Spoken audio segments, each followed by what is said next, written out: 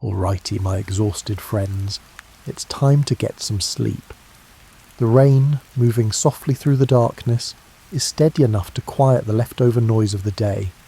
Tonight, we're easing into how Carl Jung anticipated modern life. The quiet patterns he noticed in dreams, symbols, and the human mind long before many of them became part of everyday conversation. So if this calm, slightly boring reflection helps you unwind, feel free to follow, drop a like, and tell me where you're listening from and what time it is for you. Now pull up your blanket, dim those lights, and turn on a fan for some noise. You settle into your favourite spot tonight as we explore a story about understanding ourselves. Picture the early 20th century when a Swiss psychiatrist began noticing patterns that would later explain why you sometimes feel like you have met a stranger before, or why certain symbols appear in dreams across every culture. Carl Jung spent decades mapping the invisible architecture of the human mind, and his discoveries might explain more about your daily life than you ever imagined. The year is 1907, and you find yourself standing outside a substantial stone building in Zurich. The morning air carries the crisp bite of Swiss winter. You can almost feel the cold seeping through your coat as you imagine walking through those heavy wooden doors. The brass handle feels icy beneath your palm. The weight of the door requires effort to open, as if the building itself wants to ensure only serious visitors enter. Inside, a young psychiatrist sits across from patients in a consulting room. The room smells faintly of pipe tobacco and old books. Sunlight filters through tall windows, creating pools of warmth on the worn Persian rug. The floorboards creak softly with each subtle movement. You notice the way dust motes drift through the light beams like tiny wandering thoughts made visible. Carl Jung leans forward in his chair, listening with an intensity that makes people feel truly heard for perhaps the first time in their lives. His hands rest loosely in his lap. No nervous fidgeting, no glancing at the clock, just complete presence. The kind of attention that makes the rest of the world fade away. Jung does not look like someone about to revolutionise how we understand the mind. He wears a simple dark suit that has seen better days. His eyes hold a curious mix of scientific precision and something else. Something that suggests he sees beyond the surface of things. There is kindness in his face, but also seriousness. He takes the human mind as seriously as an architect takes load-bearing walls. You watch as he takes notes in his careful handwriting. He records not just what patients say, but how they say it. He notices when they pause. He pays attention to the words they choose when describing their dreams. He marks down the gestures they make unconsciously. Every detail matters because every detail reveals something about the hidden landscape of the psyche. Most doctors of his era would dismiss dreams as meaningless static from a sleeping brain. Random electrical activity. Nonsense that evaporates with the morning light. Jung suspects they might be messages written in a language we have forgotten how to read. He approaches each dream with the attention a translator brings to ancient texts. The consulting room becomes your refuge tonight. Picture yourself settling into one of those old leather chairs, the kind that holds the shape of everyone who has sat there before you. The leather is cracked in places but still comfortable. You can hear the scratch of Jung's pen on paper. Each stroke was deliberate and purposeful. Outside the window, snow begins to fall in soft, unhurried flakes. The city grows quieter under its white blanket. Jung had started his career following traditional psychiatric approaches. He measured reaction times with a stopwatch. He studied word associations with scientific precision. He created tests that revealed what people tried to hide even from themselves. The tests worked brilliantly. A person would pause for just a fraction too long at certain words. That pause revealed unconscious conflicts more reliably than any amount of direct questioning. But something kept nagging at him. Patients from completely different backgrounds would describe remarkably similar dream images.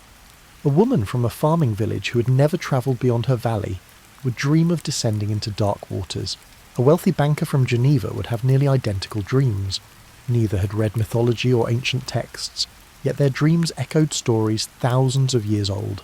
This pattern appeared too often to dismiss as coincidence. The farmer's daughter dreamed of a great tree connecting earth and sky. The banker saw himself climbing a cosmic mountain. Ancient Norse legends spoke of Yggdrasil, the world tree. Countless cultures had sacred mountains where earth touched heaven. How did these uneducated patients access symbolic vocabularies from traditions they had never encountered? You might recognise this feeling yourself. That moment when you encounter something supposedly new, but it feels strangely familiar.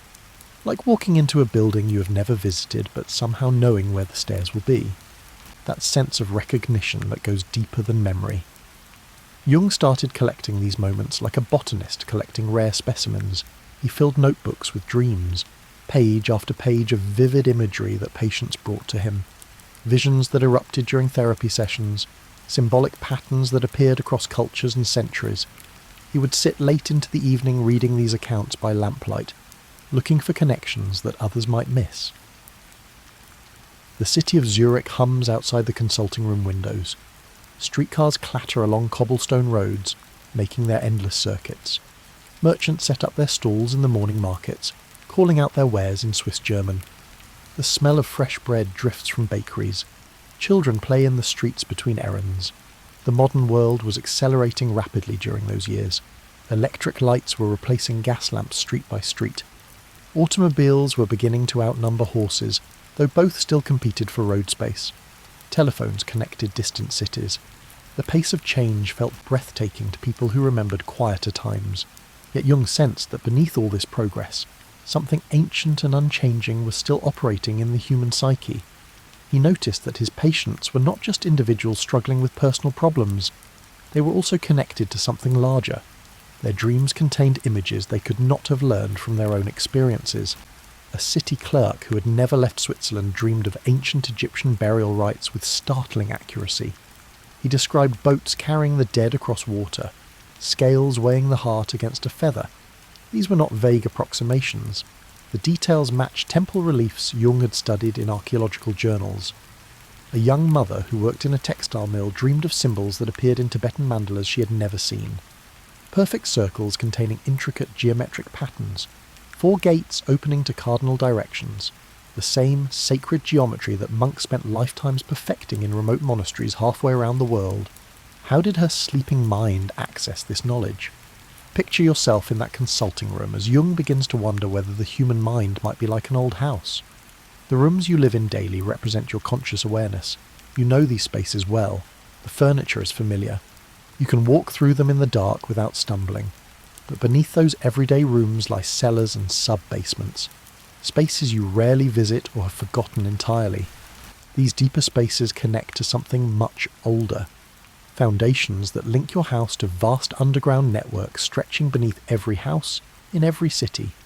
The bedrock on which all dwellings rest. Jung began to suspect that human minds shared similar foundations, that beneath individual consciousness lay something collective and universal. This idea would have seemed absurd to most of his colleagues. The mind was supposed to be a blank slate at birth. Everything you knew came from your personal experiences. Your memories belonged to you alone. You built your mental world from the ground up through learning and conditioning. The idea of inherited mental patterns made no sense in the dominant theories of the time, but Jung kept finding evidence that challenged this assumption. Too many dreams that drew on knowledge the dreamer could not possess. Too many symbols that crossed cultural boundaries. Too many myths that told essentially the same stories in radically different settings. The specifics changed, but the underlying patterns remained remarkably constant. You rest deeper in your chair. The leather creaks softly as you shift your weight. The snow continues falling outside. Each flake is unique in its crystalline structure, yet all follow the same basic form. Jung lights his pipe and the smoke curls upward in lazy spirals. The tobacco smell mingles with old books and furniture polish. The consulting room feels like a sanctuary from the rushing modern world. He is on the edge of a discovery that will reshape how we understand ourselves. But tonight, in 1907, he is simply a curious doctor who listens very carefully to what people tell him, when they stop trying to make sense of their experiences, when they just describe exactly what they saw in dreams or visions. That is when the real communication begins. The leather chair supports you perfectly now. Your breathing slows to match the gentle rhythm of snowfall. One flake at a time is drifting down. No hurry, no destination except Earth. Jung makes another note in his journal. The page fills with observations about recurring symbols, about images that appear in dreams from Munich to Moscow. about patterns that suggest the human mind might share a common foundation, like how all trees draw from the same earth, even while growing in different forests. An oak in Switzerland and a maple in Canada look nothing alike, but both send roots into soil, both draw water and nutrients through similar cellular processes, both reach towards sunlight with leaves designed to capture energy. The specifics differ, but the fundamental patterns remain constant. Jung wondered if human minds work the same way. Individual experiences varied wildly.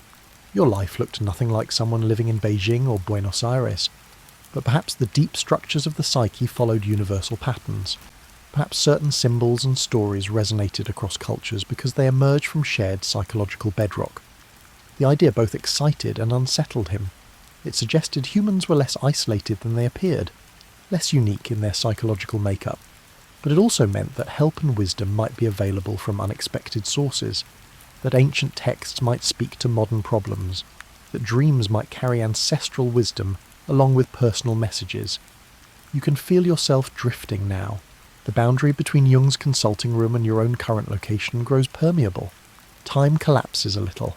That young doctor in 1907 is trying to understand the same questions you grapple with today. Who am I really? What do my struggles mean?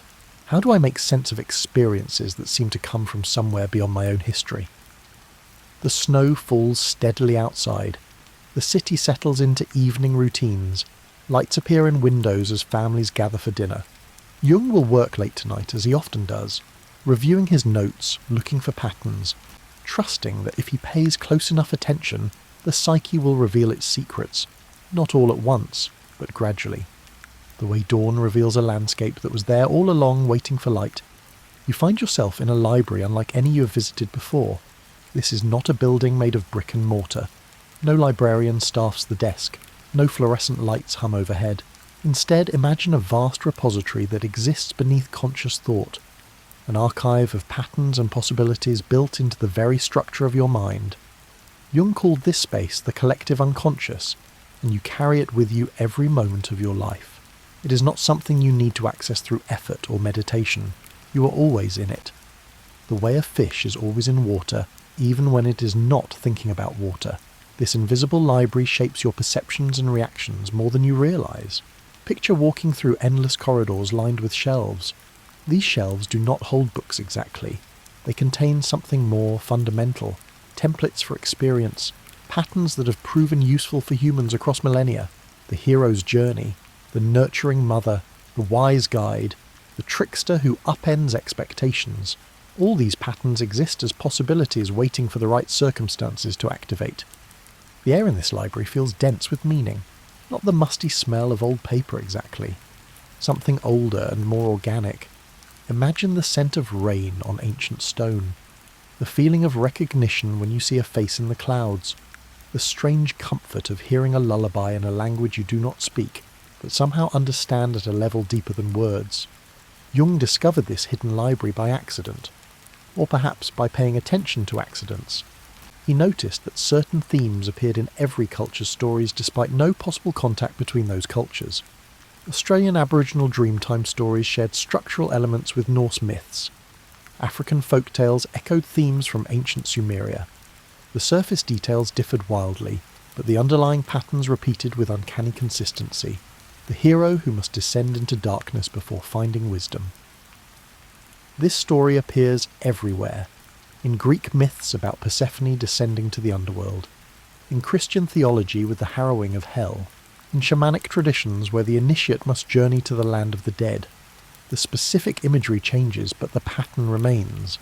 Descent brings transformation, death leads to rebirth. Loss creates the space for new understanding. The trickster who breaks rules and creates chaos also appears universally. Loki in Norse mythology, Coyote in Native American tales, Anansi in West African stories. Each one disrupts order and causes trouble. But their chaos often serves a larger purpose. They reveal hypocrisies. They teach through negative examples. They remind settled societies that order always needs questioning. The Great Mother who nurtures and destroys appears in countless forms, Isis and Demeter, Kali and Coatlicue. The earth itself becomes the Great Mother in most traditions. She provides food and shelter. She receives the dead back into her embrace. Life and death flow from the same source. This pattern reflects the fundamental human experience of depending on forces beyond our control. You carry these same blueprints. When you watch a movie and instantly recognize who will betray the hero, you are reading from this ancient library. Your brain pattern matches the situation against templates refined over thousands of generations. When a song makes you cry, even though the lyrics describe an experience you have never had, you are touching these deeper patterns. The specific content might be new, but it activates old recognition circuits. Think about your own life for a moment. How many times have you met someone and felt an immediate sense of knowing them? Not because they reminded you of someone specific, not because they shared obvious characteristics with anyone from your past, but because they fit a pattern you recognized without being able to name it. Jung would say you were perceiving an archetype expressing itself through this particular person. The collective unconscious operates like a common language spoken beneath all the different languages we speak aloud. You might think your dreams are purely personal creations, random assemblages of the day's leftover thoughts and images. But Jung found that the same symbolic vocabulary appears in dreams around the world, regardless of culture or personal history. Water represents the unconscious itself in dreams across every tradition. The ocean depths mirror the depths of the psyche. Drowning suggests being overwhelmed by unconscious contents. Crossing water signifies a transition between psychological states. These associations were not invented by any individual. They emerged naturally from the structure of human experience. Forests signify the unknown in countless stories and dreams. The dark woods where the path disappears, where familiar landmarks vanish and anything might happen. This reflects the actual human experience of forests for most of our history. Places beyond settlement where danger lurked, but also where transformation occurred. The hero always enters the forest alone and emerges changed. Circles and mandalas point toward wholeness and completion. The eternal return, the cycle of seasons, the shape that has no beginning or end. You find circular patterns in Celtic knotwork and Tibetan sand paintings, in African shields and Native American medicine wheels, in rose windows of Gothic cathedrals. The circle speaks a universal language about unity and completion. You settle deeper into this invisible library. The shelves extend infinitely in all directions, up and down, forward and back. Each one holds knowledge that predates written history. This is where fairy tales come from, not from individual imagination, but from the collective unconscious, expressing its patterns through whoever is receptive enough to listen and transcribe. This is why certain stories grab you immediately, while others leave you cold. The ones that resonate are speaking a language your deeper self remembers perfectly. They activate patterns already present in your psyche. The surface story might be new, but the underlying structure feels like coming home. Jung spent years exploring this territory. He did not just read about mythology and religion as interesting historical artifacts. He studied them as active maps to the psychological landscape, living documents that described actual territories of the mind. When medieval alchemists wrote about transforming lead into gold, they were not really talking about chemistry in the modern sense. They were describing the process of psychological transformation that you might recognise from your own life. The dark, heavy parts of yourself being refined into something precious through patient work. The alchemical stages mirrored stages of individuation, dissolution, separation, conjunction. Each phase had psychological correlates. The work happened in the vessel of the psyche, not in laboratory glassware. Picture yourself as a child hearing a fairy tale for the first time. You did not need anyone to explain why the youngest child succeeds where the older siblings fail. You did not question why the hero must complete 3 impossible tasks. You did not wonder why talking animals could dispense wisdom. These patterns made immediate sense because they were already written into your psychological DNA. The youngest child represents potential not yet corrupted by worldly success. The 3 tasks reflect the threefold nature of transformation. The talking animals embody instinctual wisdom that the rational mind overlooks. None of this required explanation because it matched templates already present in the collective unconscious. The collective unconscious is not mystical or supernatural. It is simply the inherited structure of the human brain shaped by millions of years of evolution. Just as you were born knowing how to recognize faces and feel fear when you sense danger, you were also born with these deeper patterns. They help you navigate the fundamental situations that humans have faced since consciousness emerged: birth and death. love and loss, danger and safety, transformation and renewal. These experiences have remained constant even as cultures and technologies changed. The human brain evolved structures for processing these universal situations. Those structures create the templates Jung called archetypes. Modern life tries to convince you that you are entirely unique, that your experiences are unprecedented, that no one has ever felt exactly what you feel. Social media encourages this illusion of uniqueness. Your carefully curated feed, your personal brand, your distinctive perspective on every issue. But Jung would gently suggest otherwise. The specific details of your life are yours alone. The apartment you rent, the career path you chose, the relationship problems you face. These particulars belong to you and no one else. But the underlying patterns connect you to everyone who has ever lived. The struggle to find meaning, the fear of death, the longing for connection, the search for purpose. These are not new problems, they are the oldest problems. You rest in this understanding. The library shelves glow softly with accumulated wisdom. Somewhere in these infinite corridors lies the pattern for every human experience you will ever have. The first day of school that felt like entering a forbidden forest. The job interview that echoed ancient trials of worthiness. The relationship that followed the oldest story of all, two people trying to become whole together. The temperature in this library feels perfect. Not too warm, not too cool. Just right for drifting between waking and sleeping. Between your individual consciousness and this deeper collective awareness. Jung knew that you never actually leave this library. You just forget you are in it. Your conscious mind gets absorbed in daily details and loses track of the larger patterns. Tonight, as you settle into rest, you remember. You're both a unique individual and a universal human. Your dreams tonight will draw from this vast repository. Ancient symbols will combine with today's experiences. The collective unconscious will work through your particular life circumstances. Processing, integrating, offering wisdom in the symbolic language that your deeper self speaks fluently, even when consciousness struggles to translate. The shelves continue into darkness in every direction. More wisdom than any individual could access in a lifetime. More patterns than the conscious mind could catalogue. But you do not need to know every book in this library. You just need to remember it exists, that you are connected to this vast inheritance, that the struggles and joys of your individual life echo across human history. Jung found this oddly comforting. Your problems are not strange or unprecedented. They follow patterns that humans have been navigating for thousands of years. The particular circumstances change, but the underlying challenges remain remarkably constant.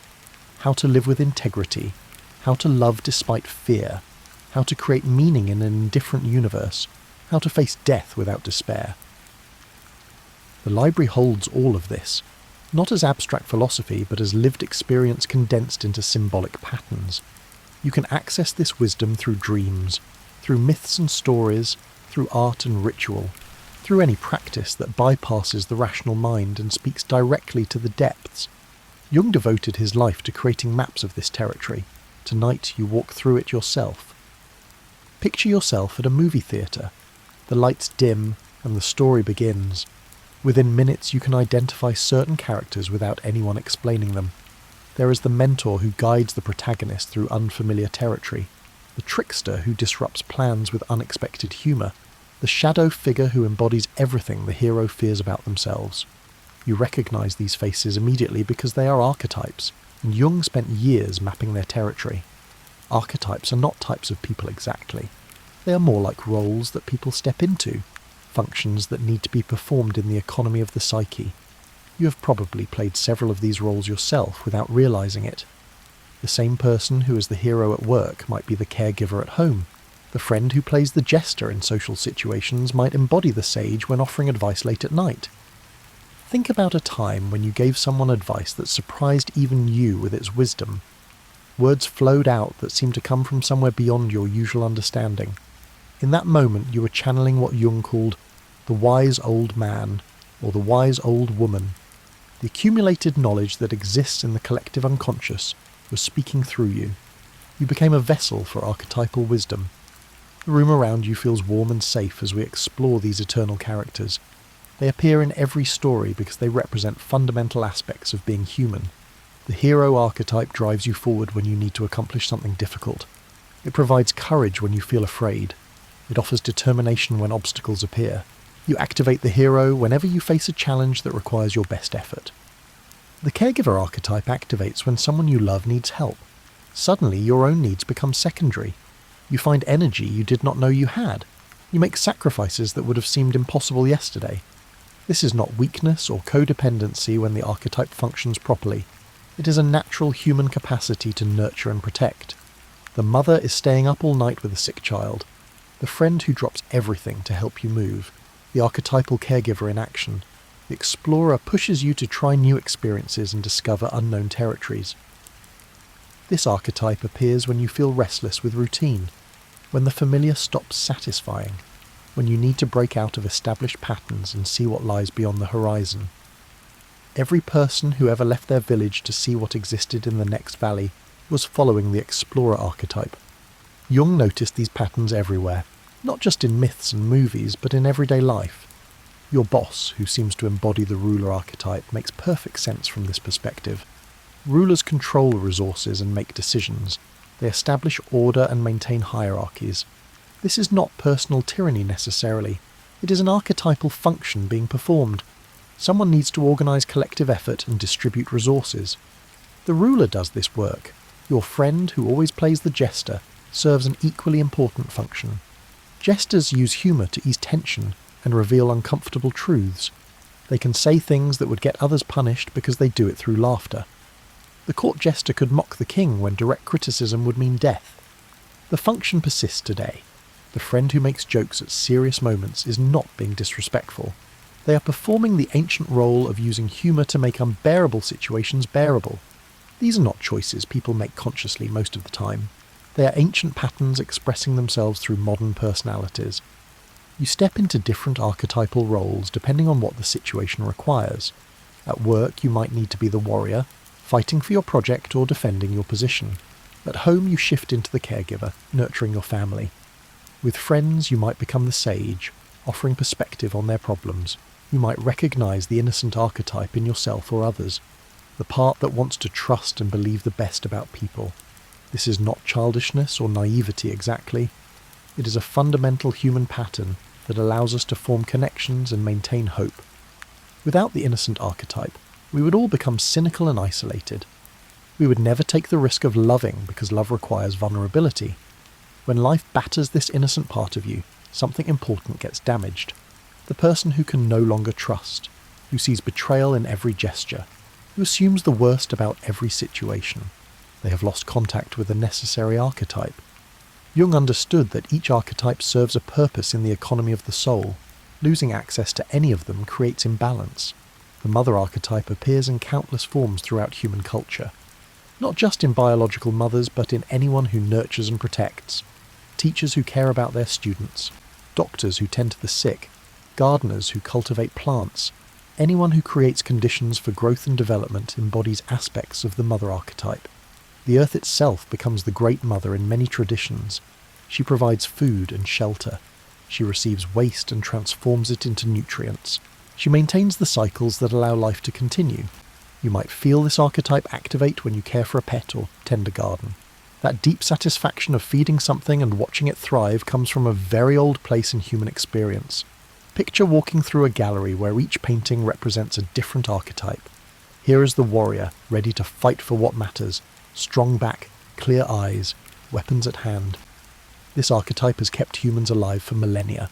The willingness to fight when fighting becomes necessary. Not violence for its own sake, but the capacity to defend what must be protected. There is the lover seeking union and beauty. This archetype drives not just romantic relationships, but all forms of connection and appreciation. The lover archetype activates when you see a sunset and feel your heart swell, when music moves you to tears, when you want to merge with an experience rather than analyse it. The lover says yes to life, to beauty, to connection. Over there stands the magician, transforming reality through knowledge and skill. Every scientist and artist embodies this archetype. Anyone who takes raw materials and creates something new. Anyone who changes situations through insight and technique. the programmer writing code that did not exist before, the chef combines ingredients into flavours that surprise, the therapist is helping someone transform their relationship with trauma, all magicians at work. You have met every one of these figures. They appear in your dreams in various guises. They show up in the people you admire or fear. They live inside you, waiting for the right moment to emerge. No single archetype defines you completely. You contain multitudes. The key is learning which archetype the situation calls for and being able to access it. Modern advertising understands archetypes very well, though they rarely use Jung's terminology. Companies spend millions to associate their products with these powerful patterns. The car commercial showing rugged landscapes taps into the explorer and the hero. Buy this vehicle, and you become the person who conquers challenges and discovers new territories. The jewellery ad showing a wedding connects to the lover and the innocent. The belief that perfect love exists, that commitment creates lasting happiness, that beauty can be captured and preserved. These are archetypal themes that bypass rational thought and speak directly to the collective unconscious. The ad works not through logic but through symbol. The credit card commercial featuring a celebrity associates the product with whatever archetype that celebrity embodies. The rebel who breaks rules, the sage who knows what matters, the creator who builds new things. Buy our product and you acquire a piece of that archetypal energy. This is magical thinking, but it works because archetypes are real psychological forces. You might wonder why certain celebrities seem to captivate millions, while others with equal talent fade away. Often the difference is how clearly they embody an archetype. Some actors consistently play the outlaw, rebelling against social constraints. Audiences never tire of this because the outlaw archetype serves a necessary function. It questions authority. It challenges corrupt systems. It reminds us that rules are human creations, not natural laws. Other actors always portray the sage, offering wisdom and clarity. Think of the characters who serve as moral centres in stories, the ones who see through deception and speak uncomfortable truths. Audiences respond because these performances activate ancient recognition patterns. We know this figure. We have met them before in different forms across cultures and centuries. The interesting part is that no one is just one archetype. You contain them all in various combinations and proportions. The particular mix creates your unique personality. But the ingredients are universal. Jung found this oddly comforting. Your struggles are not strange or unprecedented. They follow patterns that humans have been navigating for thousands of years. Think about the last time you felt drawn to someone instantly. Often what you sensed was an archetype they were expressing that matched something you needed in that moment. The mentor who appeared just when you were lost.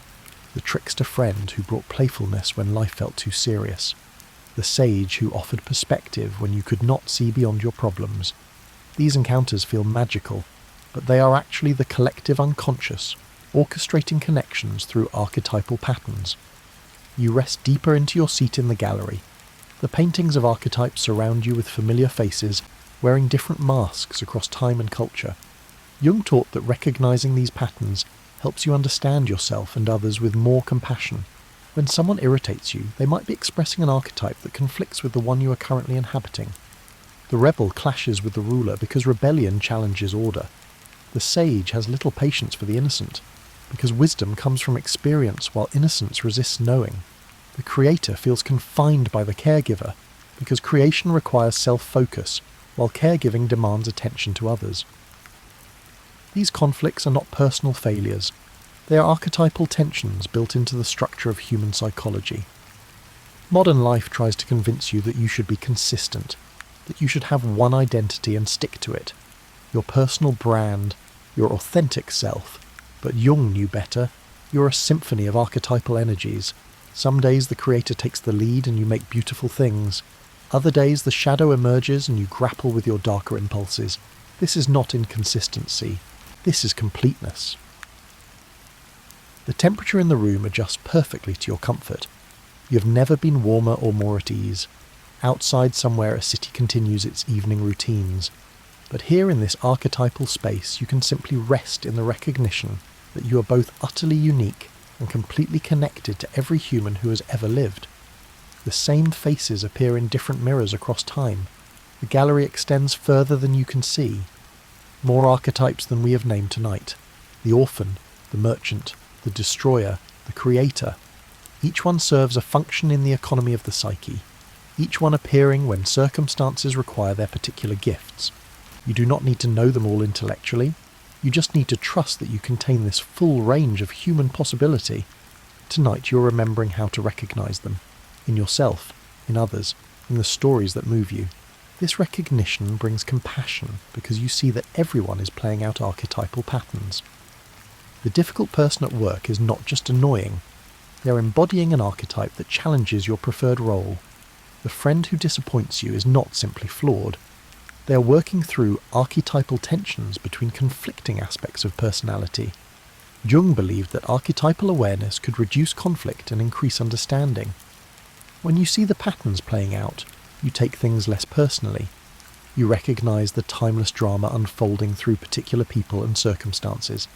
This does not excuse harmful behaviour, but it provides context that makes navigation easier. You can work with archetypal energies once you see them operating. You find yourself in that drowsy state between waking and sleeping. This is the threshold where Jung believed the unconscious mind speaks most clearly. Dreams rise from the depths like bubbles in water, carrying messages written in a language older than words. The logic of dreams follows different rules than waking thought. Images combine in impossible ways. Time moves strangely. People from different periods of your life appear together in places that never existed.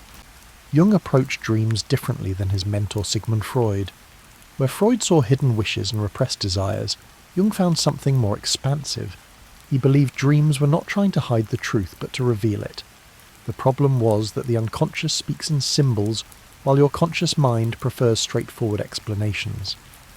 Learning to read dreams meant learning a new language. Picture your last vivid dream. Maybe you were flying or falling. Perhaps you returned to a childhood home that looked different, familiar but wrong in subtle ways. The furniture rearranged, rooms where no rooms should be. You might have encountered people who were somehow both familiar and strange.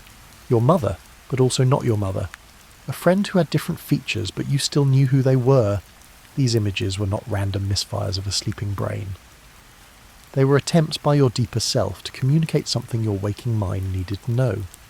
But the message came wrapped in symbol and metaphor, because that is the native language of the unconscious. Direct communication gets filtered by conscious defences. Symbolic communication slips past those defences and plants seeds that grow in their own time. The room around you grows softer and quieter as we explore this territory. The boundaries between inner and outer begin to blur. Jung would spend hours with patients exploring their dreams. He never imposed interpretations from above. Instead, he would ask what the symbols meant to the dreamer. A snake might represent danger to one person and transformation to another, healing to a third, sexuality to a fourth. The collective unconscious provides the symbolic vocabulary, but each individual speaks their own dialect. The snake carries ancient meanings that appear across cultures. Transformation because snakes shed their skin, healing because of the medical caduceus, danger because of venom, wisdom because of their association with earth and hidden knowledge. But which meaning matters depends on the dreamer's personal context and current life situation. You have probably had dreams that felt significant even though you could not explain why. That feeling is your unconscious trying to get your attention. The dream stays with you all day. Images from it pop into your mind during meetings or meals. This persistence signals importance. Your psyche is working hard to communicate something. Jung found that dreams often compensate for imbalances in waking life. If you are too rational and controlled during the day, your dreams might flood you with emotional or chaotic images. The psyche seeks equilibrium like the body seeks homeostasis. Too much order in waking life gets balanced by disorder in dreams. Too much chaos gets balanced by organising dreams of structure and pattern. Think about recurring dreams you have had. The same situation repeating with slight variations. You're back in school taking a test you did not study for. You're trying to run, but your legs will not move properly. You're in a house with endless rooms that keep appearing. Jung would say that is the unconscious being remarkably patient. It keeps sending the same message in different forms until you finally understand. Like a friend who calls and leaves voicemails when you do not pick up. The message grows more urgent, but the underlying concern remains constant. If you ignore recurring dreams long enough, they often manifest as symptoms in waking life. The anxiety you refuse to acknowledge in dreams becomes panic attacks. The rage you will not face becomes depression. The creativity you suppress becomes restless dissatisfaction. Some dreams feel prophetic. You dream of an old friend and then they call the next day. You dream about a car accident and then hear about one on the news. Jung did not dismiss these experiences as mere coincidence. He developed the concept of synchronicity to explain meaningful coincidences that bypass normal causality. The unconscious mind might detect patterns that consciousness misses, subtle cues about situations developing, early warning signs of coming events. The unconscious processes this information and expresses it through symbolic dreams, or perhaps in some cases the psyche extends beyond individual boundaries and touches a larger field of meaning. Jung remained open to both possibilities. The air grows thick with possibility as you drift deeper. You are floating now between different layers of awareness. Jung taught that you dream every night even when you do not remember. Your unconscious never stops processing experience and trying to communicate insights. Dreams are like letters from a wise correspondent who knows you better than you know yourself. This correspondent has access to everything you have ever experienced, every conversation you have forgotten, every image you barely noticed, every feeling you suppressed.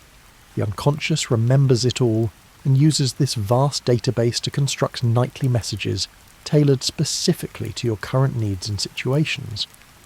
Modern sleep science has discovered that dreams perform important psychological functions. They help consolidate memories, moving experiences from short-term to long-term storage. They process emotions, allowing you to work through feelings in a safe environment. They allow the brain to practice responding to threats without real danger.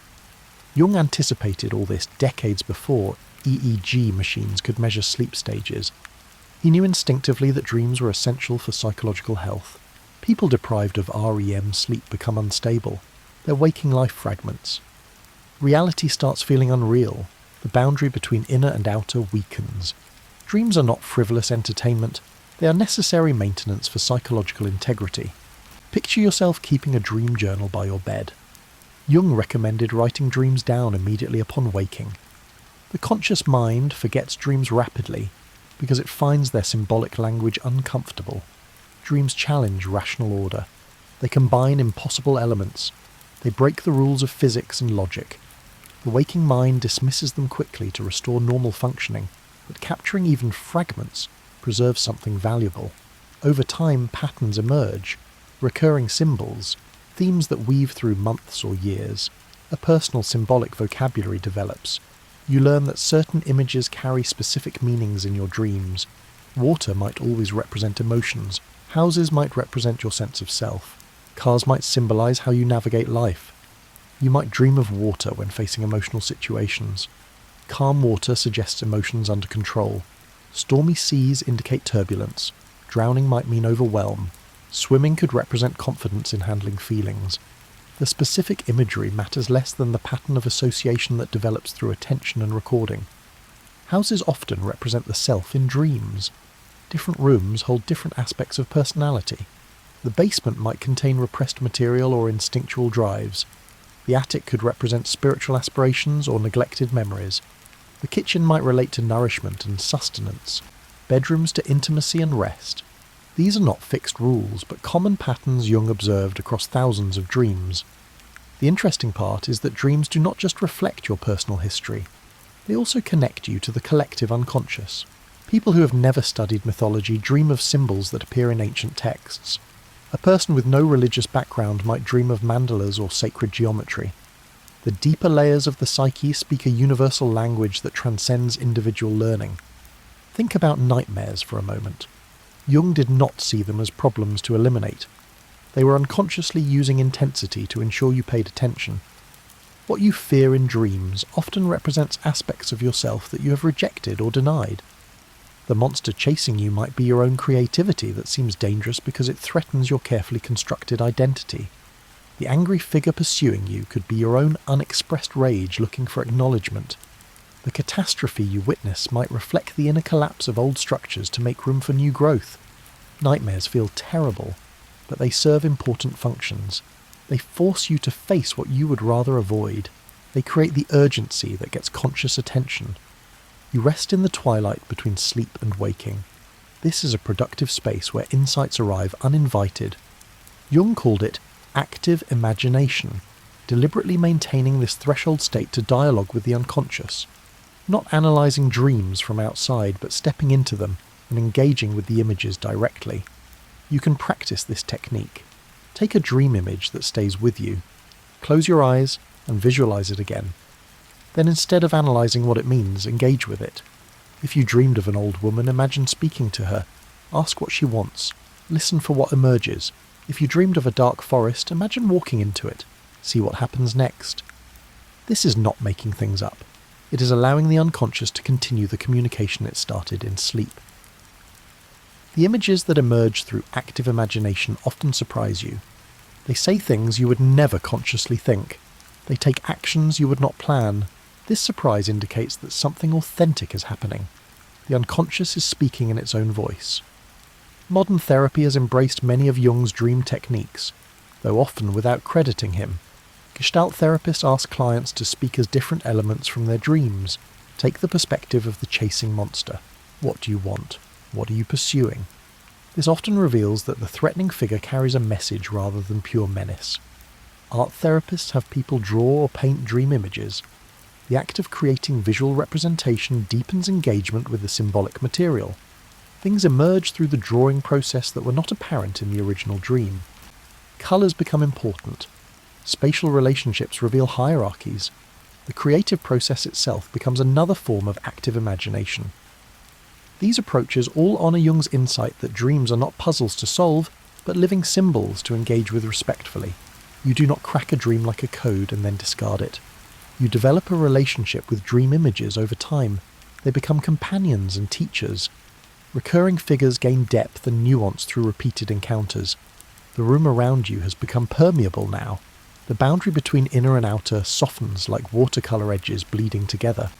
You might notice your own dreams tonight feel more vivid. That is because paying attention to the unconscious invites it to communicate more clearly.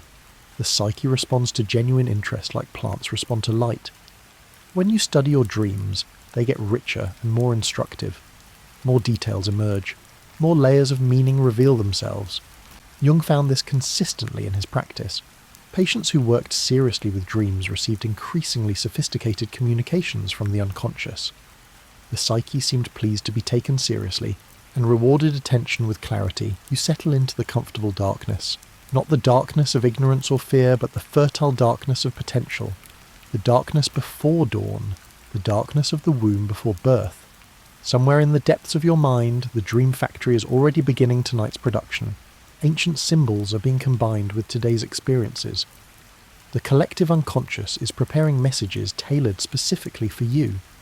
Messages about what you need to know, what you need to face, what you need to integrate, what you need to release. All you need to do is sleep and listen. Trust that the communication will come in exactly the form you can currently receive it. Jung believed dreams were genuinely helpful. Not tricks or traps, but guidance from the wisest part of yourself. The part that sees your whole life arc, that knows your potential, that understands your struggles from a perspective wider than ego's narrow focus. This helpful unconscious companion works through the night while consciousness rests. Picture yourself standing in front of a mirror in dim light. The reflection shows your familiar face, but Jung would ask you to look more carefully, to see not just what is visible but what lurks at the edges. Behind your reflected eyes lives someone you prefer not to acknowledge. This is your shadow, and it contains everything you believe you're not. The shadow is not evil exactly. It is simply the repository of qualities that do not fit your self-image, the dumping ground for aspects of yourself that you learned to reject. As a child, you received countless messages about what was acceptable and what was not. Good children do not get angry. Smart people do not make mistakes. Strong people do not cry. Successful people do not fail. Each message created a choice. Accept this part of yourself or reject it. Express this quality or hide it. Most of us learned to hide aspects that brought criticism or punishment. We created an acceptable self for public presentation. Everything that did not fit got stuffed into the shadow. If you think of yourself as kind, your shadow holds your capacity for cruelty. Not because you have lost that capacity, but because you refuse to acknowledge it. If you pride yourself on rationality, your shadow contains wild irrationality. If you identify as independent, your shadow houses your neediness. The rejected qualities do not disappear. They accumulate in darkness, growing stronger through neglect. You might recognize your shadow in the people who irritate you most. Jung noticed that we tend to project our disowned qualities onto others. That person at work who seems unbearably arrogant might be reflecting your own ambition that you have learned to hide. You hate their obvious striving because it mirrors the ambition you deny in yourself. The friend whose neediness annoys you could be mirroring your own dependency that you refuse to admit. You pride yourself on self-sufficiency, on never asking for help, on handling everything alone. But the need for others does not vanish just because you deny it. It goes into shadow and appears externally as your friend's clingy behaviour that makes you uncomfortable. The room feels slightly cooler now as we approach this uncomfortable territory. Jung did not suggest that you needed to eliminate your shadow. That would be impossible and undesirable. The shadow contains not just negative qualities, but also positive ones you never developed. The artist inside the accountant, the fierce protector hiding in the gentle person, the playful child buried under adult responsibility. Instead of elimination, Jung advocated for integration, acknowledging that you contain the full spectrum of human possibility, including the parts that make you uncomfortable. This is not an invitation to act on every impulse, it is simply recognition, seeing what is actually there rather than maintaining a polished but partial self-image. Think about times when you surprised yourself by acting out of character, saying something cruel when you normally value kindness, making an impulsive decision when you pride yourself on careful planning, behaving recklessly when you usually practice caution. These moments are often the shadow breaking through. The qualities you tried to lock away are finding expression anyway. The eruptions can be embarrassing or destructive, but they also carry information. What emerges from shadow reveals what you have been denying. That flash of cruelty might indicate anger you have never acknowledged. The impulsive decision could point to spontaneity you have suppressed. The reckless behaviour might reflect a need for freedom that your careful life never allows. Modern culture encourages you to present only positive traits. Social media demands that you perform happiness and success. Everyone posts their highlight reels while hiding their struggles. Job interviews require you to showcase only strengths while minimising weaknesses. Relationships often involve presenting your best self and hiding your worst. But this constant editing creates a psychological problem. The rejected qualities do not disappear. They accumulate in the shadow, growing stronger through neglect. Like plants growing in darkness, they become pale and twisted. The shadow does not go away when you ignore it. It just becomes more powerful and more distorted. Jung noticed that people at midlife often experience dramatic shadow confrontations. The person who spent decades being responsible and dutiful might suddenly behave recklessly, buying a sports car, having an affair, quitting a stable job. These are not random breakdowns, but the shadow demanding recognition. The parts of yourself that have waited patiently are no longer willing to wait. The career-focused individual discovers long-suppressed creativity. They take up painting or music after decades of pure ambition.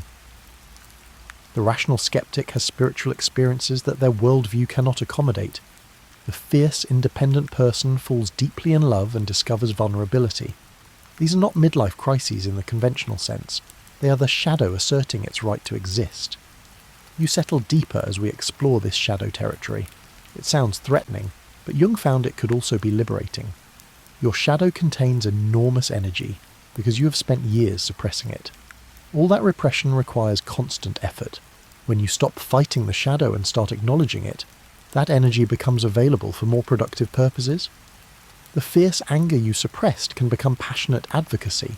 The selfishness you rejected can become healthy self-care. The irrationality you denied can become creative insight. The qualities themselves are neutral. They become problematic only when denied and distorted through repression. Picture walking through a dimly lit corridor. Along the walls hang portraits of all the people you have judged or criticised. Jung would invite you to study these portraits carefully. Each one reveals something about your shadow. The qualities that disturb you in others often point to disowned aspects of yourself. This is not absolute.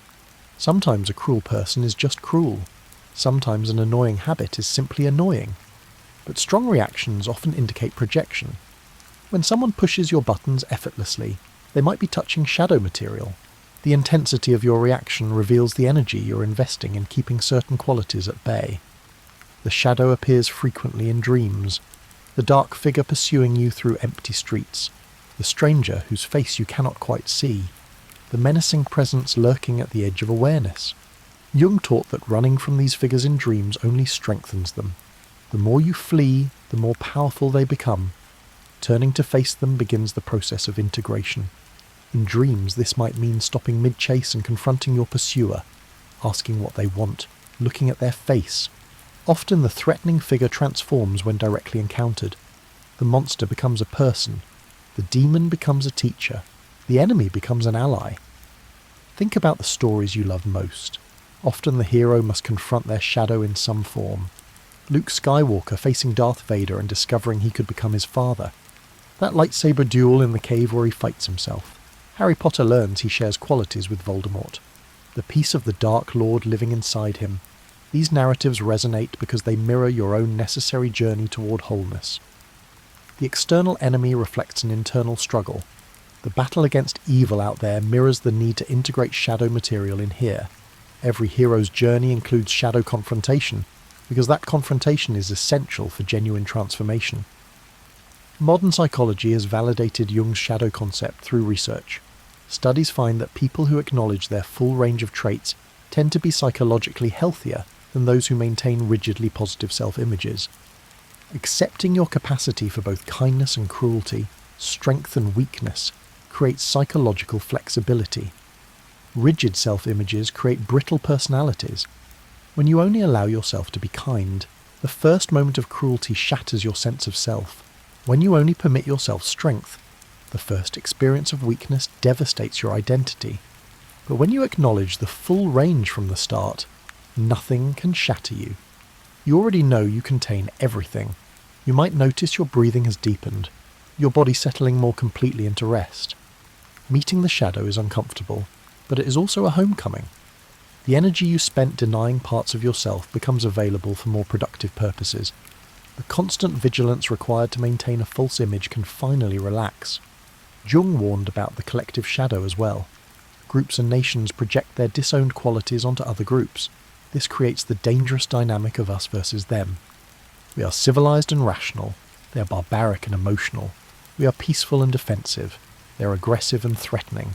Each side projects its shadow onto the other. This mechanism drives most conflicts. Nations that pride themselves on freedom fail to see their own authoritarian impulses. Religions that proclaim love demonize outsiders. Political movements that champion tolerance become viciously intolerant toward opponents. The shadow operates at every level from individual to collective. Understanding the shadow might be essential for reducing conflict.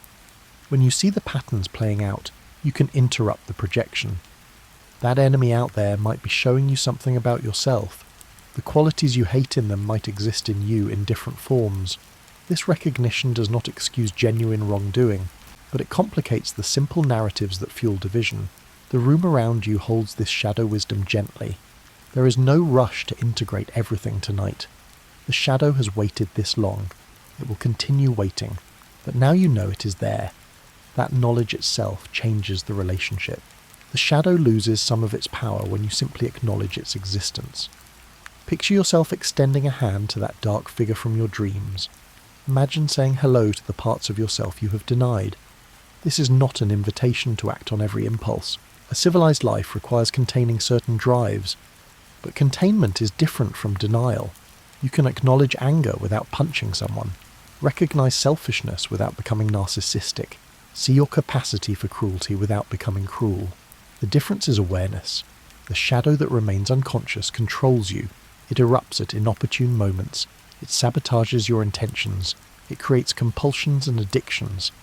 But the shadow brought into awareness becomes just another part of yourself to work with. Still challenging, but no longer overwhelming. You rest in this expanded understanding. The shadow is not your enemy. It is your unrealized potential, the parts of yourself that wait patiently for acknowledgement. Jung spent his life learning to dialogue with his own shadow, not conquering it, but befriending it. making room for the full range of human experience within one personality. His Red Book contains records of his own shadow encounters, visions and dialogues with figures that represented rejected aspects of his psyche. He drew them, painted them, wrote down their words. This was not mental illness, but deliberate shadow work. He knew that as a therapist helping others integrate their shadows, he needed to do his own work first. The book remained private during his lifetime, published only decades after his death. But it reveals the depth of his commitment to wholeness. He did not just teach these concepts, he lived them. He faced his own darkness and integrated what he found. This personal work gave his professional insights their authenticity and power. Tonight you have glimpsed your own shadow. Tomorrow it will still be there. The work of integration happens gradually, one small acknowledgement at a time, one moment of seeing clearly instead of looking away. One choice is to own the disowned. The journey of a lifetime compressed into nightly recognitions that accumulate into transformation. You find yourself at a crossroads in half-light. Neither dawn nor dusk, but that ambiguous hour when day and night hold equal claim. Behind you stretches the path you have travelled, marked by achievements and roles you have mastered. The dutiful child, the good student, the responsible employee, the reliable friend. Each role well performed but somehow incomplete. Ahead stretches unknown territory, without clear markers or guarantees.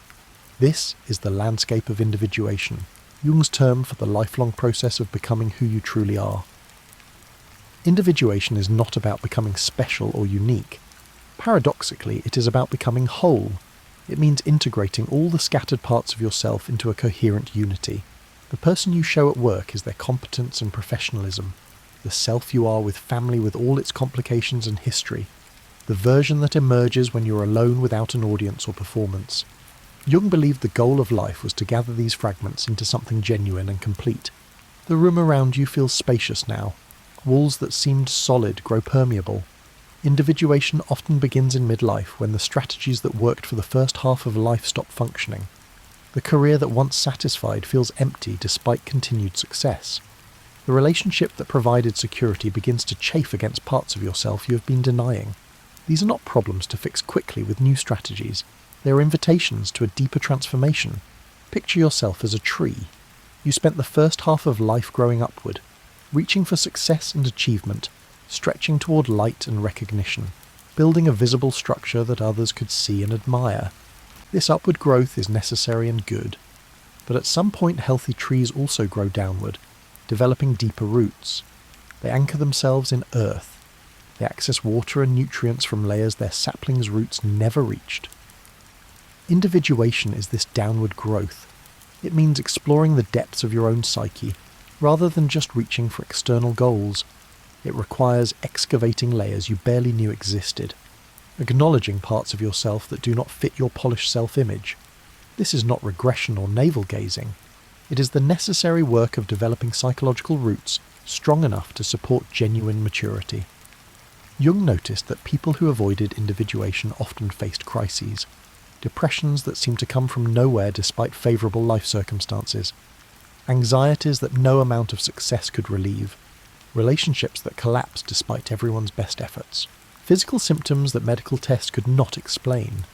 These difficulties were often the psyche's way of forcing growth when the conscious self resisted change. You might recognise this in your own life. Times when everything seemed fine on the surface but something felt fundamentally wrong. When achievements brought no satisfaction. When you looked in the mirror and barely recognised the person staring back. When the scripts you had been following suddenly felt like costumes that no longer fit. These moments signal that individuation is calling. The process is rarely comfortable. It requires letting go of identities you have worked hard to construct. The successful professional might need to acknowledge vulnerability and doubt. The self-sufficient individual might have to learn dependency and ask for help. The rational thinker might have to make room for intuition and emotion. Each release creates space for something more authentic, but the releasing itself feels like loss. Think about the masks you wear in different situations. The competent professional who has all the answers, the caring friend who always knows what to say, the responsible family member who holds everything together. None of these are false exactly, but they are partial, fragments of a larger whole. Individuation means finding the person who exists beneath all these roles, the essential you that remains constant across different contexts. Jung used the term self with a capital S to describe this core identity. Not the ego that navigates daily life with its goals and anxieties, but something deeper and more fundamental. The self is both the centre and the circumference of personality. It organises your psychological life the way a magnet organises iron filings into patterns. The ego is important. You need it to function in the world. But ego is not the whole story. Individuation involves establishing the right relationship between ego and self. The ego stops trying to be in total control. It learns to listen to promptings from deeper levels, to follow guidance that comes from sources beyond its own planning and willing. The room feels perfectly calibrated to your comfort now. The temperature is ideal, light, soft, but adequate. You could stay here indefinitely. Individuation is not a destination you reach. It is an orientation you maintain, a commitment to becoming more conscious and more whole over time. Some days you make progress, other days you backslide. The direction matters more than the speed. Picture yourself gathering pieces of a broken mirror. Each fragment reflects a different aspect of yourself. Some pieces are polished and gleaming, qualities you developed and refined. Others are tarnished with neglect, capacities you never explored. Still others are jagged and sharp, aspects you actively rejected. Individuation is the patient work of assembling these fragments into a more complete reflection. Not perfect. Perfection is not the goal and never was, but more honest, more whole, containing both light and shadow, both strength and weakness, both achievement and failure. All of it was recognised as part of the same person, rather than split into acceptable and unacceptable parts. Modern life often works against individuation. Social media encourages you to perform a curated identity. The carefully selected photos, the witty captions, the life that looks enviable from outside. Consumer culture promises that purchasing the right products will complete you. The perfect car, the ideal vacation, the transformative gadget.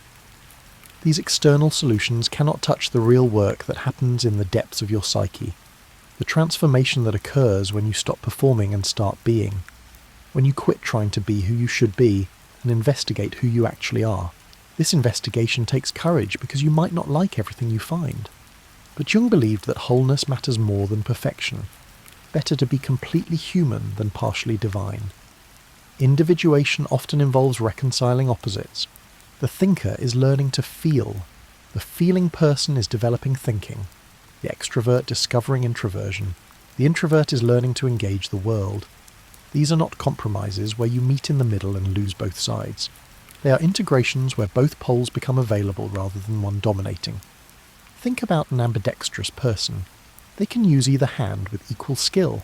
This is not the same as being mediocre with both hands. It is mastery of both. Psychological integration works similarly. The thinking person who develops feeling does not become less intelligent. They become more complete. The extrovert who discovers introversion does not lose their social skills. They gain access to inner resources. You might notice that you breathe more easily now. There is relief in giving up the exhausting work of maintaining a false self. Individuation allows you to relax into authenticity. You stop worrying about whether people will accept the real you because you have accepted yourself. This acceptance is not resignation. It is recognition that you are larger and more complex than any single role or identity. Think about older people you admire. Often they possess a quality of integration that younger people lack. They seem comfortable in their own skin, less concerned with performance and more interested in genuine connection. They can laugh at themselves. They acknowledge their limitations without shame. They no longer need to prove anything. This is what successful individuation looks like. Not the absence of problems, not perfect mental health or endless happiness, but a deeper relationship with the full range of human experience.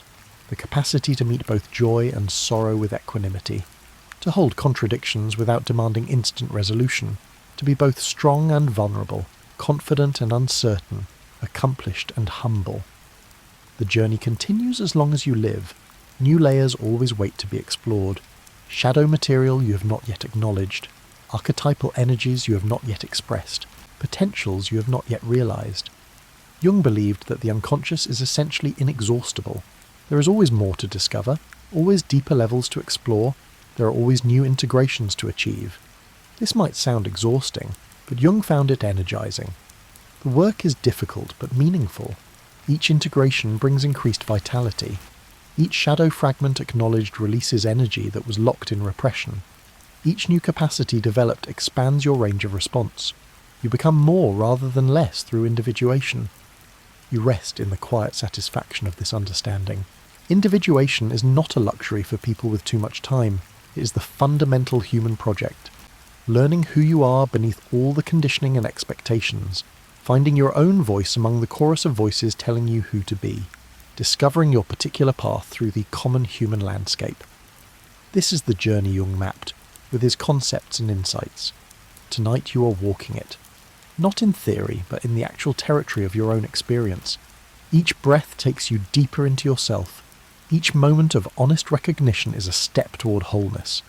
The destination remains distant, but the direction is clear. Jung knew that individuation could not be rushed. Decades of work stretched before him when he first glimpsed the path, but he also knew that the work itself was the point. Not arriving at some final perfected state, but engaging with the ongoing process of becoming more conscious, more integrated, more whole. The journey itself was the reward. You open your eyes to a world Jung never saw. Smartphones and social media, global connectivity and information overload, artificial intelligence and virtual reality, technologies that would seem like magic to someone from his era. Yet the patterns he identified persist beneath the technological surface. In many ways, modern life makes his insights more relevant, not less. Consider how you curate your online identity, the photos you choose for your profile, the thoughts you share on social platforms, the reactions you seek from strangers and friends alike. Jung would recognize this as persona work. The persona is the mask you wear in public, the acceptable face you present to the world. Social media has simply made this process more visible and more demanding. You craft your persona with each post. The witty comment that shows you are clever, the vacation photo that demonstrates you live well, the political opinion that signals your values, the achievement that proves your worth. None of this is necessarily false, but it is partial. Selected aspects of a larger reality edited for public consumption. The room around you holds both past and present. Jung's consulting room in Zurich feels remarkably close to your own lived experience. The fundamental questions remain unchanged despite technological transformation. Who am I really? What do my struggles mean? How do I become whole in a fragmented world? The phones in our pockets have not altered these essential human concerns. Think about the mental health crisis of our time. Anxiety and depression rates are climbing despite material prosperity. People feeling isolated despite constant connection. Burnout epidemics sweeping through workplace after workplace. Jung would point to the neglect of the unconscious. Modern culture demands that you live entirely on the surface, always producing, always performing, never descending into the depths where real transformation happens. You scroll through feeds but starve the deeper hunger. You accumulate followers but feel increasingly alone. You document experiences but forget to have them. The technology facilitates connection while somehow making genuine contact more difficult. Jung would see this as the natural result of privileging persona over substance, of investing everything in the mask while neglecting the face beneath. The collective unconscious manifests everywhere in contemporary life. Superhero movies tap into ancient archetypal patterns with stunning effectiveness. The hero's journey plays out in franchise after franchise. Audiences respond not because these stories are original, but because they speak the old language fluently. They activate recognition patterns buried in the collective psyche. Marvel and DC Comics create billion-dollar industries by dressing archetypes in modern costumes. Thor and Wonder Woman are gods literally, but even human heroes embody archetypal patterns. Batman as the Dark Avenger transforming trauma into purpose. Spider-Man as the innocent thrust into responsibility. Captain America as the pure hero serving something larger than himself. You might notice how certain symbols proliferate across modern culture. The mandala appears in company logos and meditation apps. The circular pattern that Jung associated with wholeness and the self. Starbucks uses it. Target uses it. Countless brands deploy circular symmetry because it resonates with something deep in human psychology. The Ouroboros shows up in environmental messaging. The snake eating its own tail represents endless cycles and sustainability. This ancient alchemical symbol now decorates eco-friendly products. The image works because it speaks directly to the unconscious. No explanation needed. The symbol carries its meaning visually and immediately. Jung anticipated our current struggles with meaning. He lived through 2 world wars and witnessed the collapse of traditional religious frameworks. He saw people losing connection to sources of depth and purpose. Science displaced old certainties without providing new ones.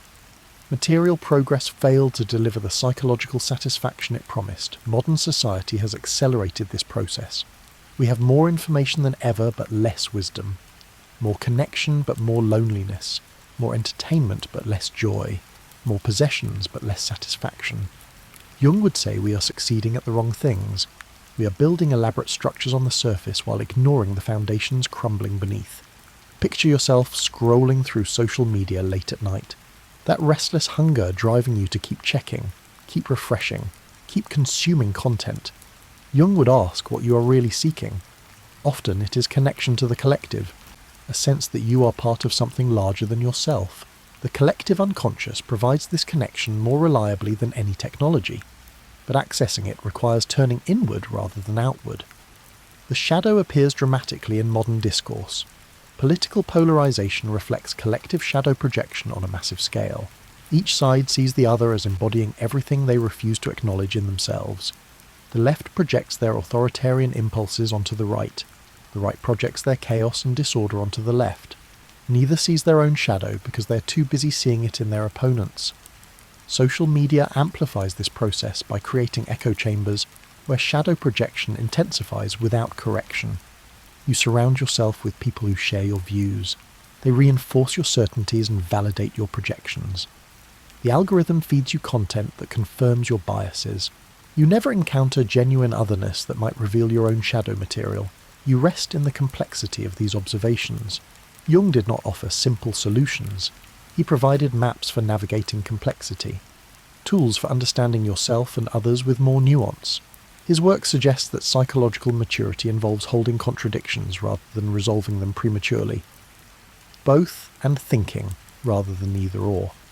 Think about the pursuit of self-improvement that dominates modern culture.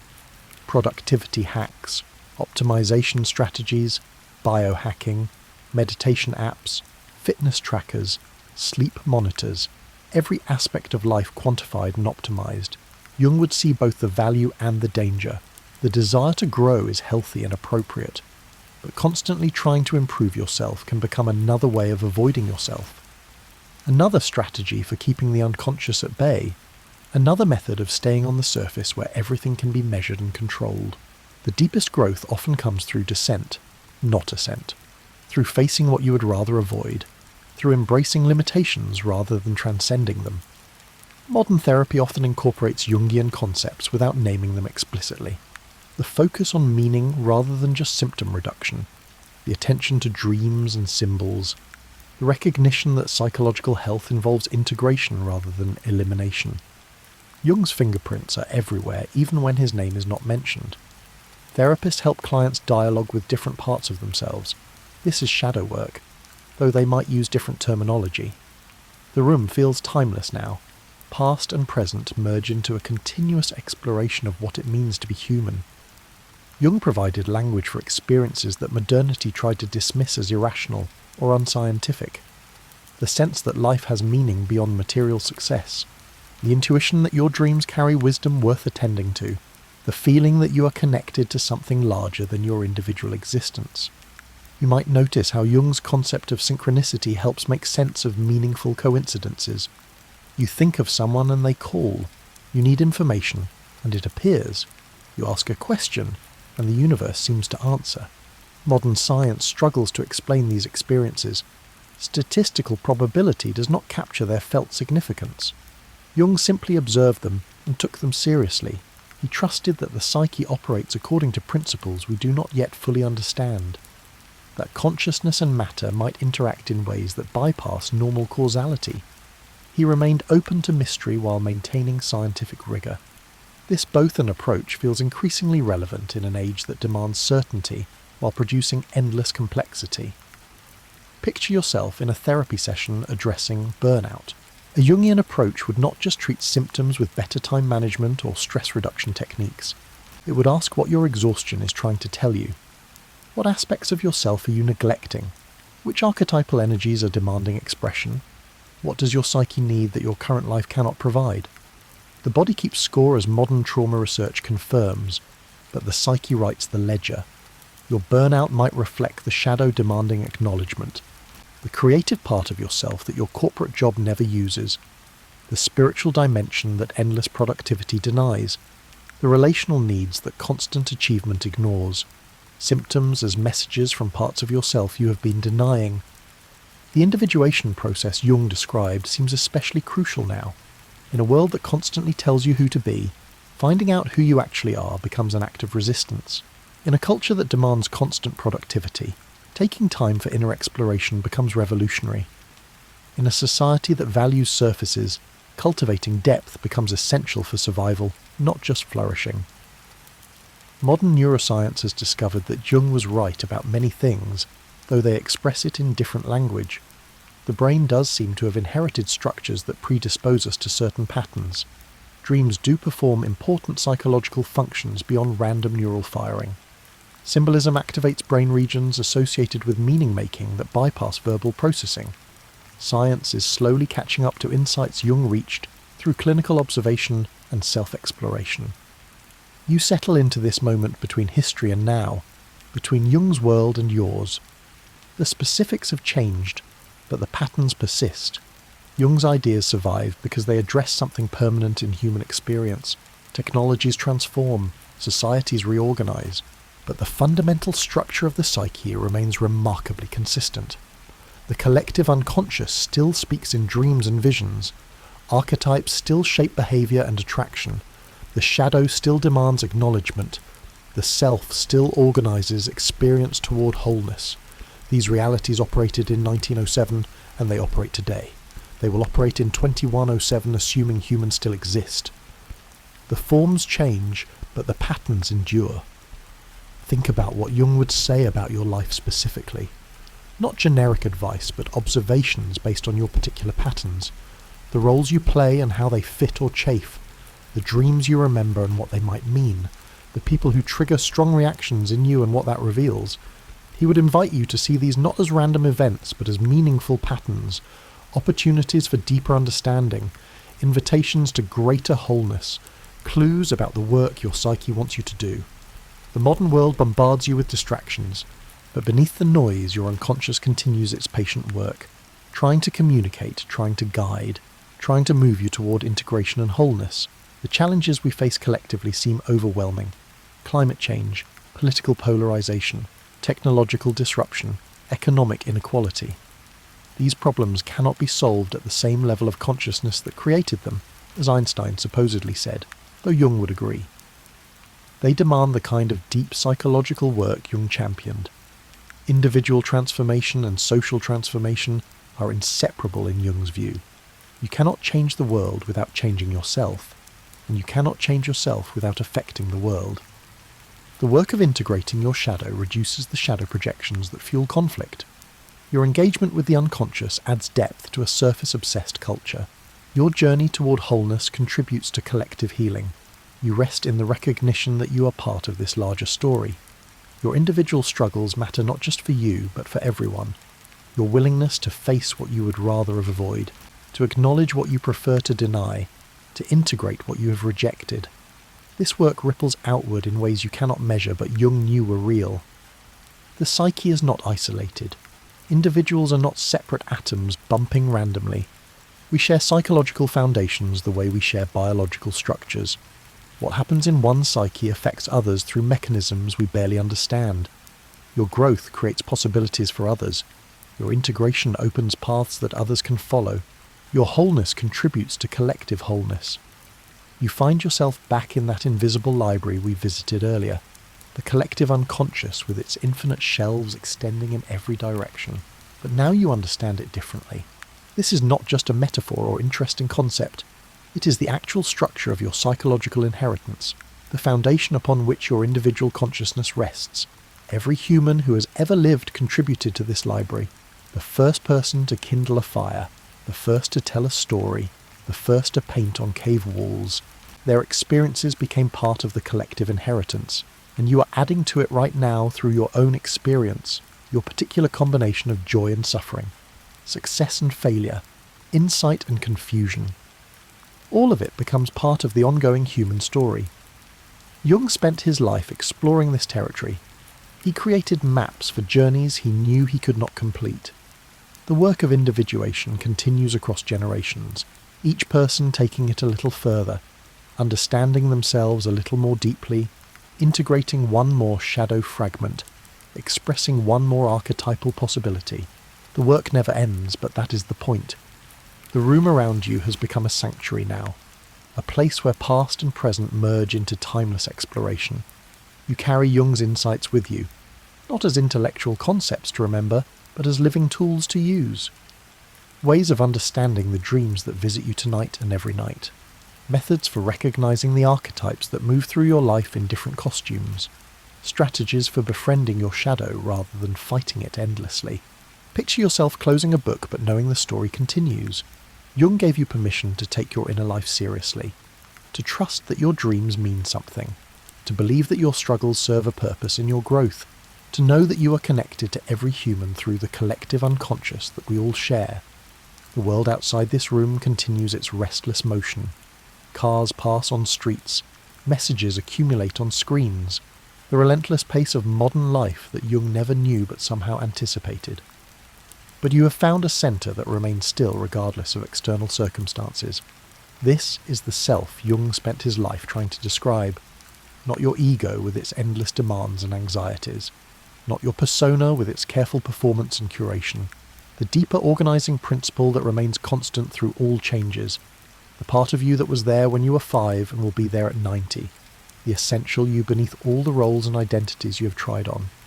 You might wake tomorrow and forget the specifics of this journey, the particular examples or concepts, but something will remain, a slight shift in how you see yourself, a new patience with your own complexity, a recognition that you are both individual and universal, unique in your particulars, but connected through patterns that span human history.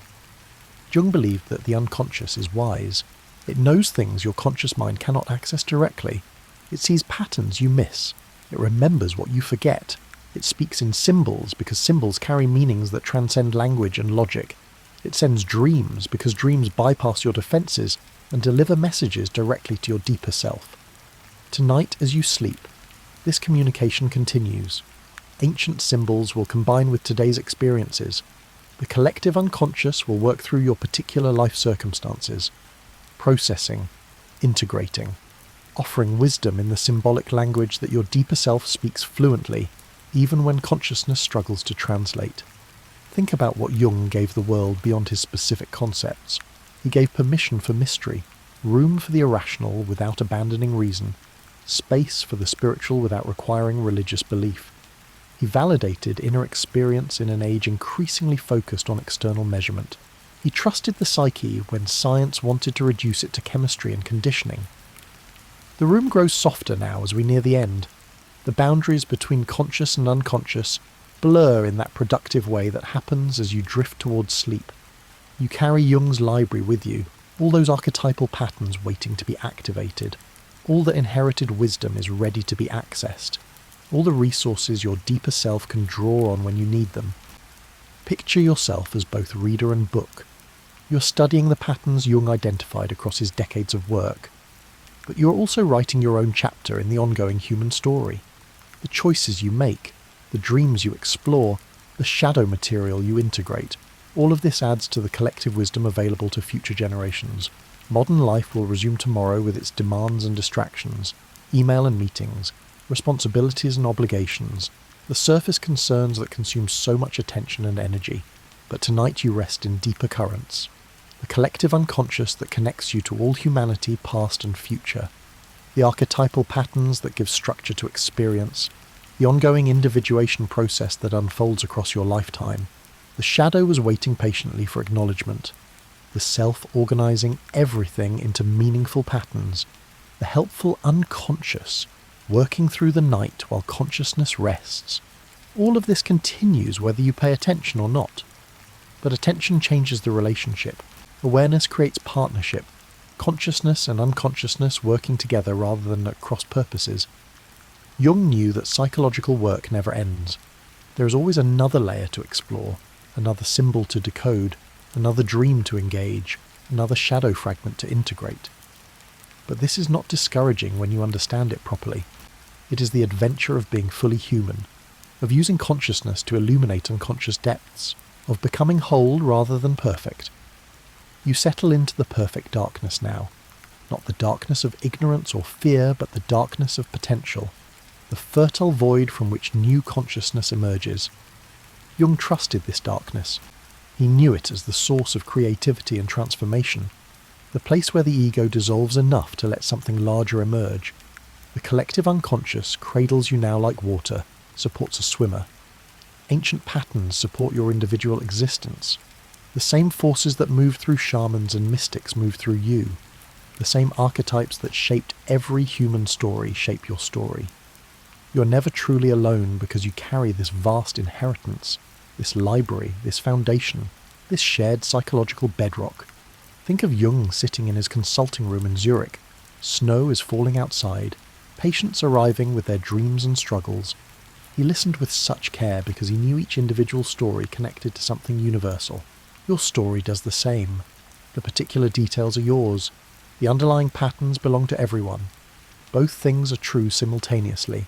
The library shelves glow softly in the darkness. Knowledge accumulated over millennia. Not books, but living wisdom. Not theories, but maps of real territory. Jung spent his life exploring this landscape. Tonight you have walked a small portion of it. The journey continues whether you are awake or asleep, whether you pay attention or remain unconscious. But awareness makes all the difference. You can rest now in the understanding that you are larger than you thought, more complex than your self-image, more connected than your isolation suggests. Jung gave you language for experiences you might have dismissed or feared. He validated the inner life in a world that only values external achievement. He trusted that meaning exists even when it cannot be measured.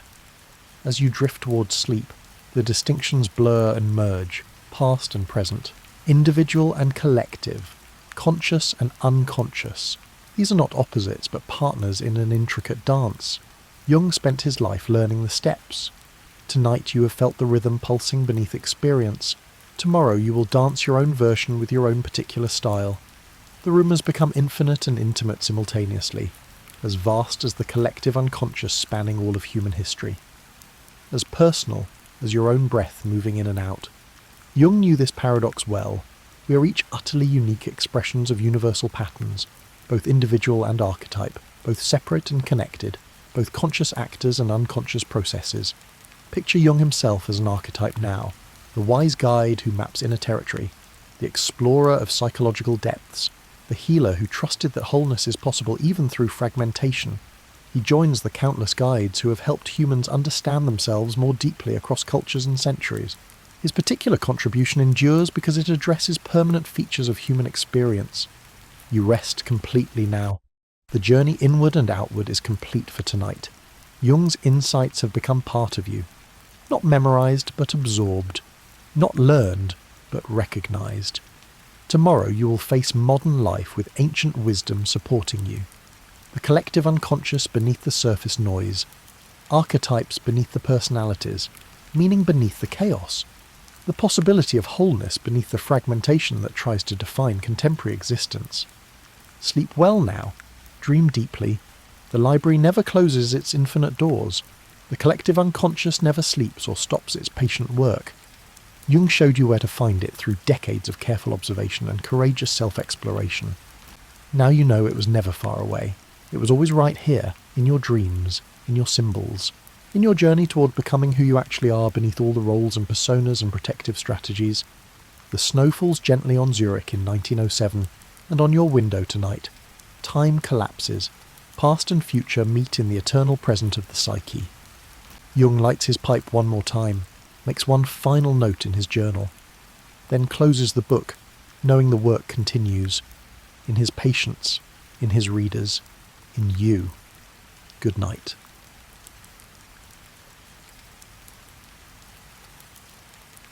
There was a time, long before anyone thought to give it a name, when the thing we now call romance simply did not exist in the way you might imagine it. People lived together, shared their days, raised children, and grew old side by side, but they did not speak of being in love the way we speak of it now. They did not wonder if they had found the right person. They did not ask themselves whether their hearts were full or empty. They simply continued, season after season, in patterns that had been laid down long before they were born. In those early centuries, in the cold northern forests and the warm river valleys, where people first began to settle, survival was the primary concern. A household needed many hands. Fields needed tending. Animals required care. Children needed raising. And the sick needed minding. A partnership between two people was not about feelings that could be named or examined. It was about shared labour, mutual support, and the continuation of a family line. You chose someone, or more often, your family chose someone for you, based on practical considerations. Did they come from a healthy family? Could they work? Would the union strengthen ties between neighbouring farms or villages? There was a quietness to these arrangements. A young woman might meet her future husband only a handful of times before their lives are joined. She would move into his family's home, or he into hers, and they would begin the slow process of building a shared existence. In the mornings they rose before dawn. They worked through the daylight hours, spoke little, and ate their meals in the company of others. At night they slept in the same space, surrounded by the sounds of the household settling into rest. Affection, when it came, was not assumed. It was not required. Some couples grew fond of each other over time. Others remained cordial but distant. Still others found a kind of companionship that had nothing to do with passion and everything to do with familiarity. They learned each other's rhythms. They knew when to speak and when to remain silent. They understood without words that this was the shape their lives would take. There was no pressure to feel more than you felt. If you woke beside someone and felt nothing in particular, that was not considered a failure. If you worked alongside them year after year and developed a deep respect, but no burning desire, that was acceptable. Romance, as an idea, as an expectation, had not yet taken root. People simply lived with what they had been given, and they found meaning in the small, steady acts of daily existence. In the fields, a husband and wife might work side by side for hours without speaking. He would cut the wheat, and she would gather it into bundles. They moved in parallel, their bodies synchronized by years of practice. When they paused to rest, they might share a piece of bread and some water. They might comment on the weather or the progress of the harvest. Then they would return to their work, and the silence would settle over them again, comfortable and unremarkable. At night, in the dim light of a single candle or the glow of a fire, they prepared for sleep. They removed their outer layers, dampened the flames, and lay down on their shared pallet. Sometimes they spoke briefly about the next day's tasks. Sometimes they said nothing at all. The intimacy between them was not charged with expectation. It was simply the intimacy of two people who had chosen, or had been chosen, to share the hours of their lives. Children came, and the household grew noisier and more crowded. The couple's attention turned outward, toward the needs of their sons and daughters.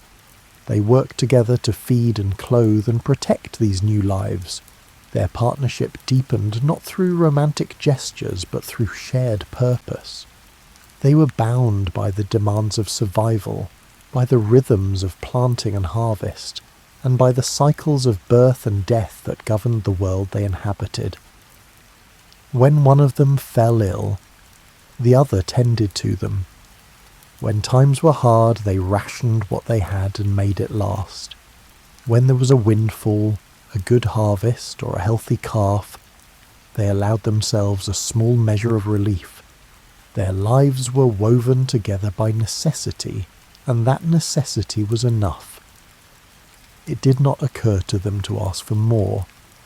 This was the world before romance had a name, before anyone thought to separate love from the practical realities of existence. It was a world where partnerships were judged by their usefulness, their stability, and their ability to endure.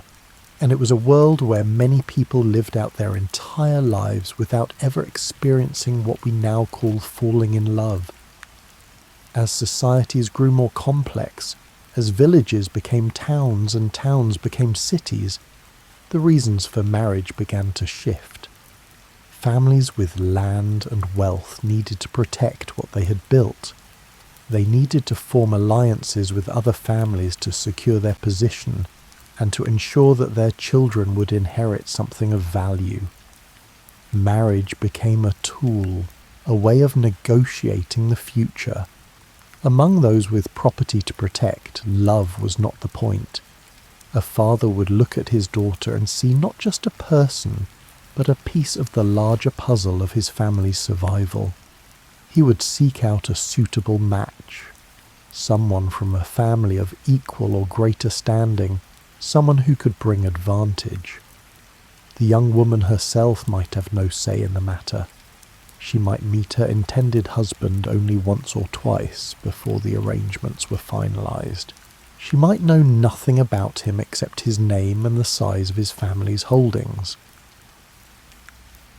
The wedding, when it came, was a formality, a public declaration of an agreement that had been made between families. It was attended by relatives and neighbours, witnessed by the community, and then it was done. The young couple returned to their home, and the real work of their lives together began. In these arranged unions, affection was not expected on the first day, or the first month, or even the first year. It might never come at all, but sometimes, slowly, quietly it did. A husband and wife who had begun as strangers might find, after years of shared meals and shared worries, that they had grown accustomed to each other. They might discover that they preferred each other's company to solitude. They might notice, without ever speaking of it, that they had become necessary to each other in small, unspoken ways. A woman might learn to recognize her husband's moods by the way he held his shoulders or the tone of his voice. She might know when to offer him silence and when to speak. A man might notice his wife's preferences, the food she liked, the way she arranged the household, and the times of day when she seemed most at ease. He might begin to anticipate her needs, to make small adjustments in his own behaviour to accommodate hers. This kind of love, if you could call it that, was built over time. It was constructed from shared experiences, from weathering difficulties together, and from the accumulation of ordinary days. It was not passionate or dramatic. It did not announce itself. It simply existed, woven into the fabric of daily life. There were couples who never achieved even this quiet fondness. They lived together, fulfilled their duties, raised their children, and remained emotionally distant until the end. This was not seen as a tragedy. It was simply the way things were. Marriage was about stability, about maintaining the family line, and about ensuring that land and wealth passed from one generation to the next. If affection grew along the way, that was a pleasant bonus.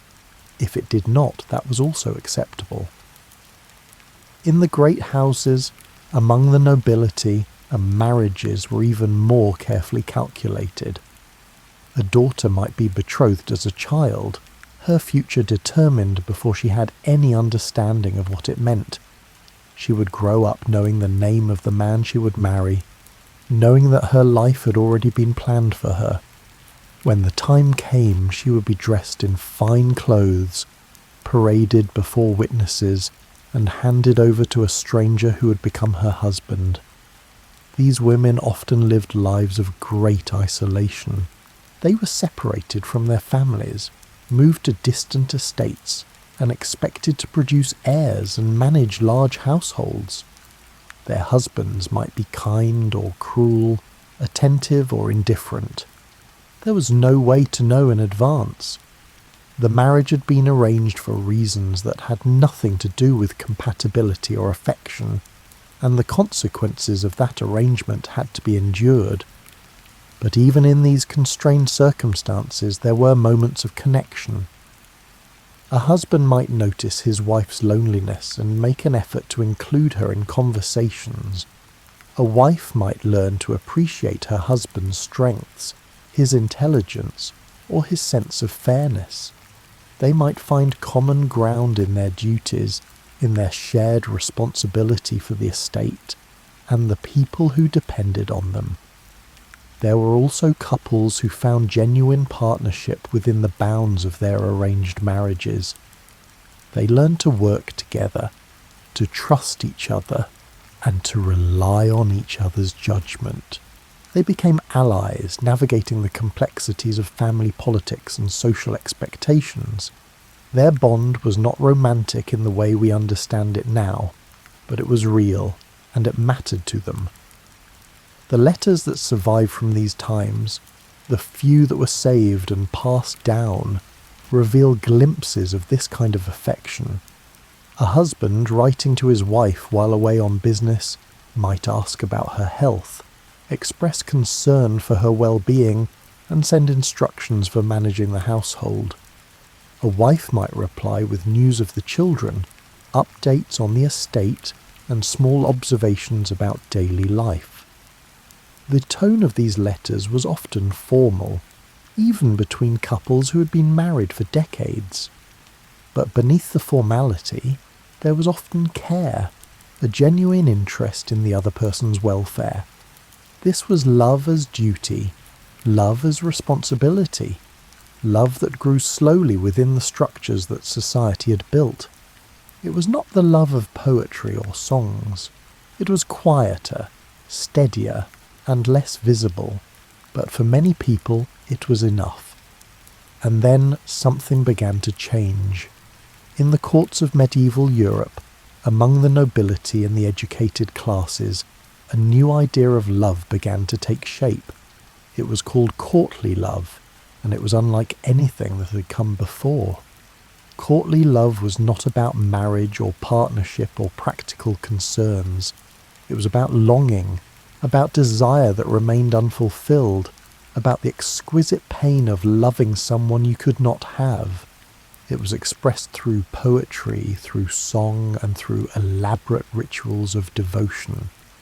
A knight might dedicate himself to a lady, often a married woman of higher status, and spend years in her service, performing deeds in her honour and composing verses to celebrate her beauty and virtue.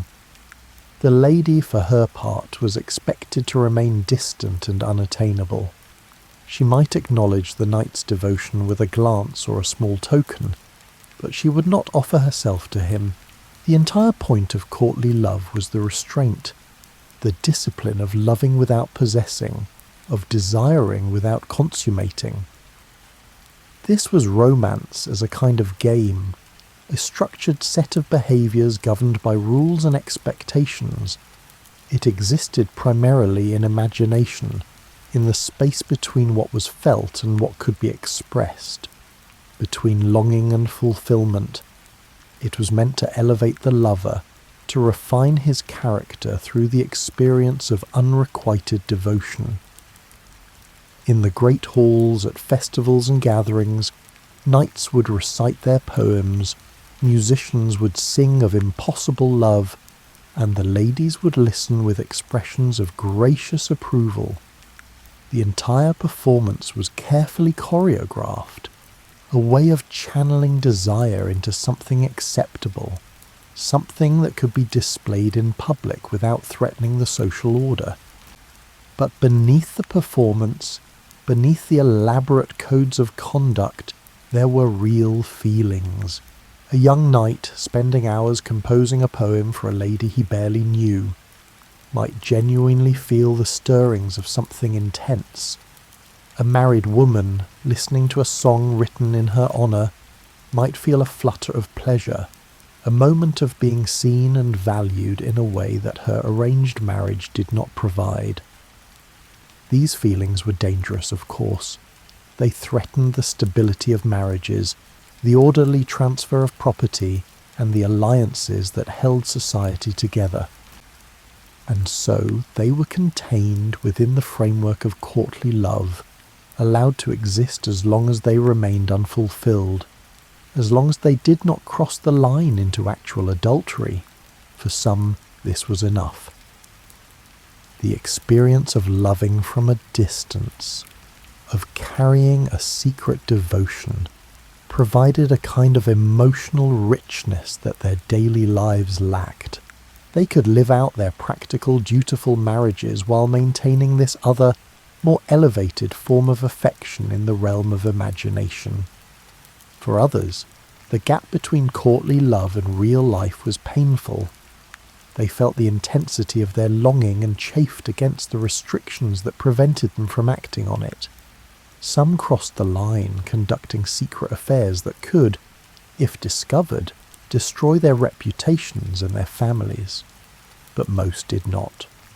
Most accepted the rules of the game, and found satisfaction in the ritualized expression of feelings they could never fully act upon. The literature of this period is filled with stories of knights and ladies, of impossible loves and noble suffering. These stories were enormously popular, copied and shared, and recited across Europe. They shaped people's understanding of what love could be and what it should feel like. They introduced the idea that love was not just a practical arrangement or a slow-growing affection, but an intense emotional experience, something that could consume you, something worth suffering for. But it is important to remember that this ideal existed primarily among the aristocracy, among people who had the leisure and the education to engage with such concepts. For the vast majority of people, the farmers and labourers and craftsmen who made up most of the population, courtly love was irrelevant. They continued to marry for practical reasons, to build their lives around work and family, and to experience affection, if at all, in quiet, undramatic ways. Even among the nobility, courtly love was more of an ideal than a reality. It was something people aspired to, performed and imagined, but it did not replace the actual marriages they lived with day after day. A knight might dedicate poems to a distant lady, and then return home to his wife, with whom he had a perfectly functional, if unromantic, relationship. The two existed in separate spheres, one public and idealized, the other private and practical. Over time, the ideals of courtly love began to influence how people thought about marriage itself. The idea that love should involve intense emotion, that it should be a matter of personal choice rather than family arrangement, began to take root. It would be centuries before these ideas became widespread, before they filtered down through society and began to change how ordinary people approached relationships. But the seeds were planted in those medieval courts, in those poems and songs about longing and restraint and noble suffering. As the centuries passed, as societies changed and evolved, love began to shift once more. It became less about public performance and more about private feeling. People started to believe that what mattered most was not the outward display of devotion, but the internal experience of emotion.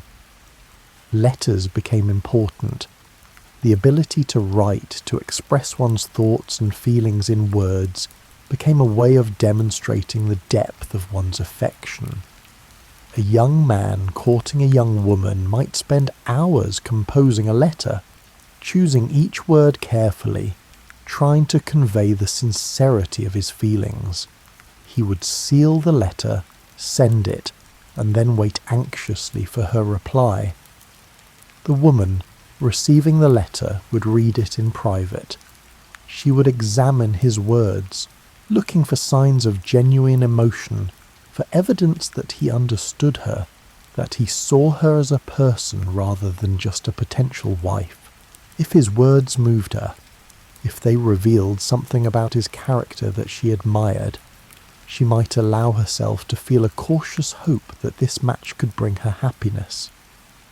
This exchange of letters was a new kind of courtship, one that emphasized emotional connection over practical considerations. It allowed two people to get to know each other, to share their thoughts and feelings before committing to marriage. It gave them a space to explore whether they were compatible, whether they could imagine building a life together. But even as this new ideal of emotional connection gained ground, the practical realities of marriage remained. Families still negotiated, still considered wealth and status, and still made arrangements. The difference was that now, if the couple was fortunate, there might be some affection, some genuine feeling, alongside the practical considerations. In the growing middle classes, among merchants and professionals, this emotional approach to love became increasingly common. These were people who had some choice in their lives, some ability to shape their own futures. They were not as constrained by the rigid expectations of the aristocracy, nor as limited by the survival concerns of the poor. They could afford to care about compatibility and about shared interests and values. A young woman in this world might meet several potential suitors before choosing one. She might attend social gatherings, participate in conversations, and observe how different men behaved. She might consult with her parents, but she also had some say in the decision. If she felt no affection for a man, if the idea of spending her life with him left her cold, she might be able to refuse him. The man, for his part, was expected to court her properly. He would visit her home, bring small gifts, and engage her in conversation. He would try to demonstrate his worthiness, his ability to provide for her, and his respect for her as a person. He would pay attention to her preferences, her opinions, and the things that mattered to her. He would try to win not just her hand, but also her heart. This courtship process could take months or even years. There was a sense that these decisions mattered, that choosing the right partner could mean the difference between a happy life and a miserable one. People began to believe that they deserved to feel something for the person they married, that affection was not just a bonus but a necessity. When a couple married with genuine feeling, when they had spent time getting to know each other and had chosen each other for emotional as well as practical reasons, their relationship had a different quality. They shared confidences, discussed their hopes and fears, and turned to each other for comfort and support.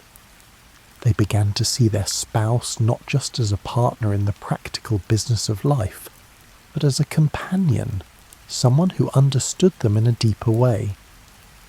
This emotional intimacy was new. It required trust, vulnerability, and the willingness to reveal oneself to another person. It meant sharing not just the external facts of your life, but the internal landscape of your thoughts and feelings. It meant believing that the other person cared about your inner life, that they wanted to know you fully. Tokens became important symbols of this new kind of love. A man might give a woman a locket containing his portrait, or a ribbon, or a pressed flower. These objects had no practical value, but they represented the emotional bond between the two people. The woman would keep the token close, wear it, or carry it with her as a reminder of his affection and her own feelings. The giving and receiving of tokens was a way of making the invisible visible, of creating a physical representation of emotional connection. It was also a way of creating memory, of marking moments that mattered. Years later, a couple might look at the tokens they had exchanged during their courtship and remember what they had felt, how they had chosen each other, and how their love had begun. As emotional connection became more important, people also became more reflective about their own feelings. They began to pay attention to their internal states, to examine their emotions, and to ask themselves what they wanted and needed from a relationship. This inward turn was partly a result of increasing literacy and of the spread of books and ideas that encouraged self-examination. It was also a result of changing social conditions, of more people having the time and freedom to think about such things. Romance was no longer something that existed outside of yourself, in performance or ritual or arrangement.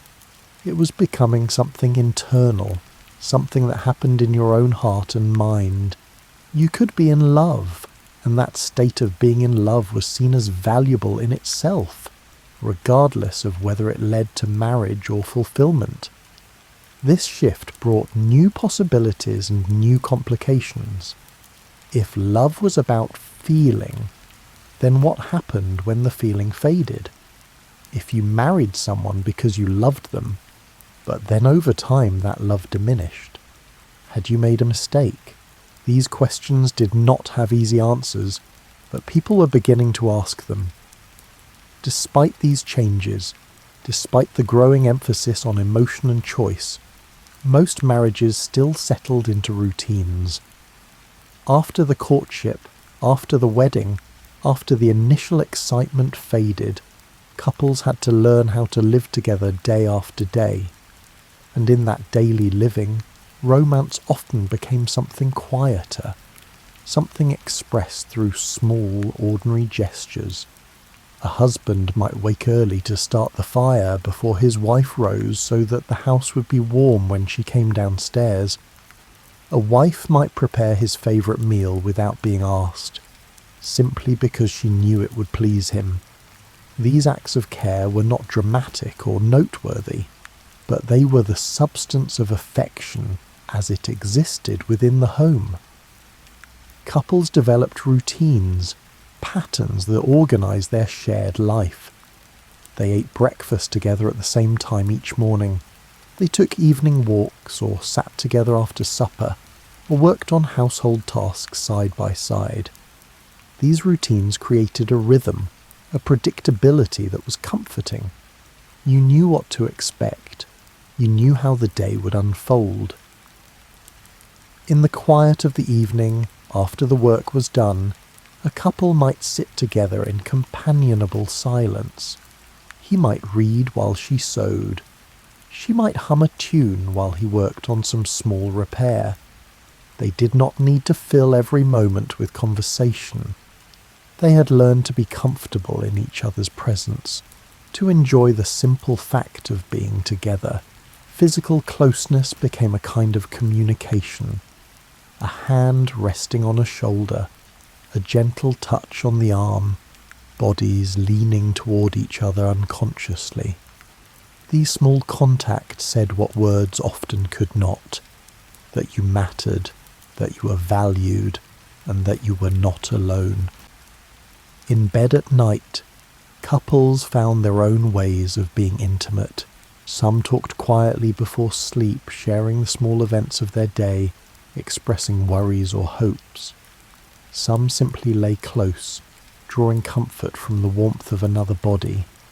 Some reached for each other in the darkness, seeking connection without words.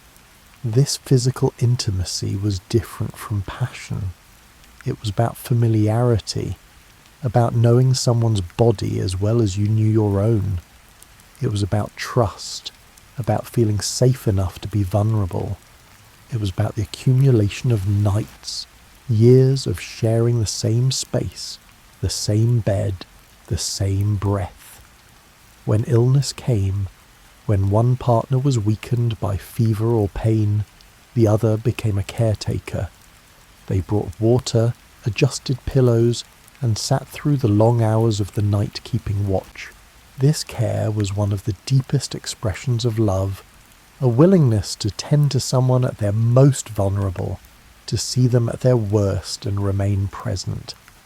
Similarly, when life brought disappointments, when plans failed, or when hopes were dashed, couples learned to support each other through the difficult times. They offered reassurance, patience, and a steady presence. They reminded each other that setbacks were temporary, that they would get through this together, and that they had weathered hard times before and would do so again. Shared labour was another form of intimacy. A couple working together to maintain their home, to raise their children, and to manage their finances developed a deep knowledge of each other's strengths and weaknesses. They learned when to step in and when to step back, when to take the lead and when to follow. They became a team, functioning with the kind of coordination that only comes from long practice. Children changed the dynamics of a marriage, shifting the focus outward. A couple who had once had time for long conversations and leisurely evenings now found their days consumed by the demands of small children. But even in the midst of that chaos, there were moments of connection. A shared glance across the dinner table as a child told a rambling story. A quiet moment after the children were finally asleep, both parents too exhausted to do anything but sit together in relief. As the children grew and eventually left, couples sometimes had to relearn how to be together. The roles that had defined them for years, mother and father, were no longer as central.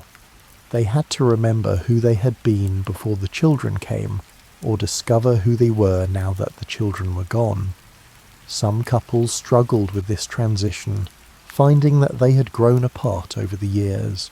Others found a renewed closeness, a return to the partnership they had begun with. In old age, when strength faded and the body became unreliable, the daily care that couples provided for each other took on new meaning. A husband helping his wife dress in the morning, managing buttons and laces that her arthritic fingers could no longer manage. A wife preparing soft foods for her husband when his teeth were gone.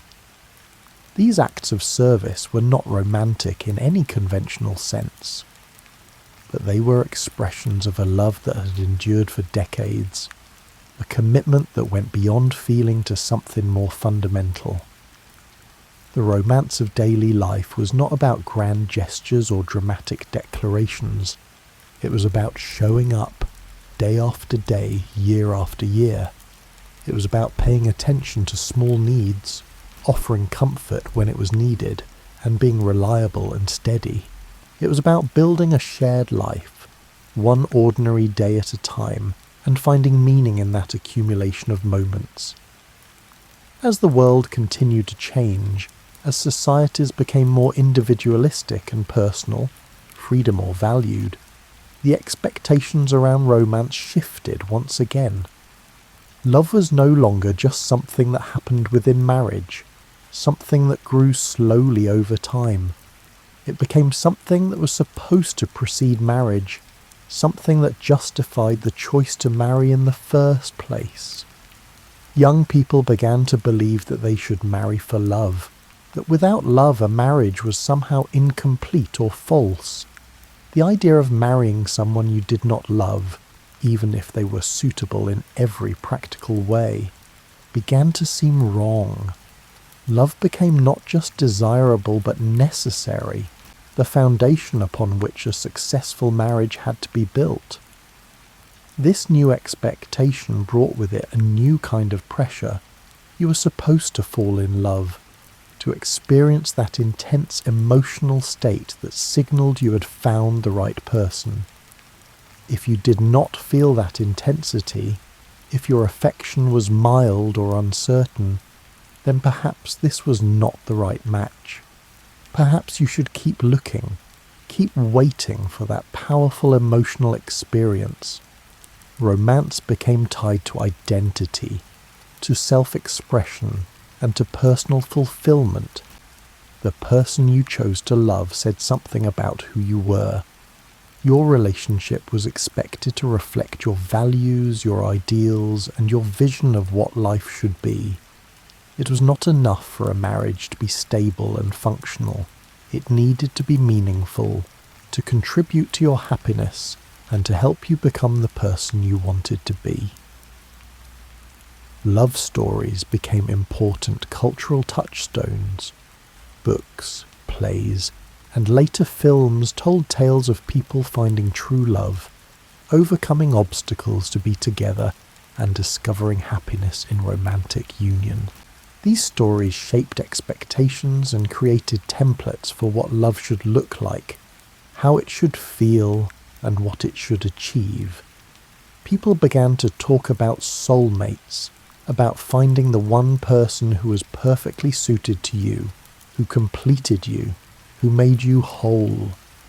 The idea that there was one right person out there, and that finding them was the key to happiness, became deeply embedded in the culture. It raised the stakes enormously. If you chose wrong, if you missed your chance with your soulmate, you might be settling for less than you deserved. This romantic ideal was liberating in some ways. It gave people permission to refuse marriages that did not feel right, and to prioritize their own feelings and preferences. It allowed for the possibility of genuine connection, of choosing a partner because you wanted them, not because you had to. But it also created new anxieties. What if you never found that intense love? What if you married someone and then met someone else who seemed like a better match?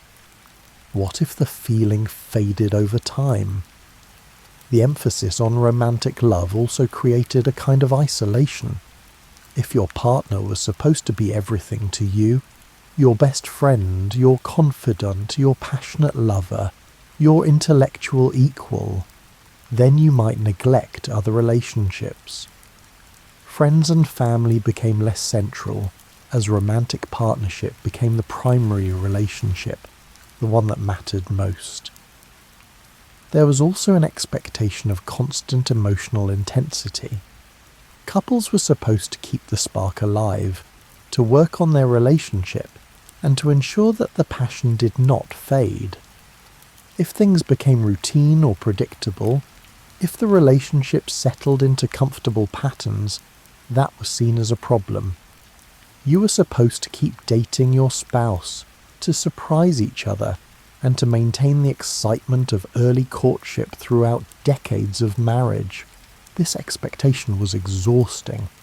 It required constant effort, constant attention, and a level of emotional energy that was difficult to sustain amid the demands of work, children, household management, and all the other responsibilities of adult life.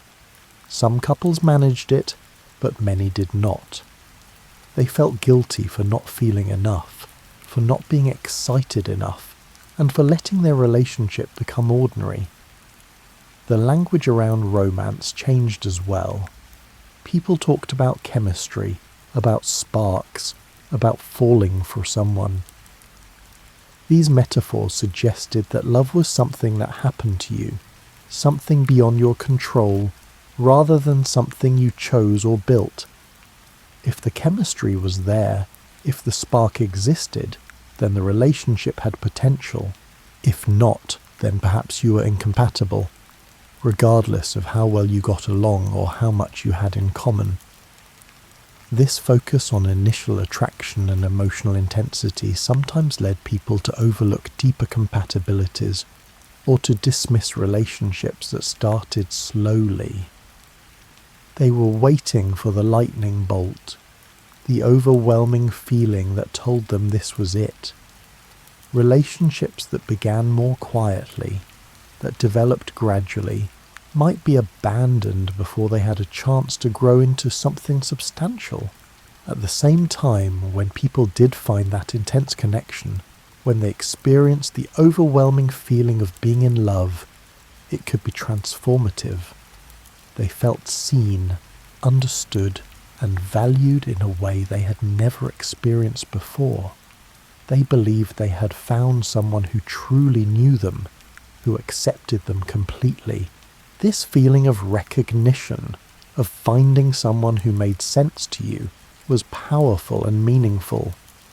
For those who achieved it, a relationship based on genuine emotional connection, mutual respect, and shared values could be deeply fulfilling. It offered a level of intimacy and understanding that earlier forms of partnership often lacked. It allowed for personal growth, for self-expression, and for the experience of being fully yourself with another person. But the expectation that everyone should achieve this, that this kind of romance was not just ideal but necessary, created problems. It meant that many people felt inadequate if their relationships did not measure up, if they did not feel the constant intensity they believed they were supposed to feel. It meant that perfectly functional, affectionate partnerships were sometimes abandoned in pursuit of something more exciting, more passionate, and more fulfilling. And now, in the quiet of this moment, as you consider all the ways romance has changed across time, you might notice something settling.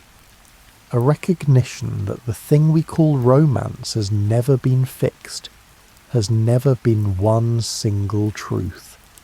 It has always been shaped by the world people lived in, by what they needed from each other, and by what they believed was possible. In the beginning, there was simply partnership. Two people working together to survive, to build a life, to continue. No one asked if they were in love. No one wondered if they had made the right choice. They simply continued, and sometimes affection grew, and sometimes it did not, and both were acceptable. Then came arrangements, marriages built on strategy and alliance, on the careful negotiation of family futures. Love might appear in these marriages, slowly, quietly, or it might not. But the marriages endured either way, held together by duty and practicality and the weight of expectation. Courtly love introduced longing, the idea that desire could be valuable in itself, and that loving from a distance could refine you and elevate you. It existed mostly in imagination, in performance, in the space between wanting and having. It did not replace practical marriage, but it suggested that there could be something more, something beyond arrangement. Then emotion became important. Feelings became worth examining, and people began to believe they should choose partners they actually liked, people they could talk to, and people who understood them. Romance moved inward, becoming something you felt rather than something you performed. Letters and tokens replaced public declarations. Private feelings mattered more than public display. Within marriage, within the home, romance became daily care. Small gestures, shared routines, the comfort of presence. It was expressed through reliability, through showing up, through the accumulated weight of years spent together. It was not dramatic, but it was real, woven into the fabric of ordinary life. And then the expectation shifted again and became more demanding. Love was supposed to be intense, fulfilling, and meaningful. It was supposed to provide happiness, to complete you, to make you whole. The person you chose was supposed to be everything, and if they were not, if the feeling faded or became routine, that was seen as failure. But lying here now, allowing your mind to drift through all these different versions of romance, you might notice that none of them was entirely wrong. Each was true for its time, true for the people who lived it. The farmer's wife who never spoke of love but who worked beside her husband for 40 years. the arranged bride who slowly grew to appreciate her husband's kindness, the knight composing poems to a distant lady, the young couple exchanging letters, discovering each other through words. The old husband helped his wife with buttons she could no longer manage. The modern lovers seeking intensity and meaning. All of it was romance in its way. All of it was people trying to connect, trying to find closeness, and trying to build something together. The forms changed, the expectations changed, the language changed, but the underlying human need remained constant. The need to be known, the need to be valued, the need to not be alone. Perhaps what matters is not which version of romance is correct, but recognizing that romance has always been flexible, has always adapted to circumstances, and has always been shaped by what people needed it to be. In times when survival was uncertain, it was practical and quiet. In times when families needed alliances, it was strategic and patient. In times when individual choice became possible, it became emotional and personal. In times when fulfillment became expected, it became intense and demanding. And perhaps, in this moment, romance can be simply what it is for you, not what you're told it should be, not what stories and songs suggest it must be, but what actually exists in your life, in your connections, in the small moments of understanding and care that pass between people who know each other. It might be the comfort of familiar presence. It might be someone remembering how you like your tea. It might be a shared glance that requires no explanation. It might be silence that feels peaceful rather than empty. It might be the knowledge that someone will be there tomorrow and the day after without drama or intensity, simply present. Or it might be something more. It might be passion and excitement and the thrill of discovery. It might be a deep conversation that lasts for hours. It might be feeling seen and understood in a way that transforms you. Romance has room for all of it, and has always had room for all of it. The weight of expectation, and the pressure to feel a certain way, and to experience love in a particular form, begin to lift. You can let go of the idea that there is one right way to experience connection. You can accept that what you feel, whatever it is valid, that the shape your relationships take is allowed to be your own. History shows us that romance is not one thing, and has never been one thing. It is not owned by any era or culture. It belongs to all the people who have ever reached for connection, in whatever form that connection took. The arranged bride finding unexpected affection, the courtly lover cherishing impossible desire, the modern couple seeking fulfillment, the old partners caring for each other with gentle hands. All of them were doing the same thing in different ways, trying to be close to another person, trying to find meaning in that closeness, trying to build something that could endure, or at least something that mattered while it lasted. And you, lying here in the darkness, breathing slowly, feeling your body settle, you are part of that same long story. Your experiences of connection, however they have unfolded, belong to that history.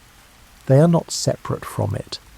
They are the continuation of something that has been happening for as long as people have existed. Romance has meant many different things throughout history, and it will mean many different things in the future. It will continue to change, to adapt, to take new forms. But beneath all the changes, beneath all the different expressions and expectations, there is something constant, the human need for closeness, the desire to be known and to know another, the hope that we do not have to face life entirely alone. That need has never changed. It has existed in every era, in every culture, and in every form of relationship humans have created. And it exists now, in this moment, in whatever form it takes for you. So let it be what it is. Let romance be the quiet presence of someone who knows you. Let it be the accumulated weight of shared years. Let it be the excitement of new connection. Let it be patient and slow. Let it be intense and consuming. Let it be practical and steady. Let it be expressed or unexpressed. Let it be enough, whatever shape it takes. The stories we tell about romance, the expectations we carry and the ideals we pursue are all just attempts to capture something that is ultimately beyond capture. Love, connection, affection, partnership, whatever we call it, it remains fundamentally mysterious.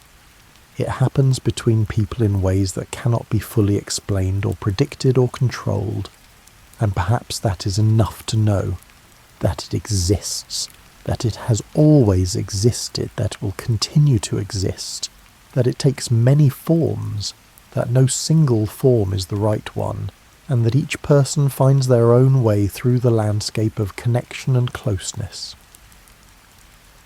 The night is quiet now. Your breathing has slowed. Your thoughts are drifting, loosening their grip on analysis and understanding. You can let go of trying to figure it out, trying to determine what romance should be.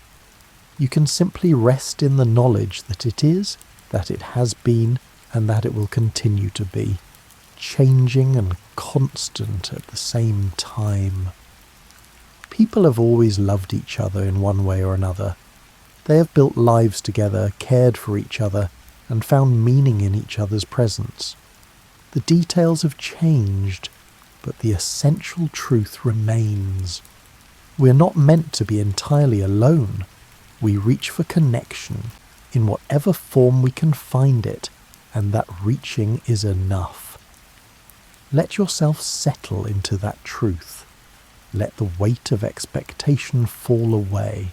Let the pressure to feel a certain way, to achieve a certain kind of relationship, and to experience romance in any particular form dissolve into the quiet darkness.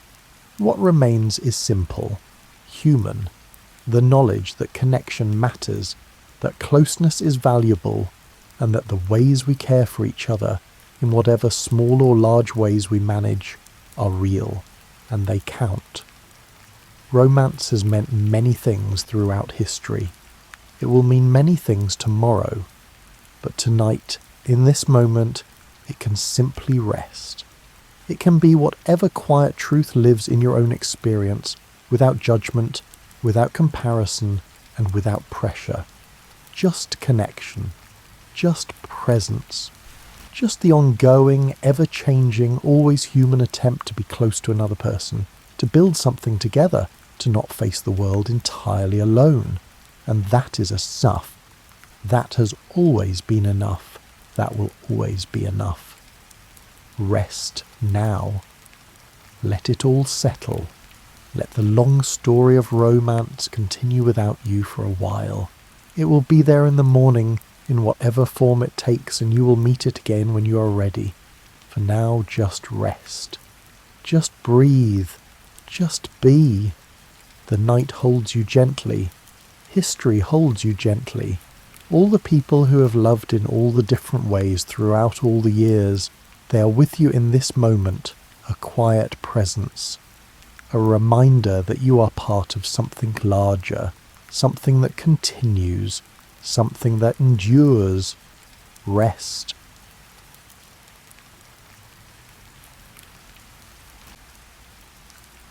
You are drifting back through thousands and thousands of years to a time when the world's great deserts were still forming, slowly and patiently, grain by grain. The landscapes you know today took tens of thousands of years to dry, cool, and settle into their current shapes, and tonight you'll follow that quiet transformation as it unfolds across deep time.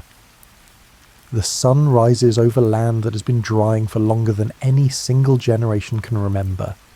The change happens so gradually that no one living through it would describe their world as becoming a desert. Instead, each day simply arrives a little warmer, a little drier, following patterns that stretch back before anyone's grandfather's grandfather could recall.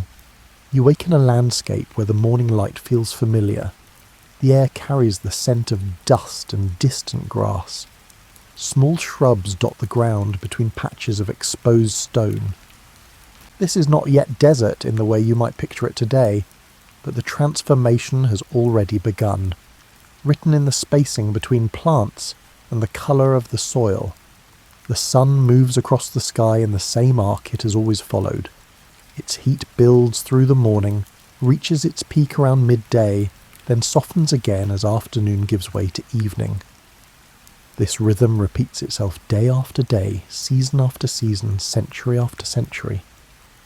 There is comfort in this predictability, even as the intensity of the heat increases by imperceptible degrees over generations. Rain still falls, but its patterns are shifting.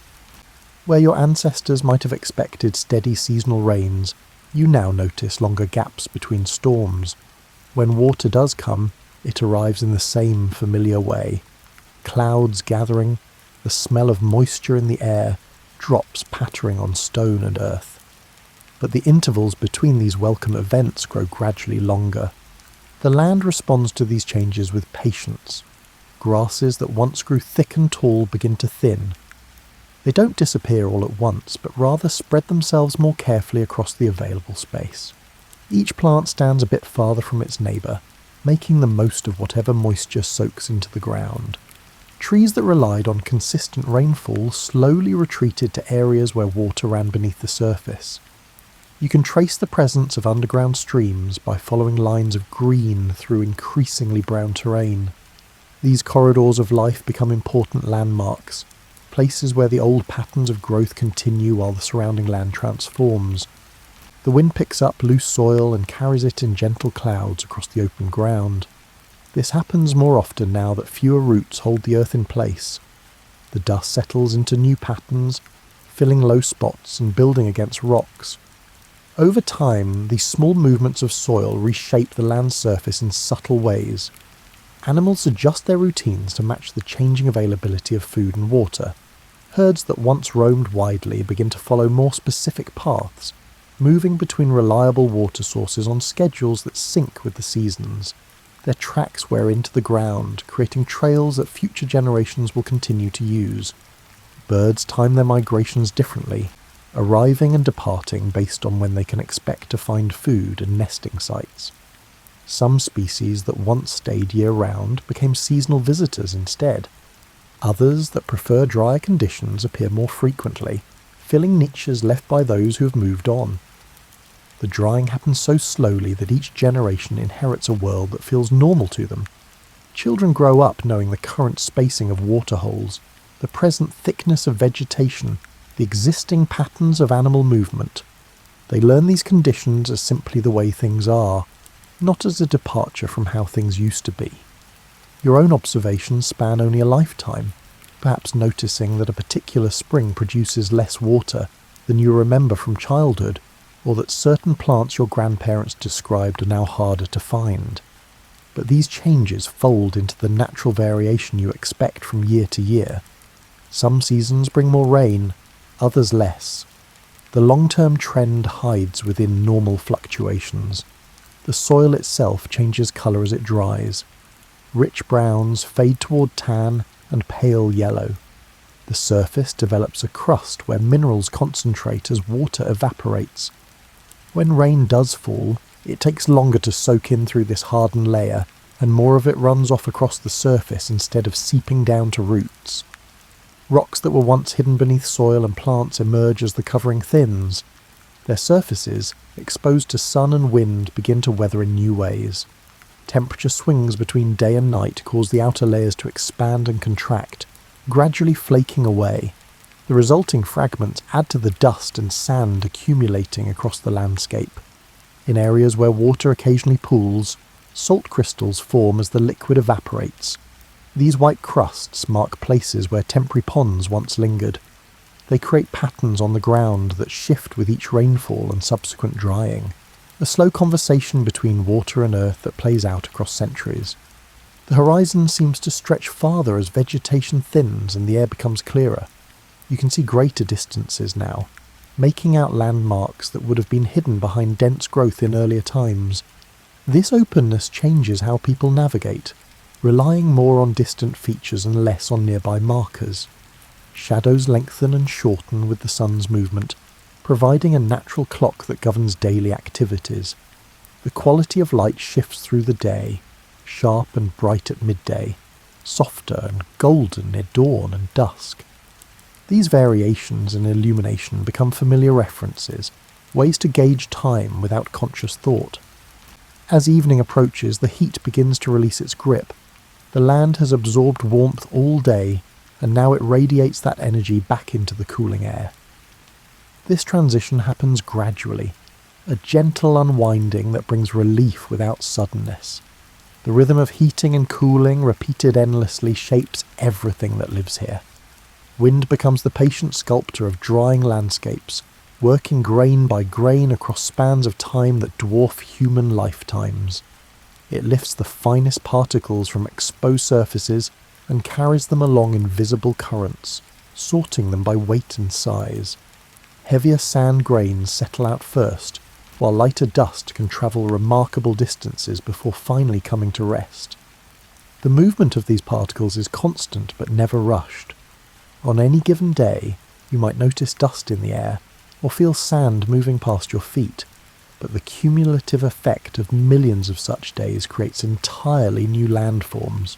Dunes begin as small accumulations around obstacles, a rock, a shrub, anything that disrupts the wind's flow enough to cause particles to drop out. Once started, a dune grows following rules written in physics and probability. Sand grains hop and skip along the surface, kicked up by the impact of other grains falling from above.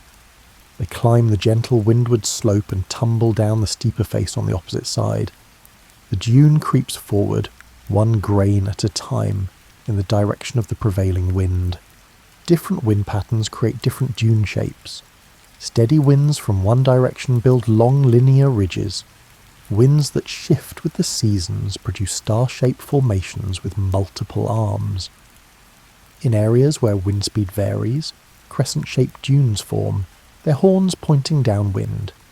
Each shape reflects years of consistent conditions, a readable record of atmospheric patterns. Between the dunes, flat areas of exposed bedrock or hard-packed soil stretch out in patterns determined by erosion. Water, during its infrequent appearances, flows across these surfaces in sheets rather than channels. It picks up loose material and carries it to lower elevations, slowly levelling high spots and filling depressions. The exposed rock itself changes texture over time. Daily temperature swings cause expansion and contraction, creating stress within the stone. In the heat of midday, the surface can be too hot to touch comfortably. At night, especially under clear skies, it radiates heat away and cools significantly. This repeated cycling weakens the bonds between mineral grains. Eventually thin layers flake away from the surface in a process so gradual that individual events are barely noticeable.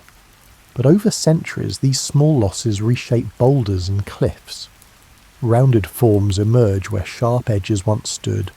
Surfaces become smooth, polished by wind-borne sand acting as a gentle abrasive. In areas where harder and softer rock layers alternate, erosion creates distinctive stepped landscapes. The softer material wears away faster, undercutting the harder layers above. Eventually, slabs of the harder rock break free along natural fracture lines and tumble down, coming to rest in jumbled piles at the base of cliffs. These rockfalls happen infrequently enough that witnessing one is noteworthy, yet frequently enough that the landscape is constantly being reshaped. Valleys that once carried regular water flow begin to fill with sediment when the water stops coming. The material washes in from surrounding slopes during occasional rainstorms, spreading out across the valley floor in thin layers. Over many repetitions, these deposits can bury what were once deeply incised channels, creating flat surfaces where water once carved deep. Ancient stream beds remain visible as slight depressions or lines of different vegetation, marking where underground water still flows even though the surface has gone dry. These buried channels become crucial resources, places where digging down just a few arm lengths can reach moisture that sustains life. The colour of the landscape shifts as different minerals concentrate on the surface. Iron compounds oxidize in the heat and dryness, creating rusty reds and oranges. Calcium carbonate forms white crusts where water evaporates. Dark desert varnish develops on rock surfaces where manganese and other minerals, carried in dew and occasional moisture, slowly accumulate over thousands of years. Salt flats emerge in low areas where water has no outlet. Any moisture that collects here evaporates, leaving behind dissolved minerals. Over time, these deposits build up, creating surfaces that are alternately hard and crunchy or soft and muddy depending on recent rainfall. They reflect light intensely, creating shimmering effects that can be seen from great distances. The formation of these distinctive landscapes follows predictable patterns, but each area develops its own unique character based on local conditions. The composition of underlying rock, the direction of prevailing winds, the amount and timing of rainfall, and countless other factors combine to create variations on common themes. Mesas and buttes stand as remnants of once continuous layers, isolated by the removal of surrounding material. Their flat tops preserve the original surface level, showing how much has been worn away from the adjacent land. The steep sides expose layers of different rock types, creating striped patterns that record ancient environments, lake beds, river deposits, volcanic flows, all stacked in chronological order. Canyons develop where occasional water flow concentrates along fractures in the rock. Each flood, rare as it may be, cuts a little deeper. Between floods nothing seems to happen, but the patient work of erosion continues through chemical weathering and the gradual weakening of rock structure. Over immense time, these episodes of activity separated by long quiet periods carve impressive gorges. The land maintains a kind of balance even as it changes. Material removed from one place accumulates in another. Energy from the sun drives the heating and cooling that breaks rock down. Wind and water transport the resulting fragments. Gravity pulls everything toward lower elevations. These processes work together in a system that is dynamic yet stable, constantly moving yet maintaining recognizable patterns. Pavements of closely fitted stones develop on some surfaces where wind has removed all the finer material, leaving only rocks too heavy to move. These areas become remarkably stable, protecting the soil beneath from further erosion. They can persist for thousands of years, surfaces that feel almost intentionally arranged despite being entirely natural. The slow transformation of landscapes continues whether anyone observes it or not. The mechanisms remain the same across vast stretches of time. Heat, wind, gravity, and the infrequent presence of water shape everything. The results surround you, a world that appears permanent yet is always slowly changing, built by processes too gradual to see, but profound enough to create the distinctive features of desert lands. As landscapes gradually dry, the people living within them adjust their patterns of movement and settlement in response to shifting resources.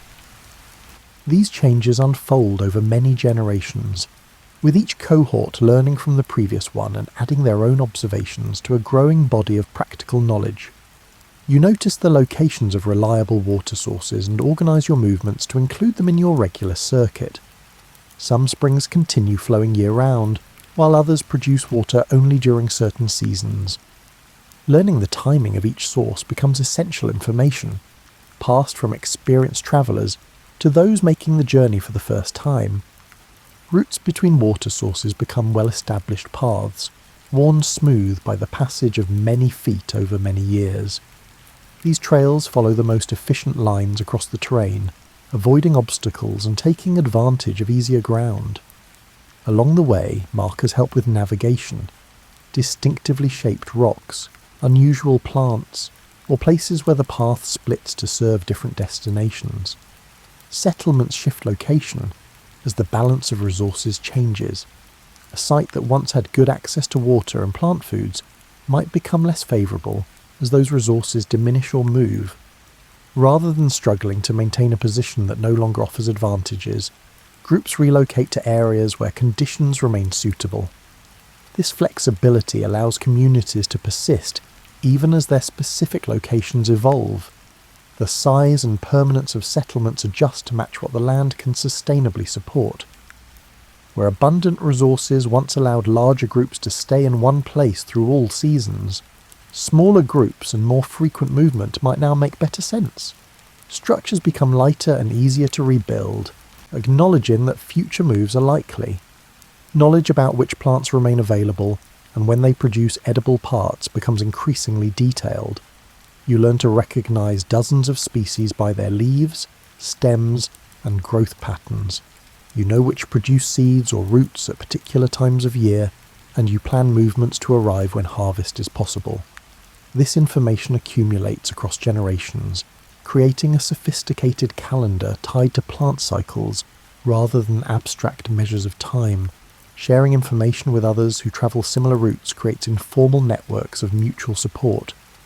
When someone discovers a new water source or observes changing conditions along familiar paths, that knowledge spreads through conversation at meeting points. These exchanges help everyone adjust to current conditions without each person having to rediscover everything independently. Cooperation in gathering and processing food resources makes the work more efficient and more social. Groups working together can accomplish tasks that would be difficult alone. Processing tough plant materials, carrying water back to camp, or keeping watch while others focus on detailed work.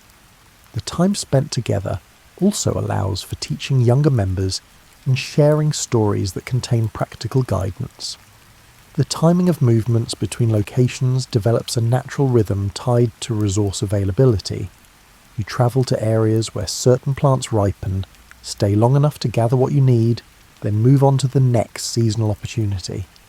This circuit might cover considerable distances over the course of a year, but each segment is manageable and the pattern becomes familiar through repetition. Temporary camps at resource-rich locations might be used repeatedly over many years, with each group adding small improvements or repairs to existing structures. These sites become recognised meeting places where different groups might encounter each other during their seasonal rounds. The overlap provides opportunities for the exchange of goods, information, and companionship. Tools and techniques evolve to work well with available materials. Containers for carrying water become lighter and more efficient. Methods for processing particular plant foods improve through experimentation and refinement. Skills for reading the landscape, predicting where water might be found, identifying useful plants from a distance, and navigating by landmarks and star positions are cultivated and shared. Children learn by accompanying adults on daily activities, observing, and gradually taking on more responsibilities as their skills develop. This hands-on education transmits not just techniques, but also the reasoning behind choices. Why camp in this spot rather than another? When is it time to move on? How do you decide which route to take? The answers embed practical wisdom developed over many lifetimes. Rest periods during the heat of the day provide time for maintenance of equipment, processing of gathered materials, and social interaction. People gather in whatever shade is available, working on tasks that don't require much physical exertion. This regular pause in activity helps manage energy expenditure in hot conditions, while still keeping everyone productively engaged. The gradual drying of the landscape creates some challenges, but also opens new possibilities. Areas that were once too wet or too densely vegetated might become more accessible. New resources can be discovered as the plant community shifts. The changes require flexibility, but they don't necessarily make life harder, just different from how it was before. Some groups develop closer relationships with particular areas, becoming experts on local conditions and seasonal patterns there. Others maintain broader territories and more varied knowledge, trading depth for breadth. Both strategies can work well depending on specific circumstances and personal preferences. Exchange networks allow specialised resources from different areas to reach people who value them. Stone useful for making tools, pigments for decoration, or particularly productive patches of favoured plants can be shared across distances through chains of giving and receiving. These connections create ties between groups and spread innovations in technique or technology. Stories about the land and its history carry practical information wrapped in memorable narratives. A tale about ancestors finding water in an unlikely place might also teach observation skills useful for finding similar situations. Accounts of long journeys preserve knowledge about distant areas and the routes to reach them. The entertainment value of storytelling ensures the information gets transmitted even when it's not immediately needed. Adaptation happens through small, incremental adjustments rather than dramatic transformations. Each generation inherits a working system and makes minor modifications based on current conditions. The accumulation of these small changes over time allows human communities to maintain themselves across shifting environmental circumstances without crisis or upheaval. The intensity of midday heat shapes daily patterns of activity and rest in drying landscapes. As the sun climbs higher and temperatures rise, it makes sense to pause strenuous work and find shade for a period of relative quiet. This rest time becomes a natural feature of each day, as predictable as the sun's movement across the sky. You seek out whatever shade is available, beneath a rock overhang, under the spreading branches of a hardy tree, or in simple shelters designed to block direct sunlight. The relief is immediate and significant. Air temperature and shade can be noticeably cooler than in direct sun, and the absence of solar radiation hitting your skin reduces the sensation of heat even more. During these rest periods, activity slows but doesn't stop entirely. Small tasks that don't require much movement or exertion can be accomplished while waiting out the worst of the heat. Repairing equipment, preparing food gathered earlier, or working on crafts that involve careful attention rather than physical labour all fit well into these quieter hours. Conversation flows easily during midday rest, creating social time that strengthens bonds between people sharing the same space. Stories are exchanged, plans are discussed, and observations about the land and its resources are shared. This regular opportunity for communication helps maintain group cohesion and ensures that knowledge circulates among all members. Children who might have been energetic during the cooler morning hours often nap during midday heat.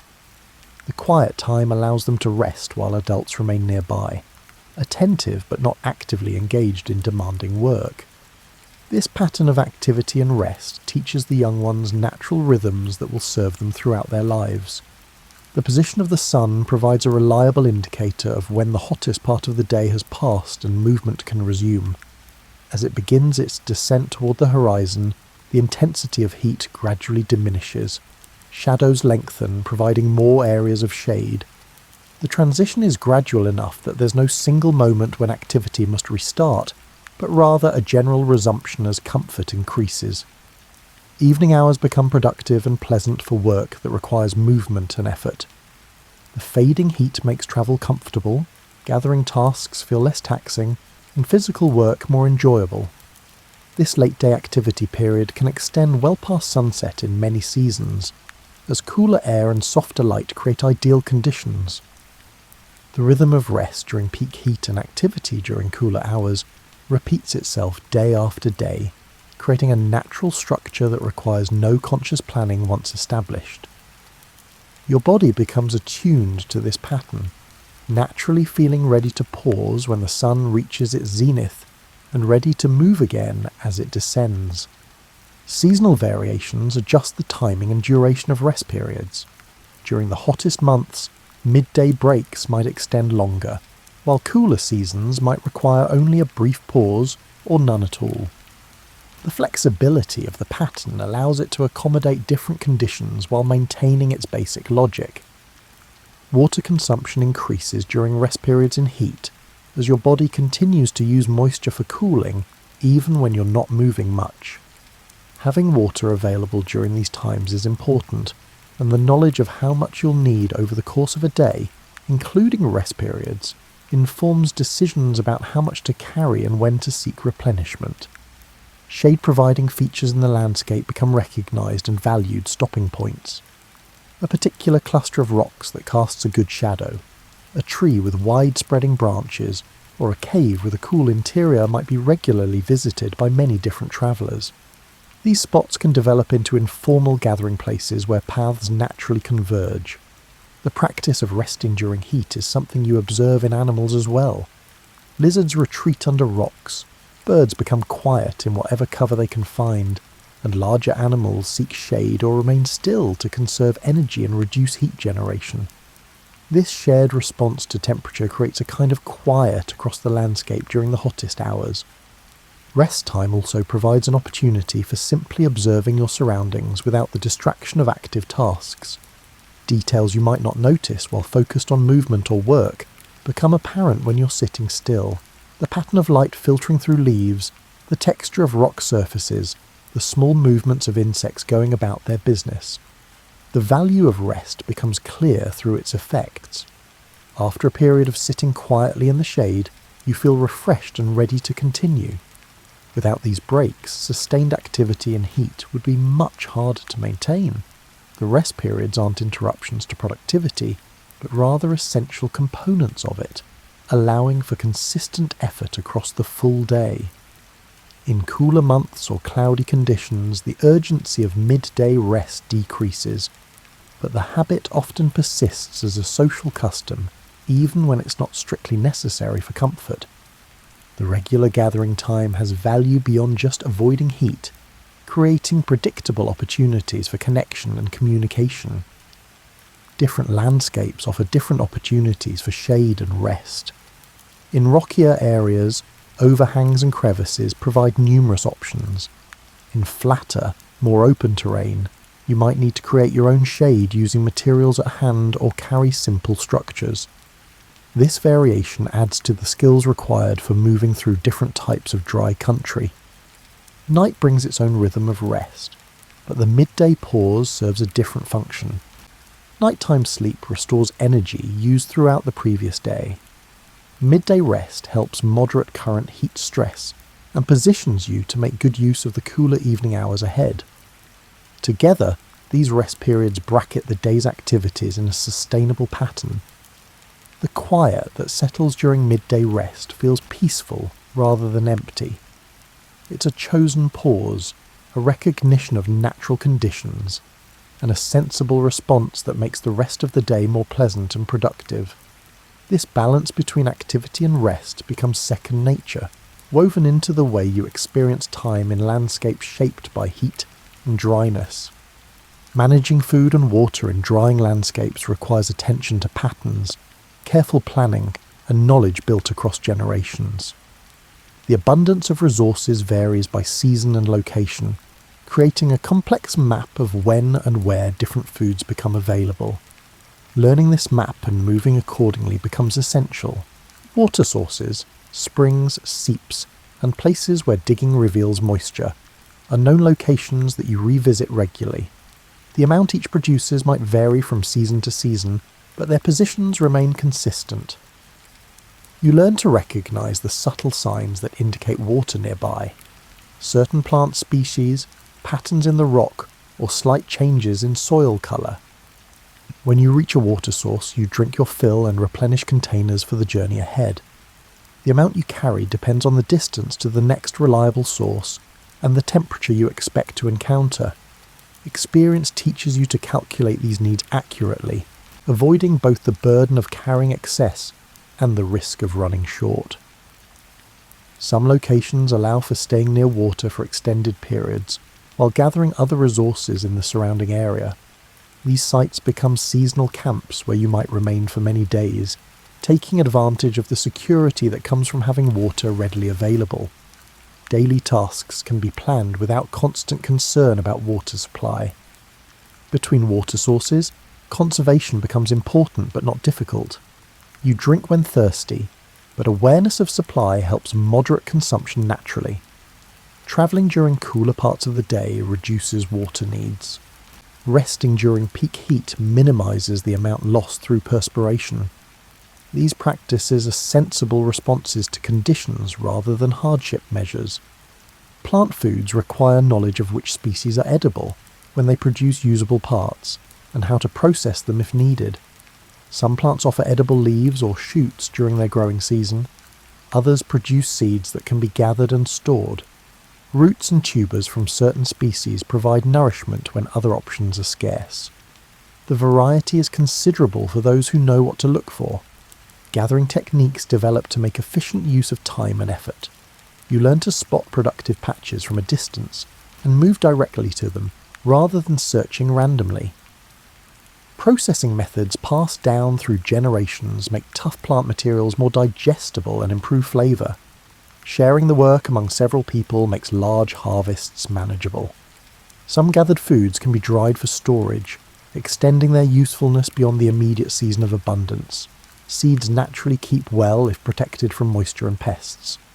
Certain other foods can be processed and dried to create portable nutrition for journeys or times when fresh gathering is less productive.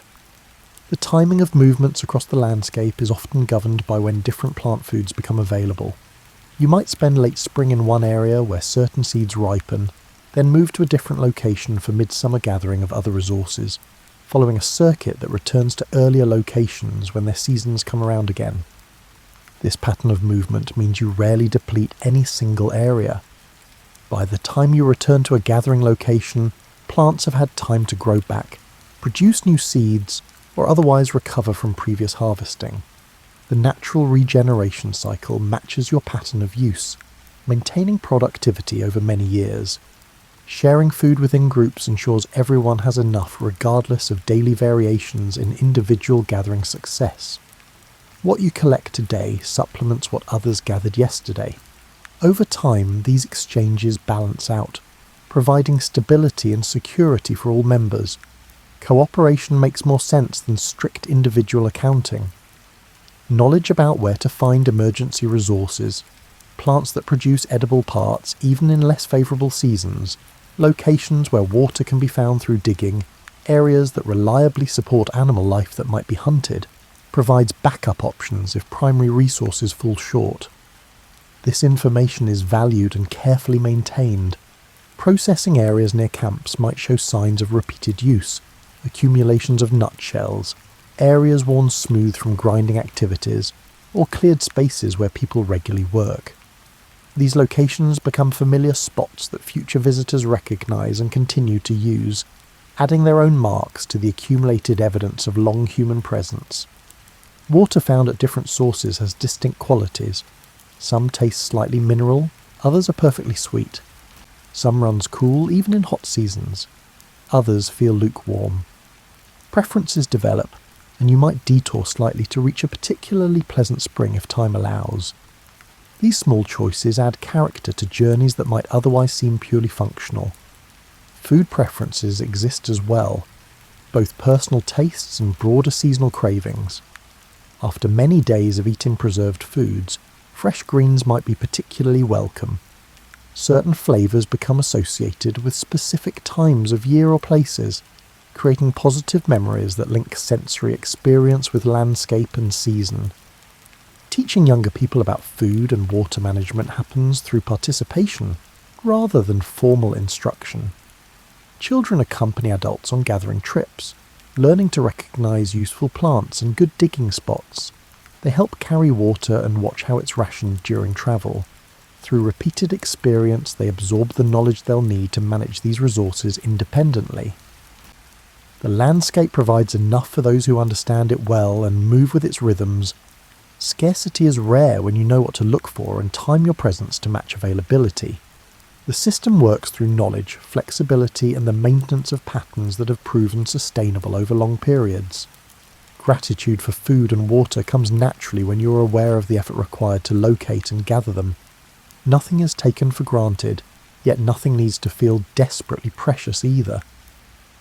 The balance between appreciation and confidence in continued availability creates a healthy relationship with resources. Careful use isn't about anxiety or deprivation, but about respect and intelligence. You use what you need, gather what makes sense, and move on when it's time.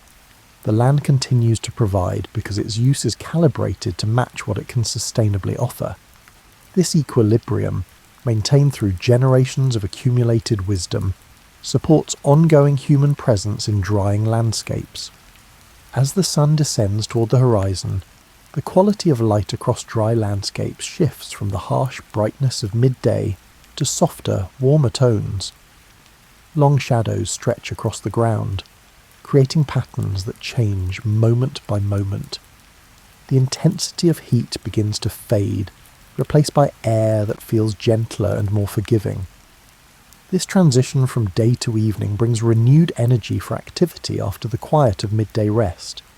People move about more freely, resuming tasks or beginning new ones in the pleasant conditions. The coolness is relative. Evening temperatures might still feel warm by some standards, but the relief from peak heat is noticeable and welcome. Gathering tasks that were postponed during the hot hours can be completed in evening comfort. You might walk to nearby plant patches to collect items for the next day's meals, moving with easy efficiency now that exertion doesn't bring overwhelming heat. The lower light angle can actually make certain plants easier to spot, their shapes standing out against long shadows. Evening is a good time for longer walks to check on familiar landmarks or visit nearby areas of interest. The cooler air makes distance feel less daunting. You can cover ground at a steady pace without the need for frequent breaks.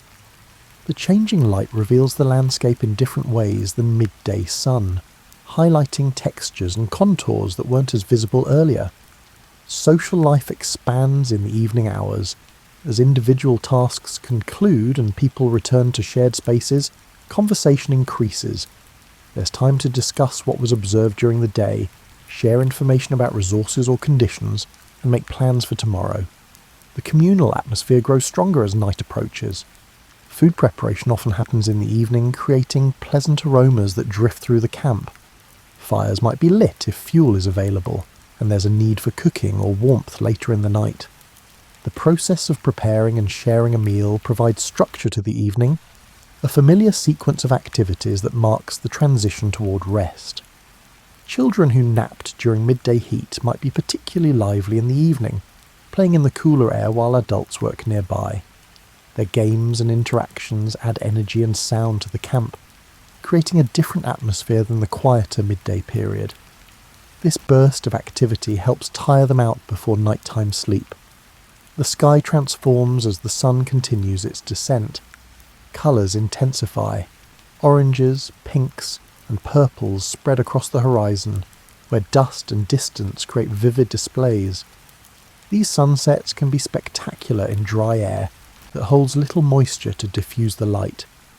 The show is brief but memorable, a daily gift from the interaction of sun, atmosphere, and landscape. As darkness begins to gather, birds that were quiet during the heat become active again. Their calls mark territories or communicate with mates.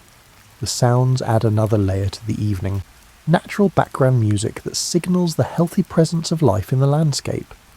Different species have distinct calls that you learn to recognize without conscious thought. Stars begin to appear in the darkening sky. First the brightest ones, then gradually more and more as night deepens. In dry climates with little artificial light, the number of visible stars can be astonishing. The familiar patterns of constellations rotate through the seasons, providing another way to track time's passage and orient yourself in space. Evening temperatures continue to drop as heat absorbed during the day radiates back into the night sky. The rate of cooling depends on cloud cover. Clear skies allow faster heat loss, while clouds act like a blanket, slowing the process. You can predict how cool the night will become based on whether clouds are present at sunset. Movement between areas within camp becomes easier in the gathering darkness, as your eyes adjust to lower light levels. The shapes of familiar objects remain recognizable even when details blur. Memory and familiarity guide you around spaces you've been using all day, requiring less conscious attention to navigate. Conversation in the evening might turn to stories, recounting events from the past or sharing traditional narratives that carry both entertainment and instruction. These stories often feature the landscape itself, memorable journeys, unusual discoveries, encounters with animals, or explanations of how certain features came to be. The telling strengthens cultural knowledge while providing enjoyment. Evening routines develop that suit the particular conditions of each season and location.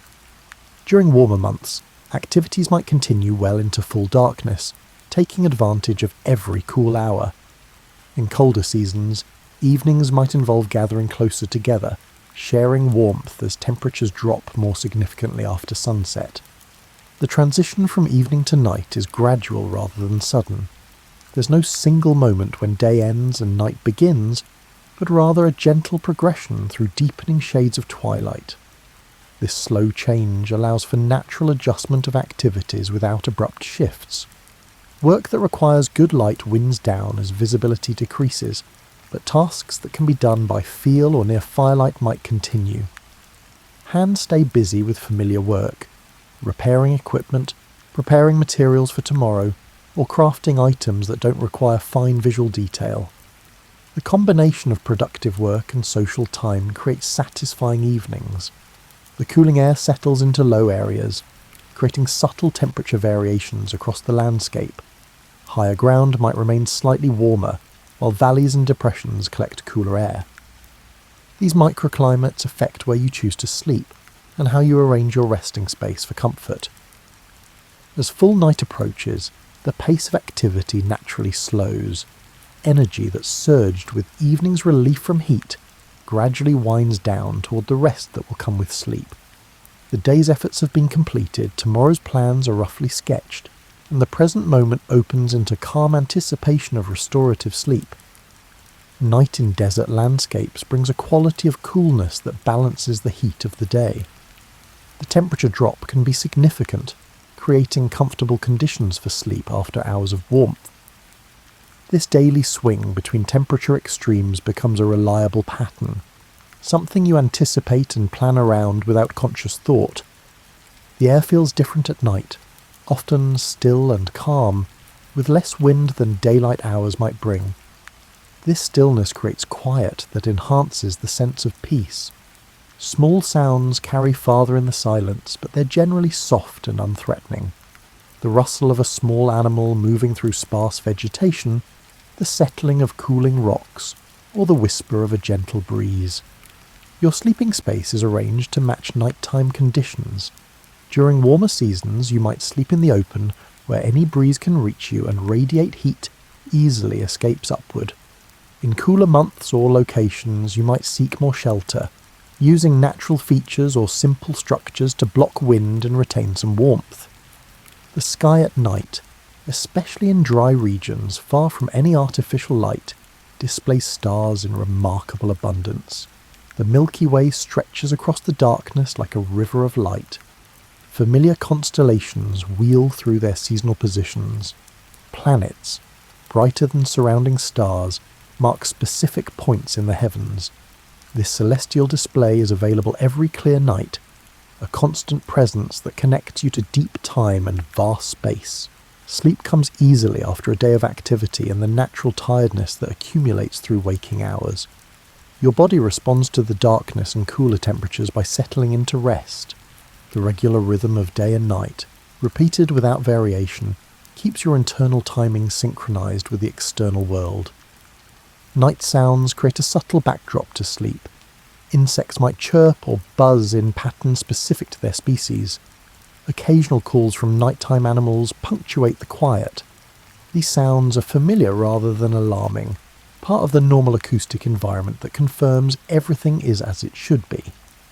The temperature continues to drop through the early night hours, reaching its lowest point typically just before dawn.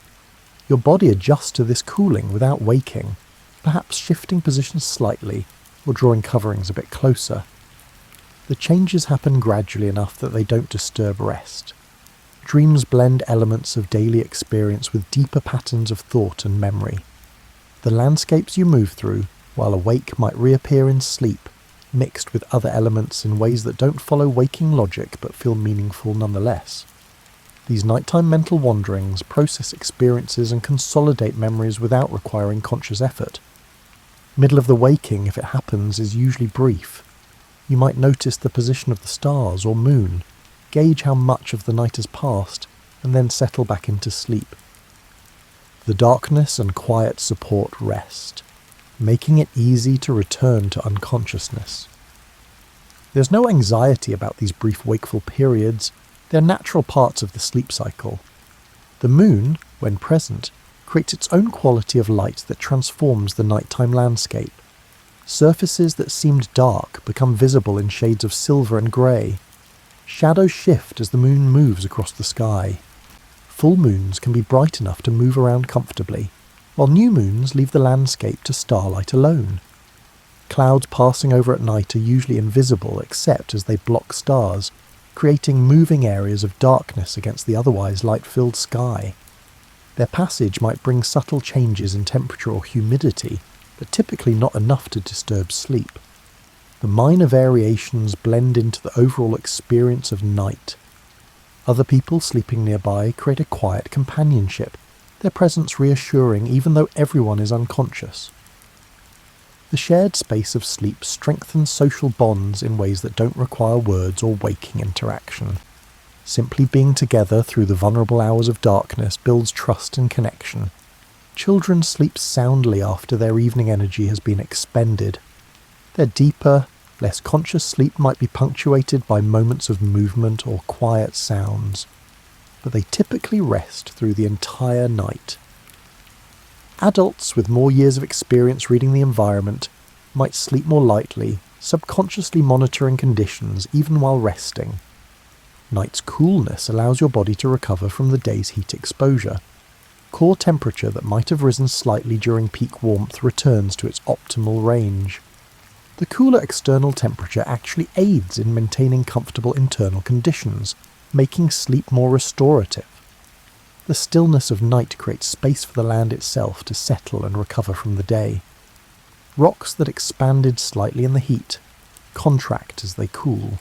Plants that wilted in the sun recover some turgidity. Animals that hid from midday warmth emerge to go about their nocturnal activities. The landscape remains dynamic even in darkness. Pre-dawn hours bring the coolest temperatures, and you might pull coverings a bit closer or shift to catch any residual warmth from your sleeping spot. These small adjustments happen automatically, requiring minimal waking consciousness. Your body knows how to regulate its comfort, and does so with practiced efficiency. The approach of dawn begins subtly. The eastern sky might lighten almost imperceptibly at first, and the coolest air seems to deepen just before this hint of coming light. Stars begin to fade in areas where the sky brightens. The transition is so gradual that pinpointing the exact moment day begins is impossible, but the overall shift is unmistakable. Night has provided the rest needed to meet another day. Your body has restored energy, processed the previous day's experiences, and prepared for whatever the coming hours will bring. The cycle of activity and rest, heat and cool, waking and sleep continues in reliable patterns that support ongoing life in desert landscapes. Desert landscapes, once fully formed, continue to shape human experience across countless generations.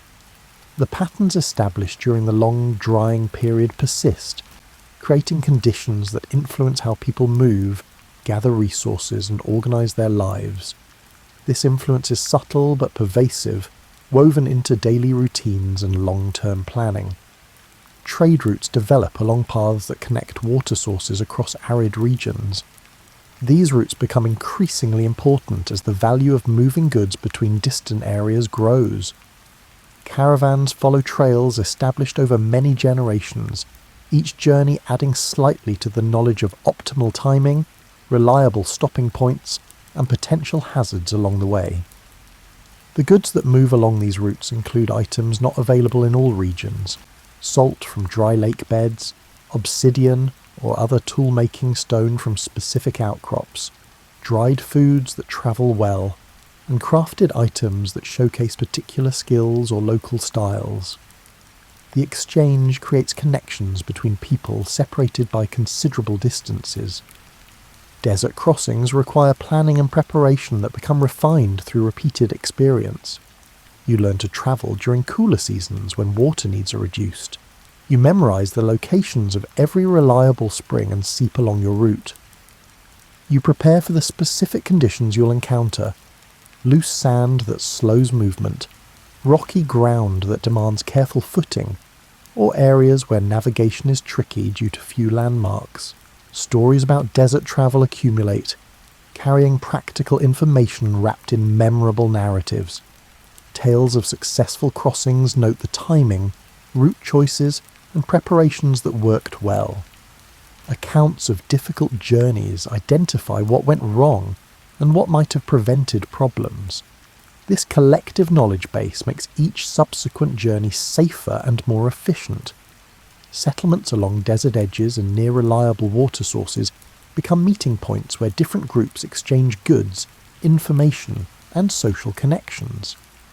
These locations might host seasonal gatherings when the weather is favourable and resources are abundant enough to support larger groups temporarily. The interactions strengthen networks that span beyond any single community. Architecture develops that responds intelligently to desert conditions. Structures use thick walls to moderate temperature swings, small windows to reduce heat gain while still allowing light and air, and designs that create shade while catching any breeze. These features become standard elements, refined over many building cycles. Water management techniques grow increasingly sophisticated. Systems for collecting and storing rainwater make the most of infrequent precipitation. Wells are dug with knowledge passed down about where to find underground sources and how to maintain them. Channels direct water to areas where it's most needed, creating productive patches within otherwise dry landscapes. Plant cultivation begins in some areas where water can be controlled reliably. Certain species that naturally grow in desert margins respond well to a bit of extra water and attention. Gardens near water sources supplement gathered wild foods, adding security and variety to diets. The knowledge of which plants can be encouraged and how to care for them develops through patient experimentation. Cultural practices reflect desert realities. Hospitality traditions ensure that travellers can find welcome and resources at settlements along trade routes. Sharing water with visitors is considered essential rather than optional.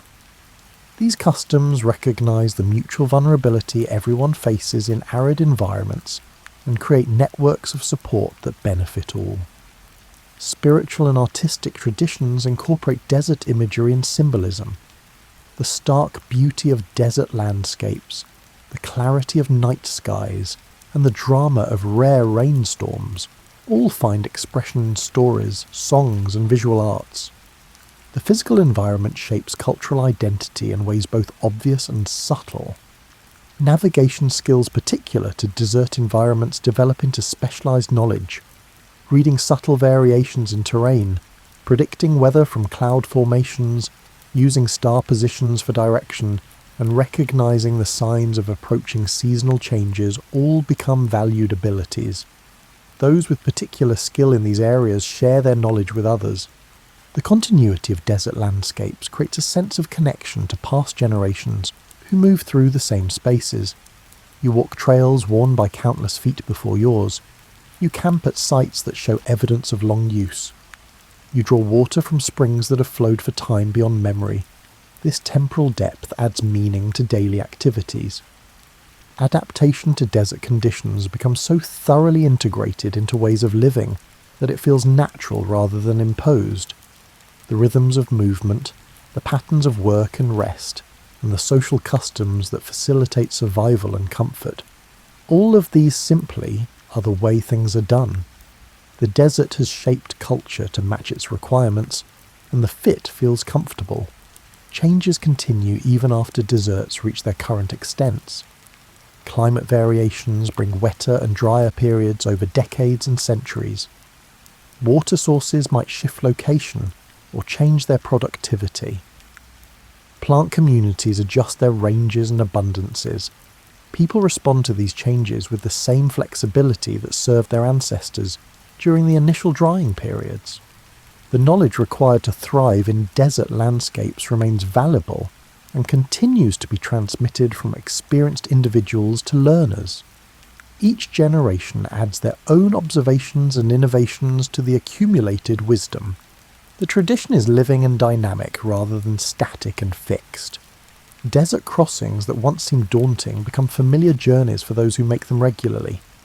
The distances don't shrink, the challenges don't disappear, but experience makes them manageable. What required intense focus the first time becomes routine on the 10th or 20th crossing. Confidence builds with repetition. The stark beauty of desert landscapes attracts people who appreciate their particular qualities. The clean lines of distant horizons, the dramatic contrast between sky and land, the intensity of light and colour, and the sense of space and openness. What might seem harsh to unfamiliar eyes becomes beloved to those who know these places well. Evening light in deserts continues to transform the view with the same reliable magic it has shown for thousands of years. The colours, the lengthening shadows, the gradual cooling, these daily events maintain their appeal through countless repetitions. Each sunset is unique in its details, yet familiar in its pattern. As you settle into sleep tonight, the desert landscapes that took thousands of years to form continue their patient existence.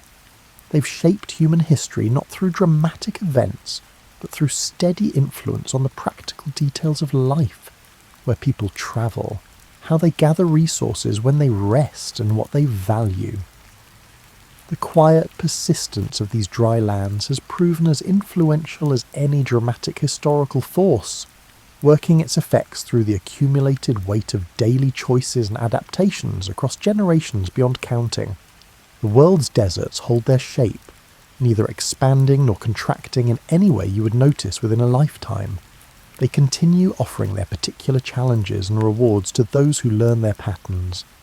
And in the cool darkness of night, beneath stars that have watched these lands for far longer than humans have walked them, the balance holds between heat and cool, activity and rest, movement and staying, all the rhythms that make life possible in these remarkable places.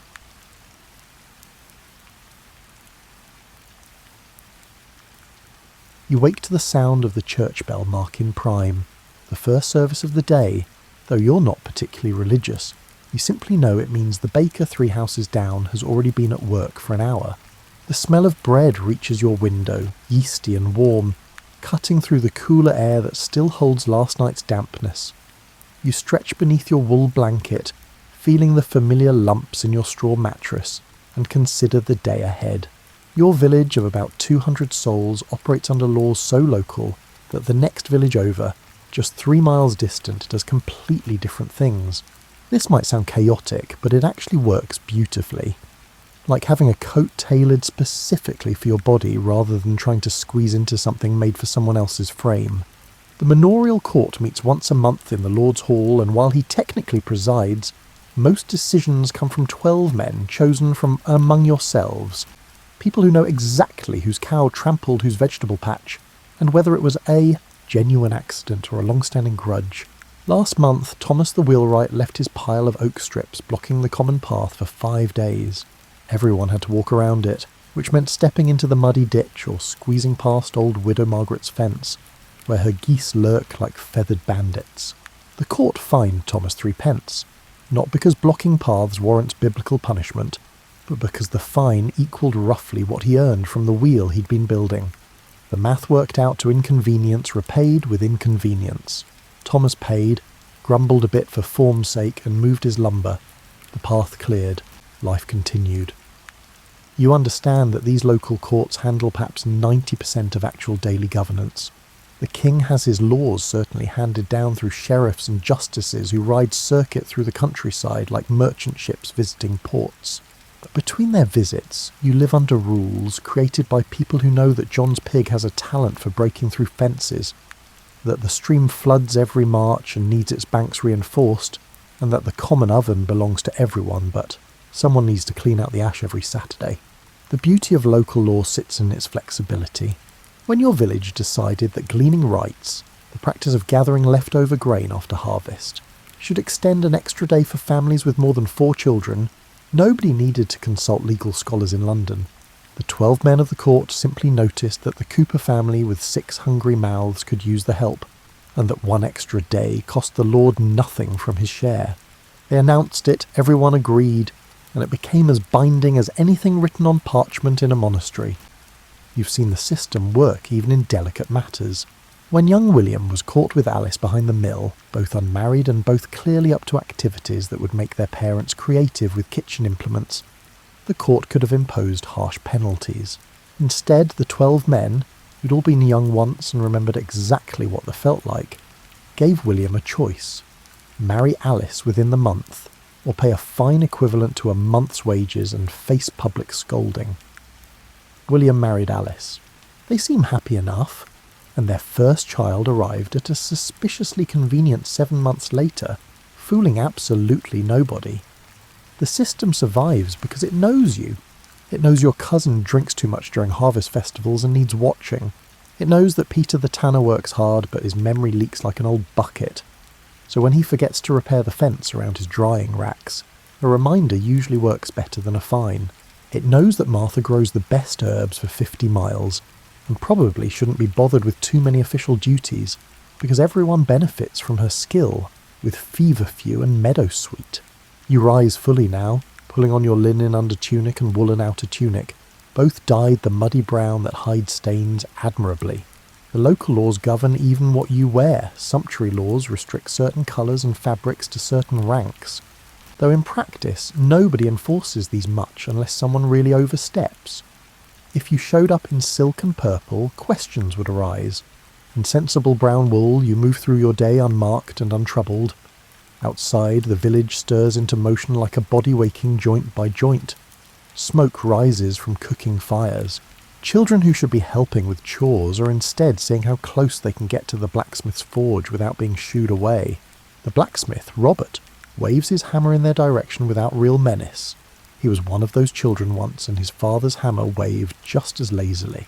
The morning court session, held right after prime on Tuesdays, handles small matters. Disputed boundaries, broken agreements, and minor debts. You're not involved today, but you stop to watch for a moment. Listening to these proceedings teaches you the invisible rules that make community possible. Not the grand pronouncements about justice and law, but the practical acknowledgement that people are complicated, that circumstances matter, and that mercy and firmness both have their place. Geoffrey the Hayward, the officer who manages the fields and meadows, reports that someone's been cutting across the newly planted spring wheat instead of walking the longer path around. The stalks show it clearly, a diagonal scar of broken stems across the southeast corner.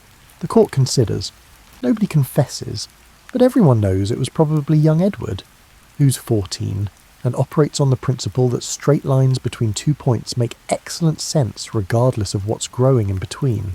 Rather than accuse Edward directly, he's not a bad boy, just thoughtless in the way 14-year-old boys have been thoughtless since time began, the court simply announces that the next person caught crossing planted fields will repair the damage, personally, on their hands and knees, replanting every broken stalk while the entire village watches.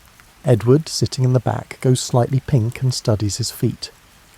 The message lands without humiliation, and the southeast corner of the wheat field remains unmolested thereafter. This is local law at its finest, shaped like water to fit the vessel of community, flexible enough to handle human nature, and firm enough to prevent chaos. You head toward the market square where different laws apply but where the same principle holds. Rules made by people who'll live with the consequences. The market operates under regulations so detailed they'd make a merchant's head spin, yet somehow it all flows like a well-rehearsed dance. You arrive as the sun fully clears the eastern trees, painting everything gold and making the dust motes visible in the air above the gathering crowd. The market cross stands in the centre, a stone monument that serves as both spiritual reminder and legal marker. All sales within sight of the cross fall under market law, which protects buyers and sellers alike. Agnes the baker has a table set up with yesterday's dark bread at a reduced price, and today's white manchet loaves, still warm, at full price. The market regulations specify exactly how much a loaf should weigh for its price, but more interestingly, they require that the prices be clearly announced and that the bread be available for inspection before purchase. You watch a customer squeeze a loaf gently, checking its freshness, and Agnes doesn't flinch or complain. This openness is mandated. Hiding your goods or refusing inspection suggests you're selling something you'd rather people not examine too closely. The alewife, Beatrice, serves from a large jug marked with her seal. A crude but distinctive bee carved into the wax. The seal matters enormously. When the ale taster, yes, that's an actual appointed position, and yes, everyone wants it, comes by, he'll check that seal. If the ale is watered down or sour, that seal identifies Beatrice as responsible. She could pay a fine, or worse, be subjected to the cucking stool, dunked in the village pond while neighbours jeer. The public humiliation generally does more to ensure quality than any fine could. Nobody wants to be the alewife who serves bad ale and ends up soaked and mocked. But here's what makes the system clever. Beatrice can also use that seal to prove her ale is good. If someone claims they got sick from her brew, she can point to all the other customers who drank from the same batch without issue, to the ale taster's approval, and to her reputation. The seal protects her as much as it identifies her. Accountability cuts both directions. You notice Robert the fishmonger, his table covered in fresh perch and pike from the river, their scales still gleaming. Market law requires fish to be sold fresh, not kept for days until it borders on toxic. The inspectors can and do check, smelling the fish and examining the eyes and gills. Bad fish gets confiscated and the seller gets fined. This isn't mere fussiness. Food poisoning can kill, and in a community where everyone knows everyone, poisoning your neighbours makes you a pariah faster than any legal punishment could. The weights and measures fascinate you every time. A bushel of grain, a pound of cheese, a yard of cloth. Each has a standard, often represented by actual physical objects kept in the market house. When disputes arise about whether someone's measuring correctly, out come the official weights and measures. You've seen merchants caught using false weights, tipping the scales with hidden thumbs or using stones a few ounces light. The penalty involves public destruction of the false weights, a substantial fine, and sometimes banishment from the market for a period. 3 offences and you're out permanently. What you appreciate is how this system prevents the powerful from crushing the weak. When the Lord Steward comes to buy grain for the manor house, he pays the same price as everyone else and accepts the same standard measures. The market laws explicitly forbid preferential pricing or secret deals. If you sell to one person for a shilling, you sell to the next person for a shilling. This keeps merchants honest and prevents the wealthy from gaming the system. The regulations extend to placement and timing. Butchers must set up downwind of other vendors. Nobody wants the smell of blood drifting over the bread table. Sellers of live animals stay in the far corner, where the noise and mess bother fewer people. The market runs from sunrise to mid-afternoon no longer, giving everyone equal access to the best goods rather than allowing early risers to monopolise everything. You watch a dispute unfold with the practised calm of someone who's seen this before. A customer claims the cloth merchant shorted her on her purchase of linen. She paid for 3 yards and believes she received only 2 3/4. The cloth merchant insists his measuring stick is accurate. The market bailiff, a sturdy woman named Jung who tolerates exactly zero nonsense, produces the official yard measure. They remeasure the cloth publicly, right there on the table. The customer was right. The merchant's stick has warped slightly, making his yards about an inch short. Joan notes this in her record book. The merchant wasn't cheating intentionally, just using a bad tool, so the fine is light. But he must make good the shortage to every customer from this morning, and he must acquire a new measuring stick before next market day. He nods, embarrassed, but not ruined, and begins calling back his morning customers. This is market fairness in action, swift, public and proportionate. The customer gets her missing inch. The merchant learns to check his tools. Other merchants note what happened and resolve to verify their own measures before next week. The system self-corrects through transparency. You purchase a small cheese from a vendor you trust, enjoying the sharp smell of it and the slight give when you press the wrapped package. The vendor wraps it in clean cloth and ties it with twine, chatting about the weather and his daughter's upcoming wedding. This personal connection matters too.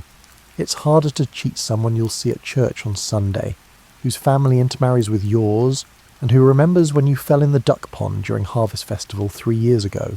As you leave the market, you pass the pillory, currently unoccupied but recently used. Its presence reminds everyone that market laws have teeth.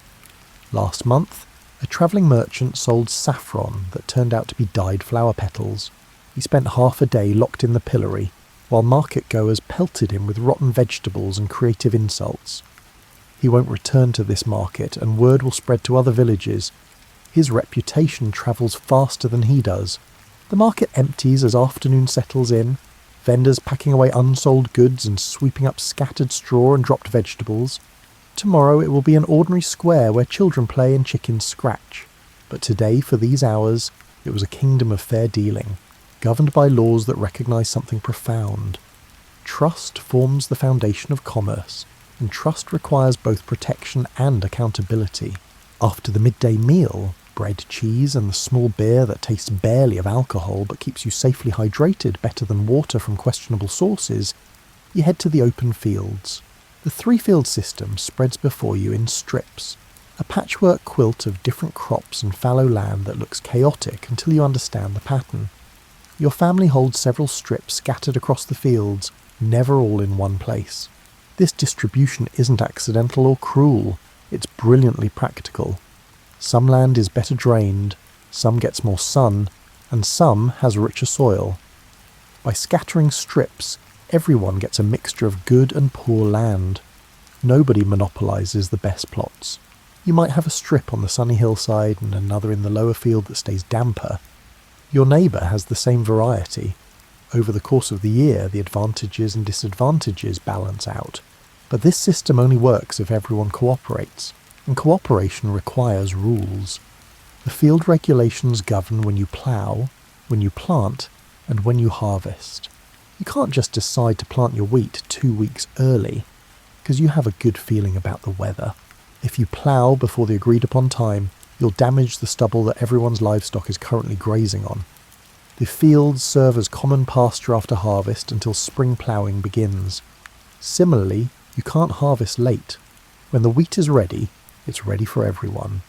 Leaving your strip standing while others harvest invites birds and mice to feast on your grain and then move to your neighbour's strips. The community sets harvest dates, and everyone works to meet them. This isn't tyranny, it's survival optimised through collective action. The water meadows present an even more complex challenge. The stream that runs along the western edge of the fields can be diverted through a series of channels to irrigate the meadows, promoting earlier and richer grass growth for hay. But the channels need maintenance, and the water needs fair distribution. The meadow laws specify exactly when the water can be diverted, how long each section receives irrigation, and who's responsible for maintaining which parts of the channel system. You've spent spring mornings clearing channels with your neighbours, digging out accumulated silt and fallen leaves, and repairing the small wooden gates that control water flow. Nobody loves this work, but everyone benefits from it, so the labour is shared according to how much meadow each family holds. More meadow means more channel clearing duty, a simple proportion that feels fair because it is fair. The commons represents perhaps the most delicate balance of shared responsibility. The common pasture, where everyone's livestock graze together, operates on a stinting system. Each family is allowed a certain number of animals based on how much land they hold in the open fields. You can't just keep adding animals because you feel like it. Overgrazing destroys the commons for everyone, turning productive pasture into bare dirt that erodes in the rain. The Hayward walks the commons regularly, counting animals and checking the condition of the grass. If someone exceeds their stint, the extra animals get impounded until a fine is paid. This seems harsh until you consider the alternative. Without limits, the greediest person destroys the resource for everyone, a tragedy that plays out in countless variations whenever shared resources meet human nature unchecked. You watch your neighbour's son driving their cow to the common pasture, a scraggly beast with a wonky horn and a personality like a thunderstorm. The boy carries a willow switch but barely uses it. The cow knows the routine. They've walked this path every morning since spring arrived. The cow will join the others, all mixing together regardless of who owns which animal, and each owner trusts that the system works, that their cow will return at day's end. This trust isn't blind faith. The cowherd, hired collectively by the village, tends all the animals together. He's responsible for keeping them from wandering into the growing crops, from falling in the stream, and from getting tangled in the woods. If a cow goes missing or gets injured through his negligence, he pays compensation, but he also earns a decent wage and the respect of his neighbours, because good cow herding keeps everyone's wealth embodied in these animals, safe and productive. The field laws extend even to gleaning, the practice of gathering leftover grain after harvest. The poor and the elderly have the right to glean, but only after the main harvest is complete, only during certain hours and never in a way that damages the stubble needed for livestock. These rules protect both the gleaner's access to food and the landholder's interests. You've seen children gleaning with their grandmothers, nimble young fingers and patient old wisdom working together to gather enough grain to make a difference in their winter diet. Cooperation manifests most clearly during harvest.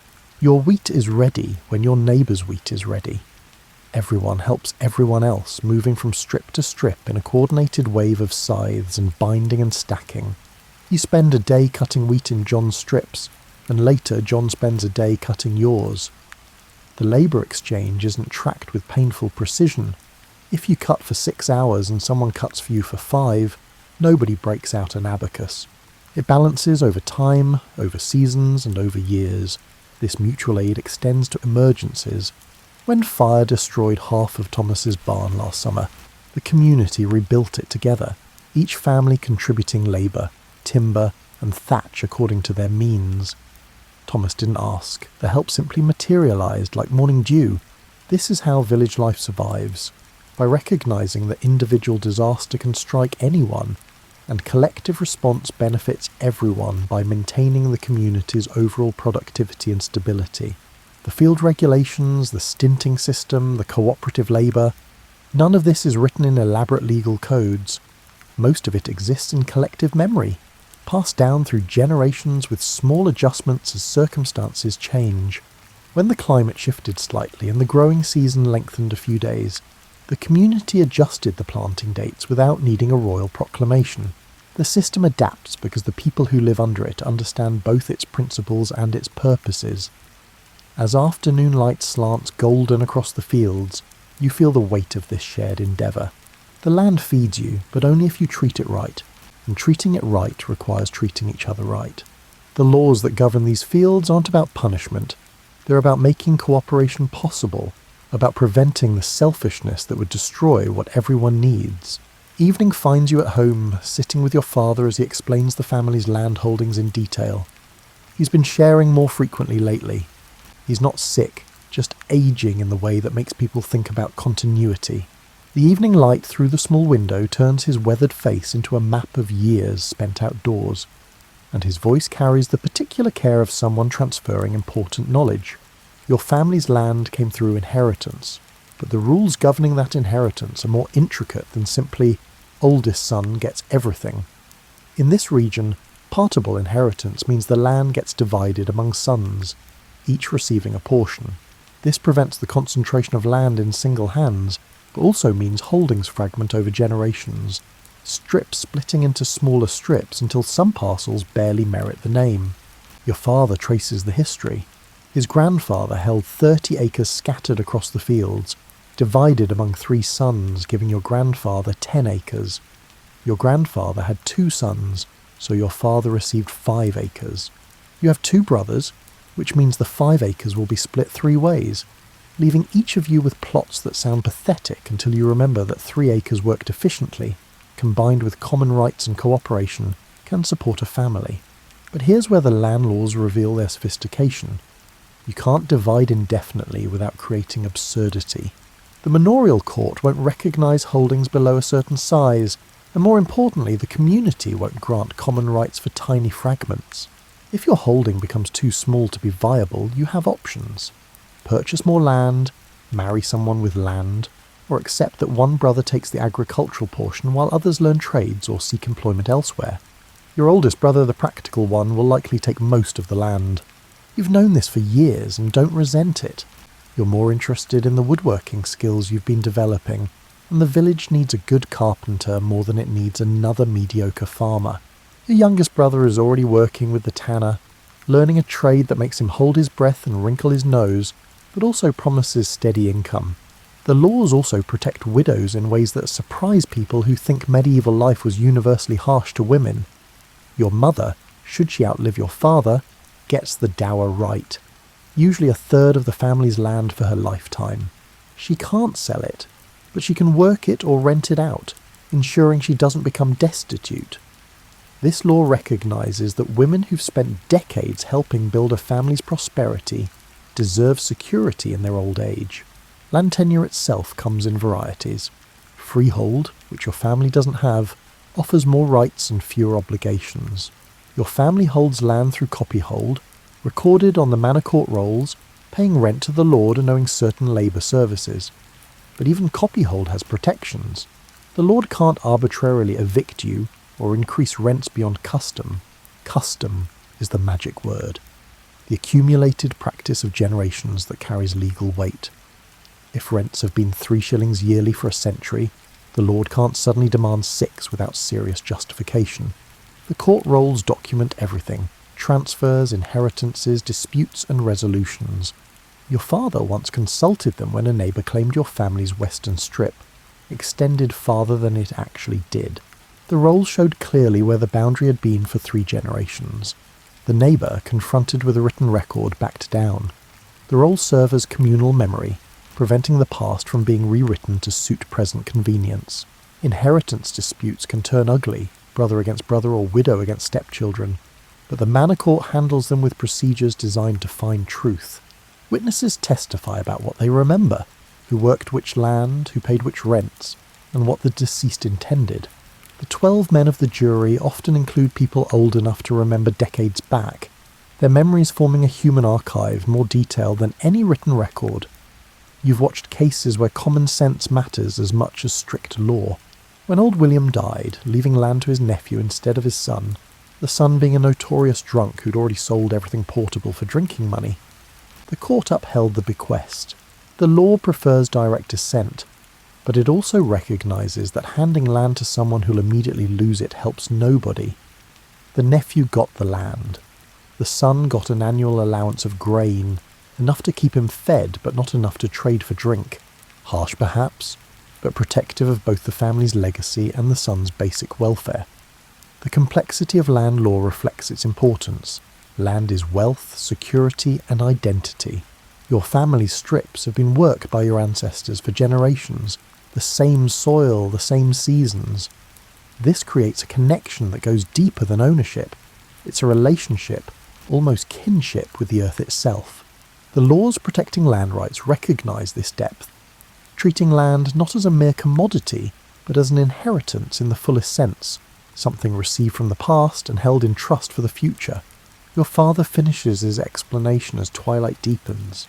You understand now what you're inheriting isn't just dirt and crops. It's a place in an ongoing story, a role in a community, and a responsibility to maintain what was built and to pass it forward, improved if possible, undamaged at minimum. The laws governing land ensure that this transfer happens fairly, that rights are protected, that disputes are resolved without violence, and that the cycle continues. The church bells mark time's passage with sounds you've heard so often they're almost part of your heartbeat. Matins in the deep night, lauds at dawn, and prime, terce, sext, none, vespers, and compline dividing the day into segments that organise work and rest. But beyond religious observance, these bells enforce something revolutionary: mandatory rest. The Sabbath laws aren't merely suggestions. Sunday work is forbidden except for absolute necessities: feeding animals, tending the sick, and preventing imminent disaster. You can't plough, can't harvest, can't trade in the market, and can't even do extensive cooking. The penalty for Sunday work varies from fines to public penance, and the community enforces it with surprising vigour. This seems restrictive until you consider what it prevents: the endless grind that would otherwise consume every day of the week. Without enforced rest, the most driven, or most desperate, would work continuously, pressuring everyone else to keep pace or fall behind.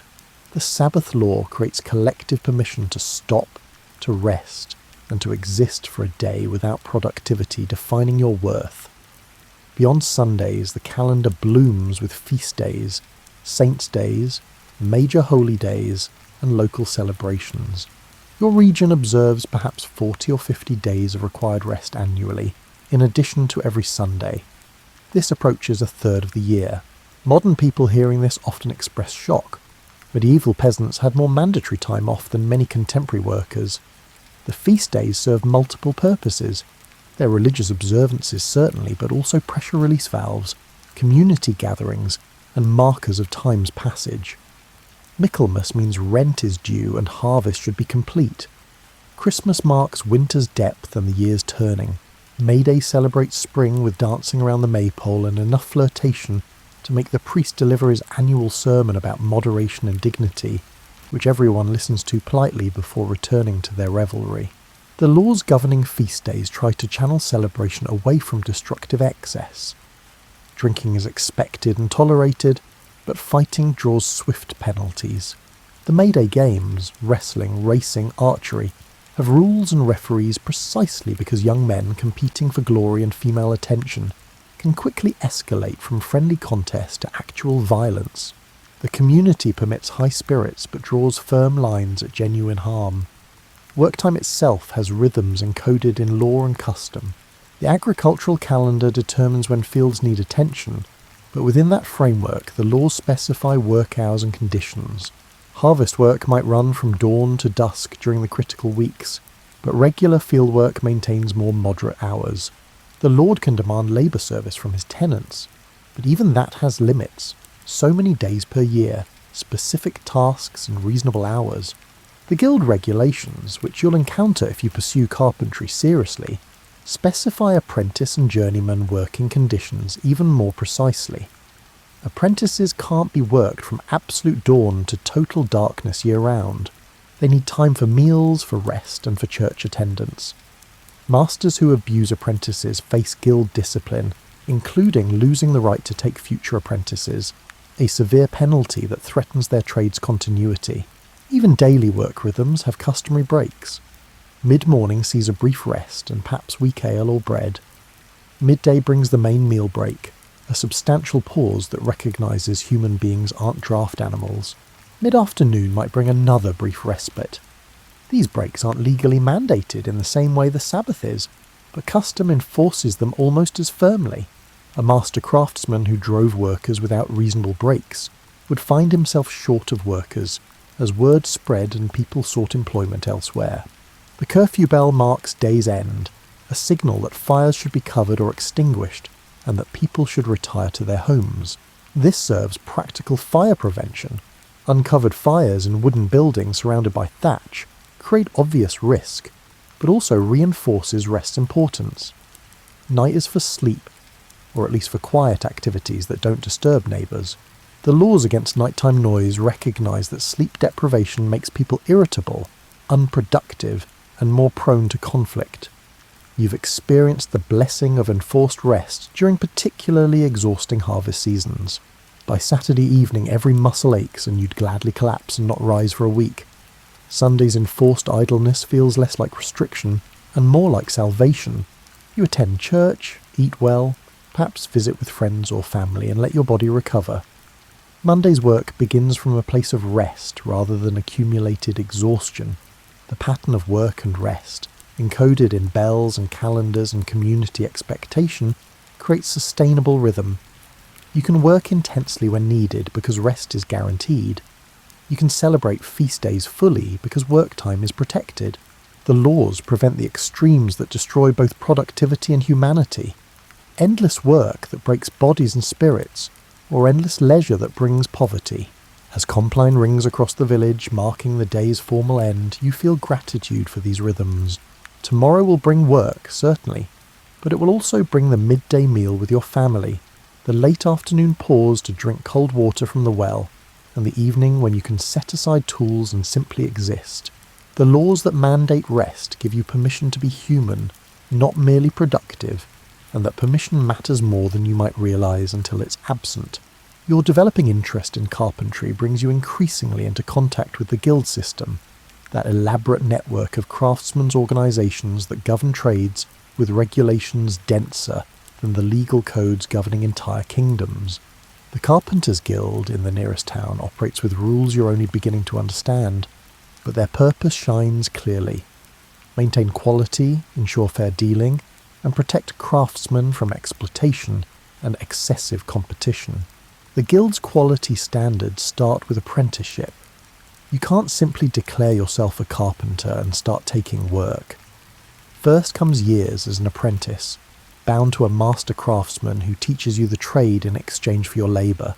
The Guild regulates this relationship carefully. Contracts specify terms, duties and treatment. An apprentice can't be treated as mere cheap labour.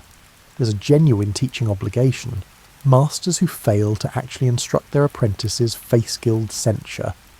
Your potential master, Hugh the Carpenter, explains the progression.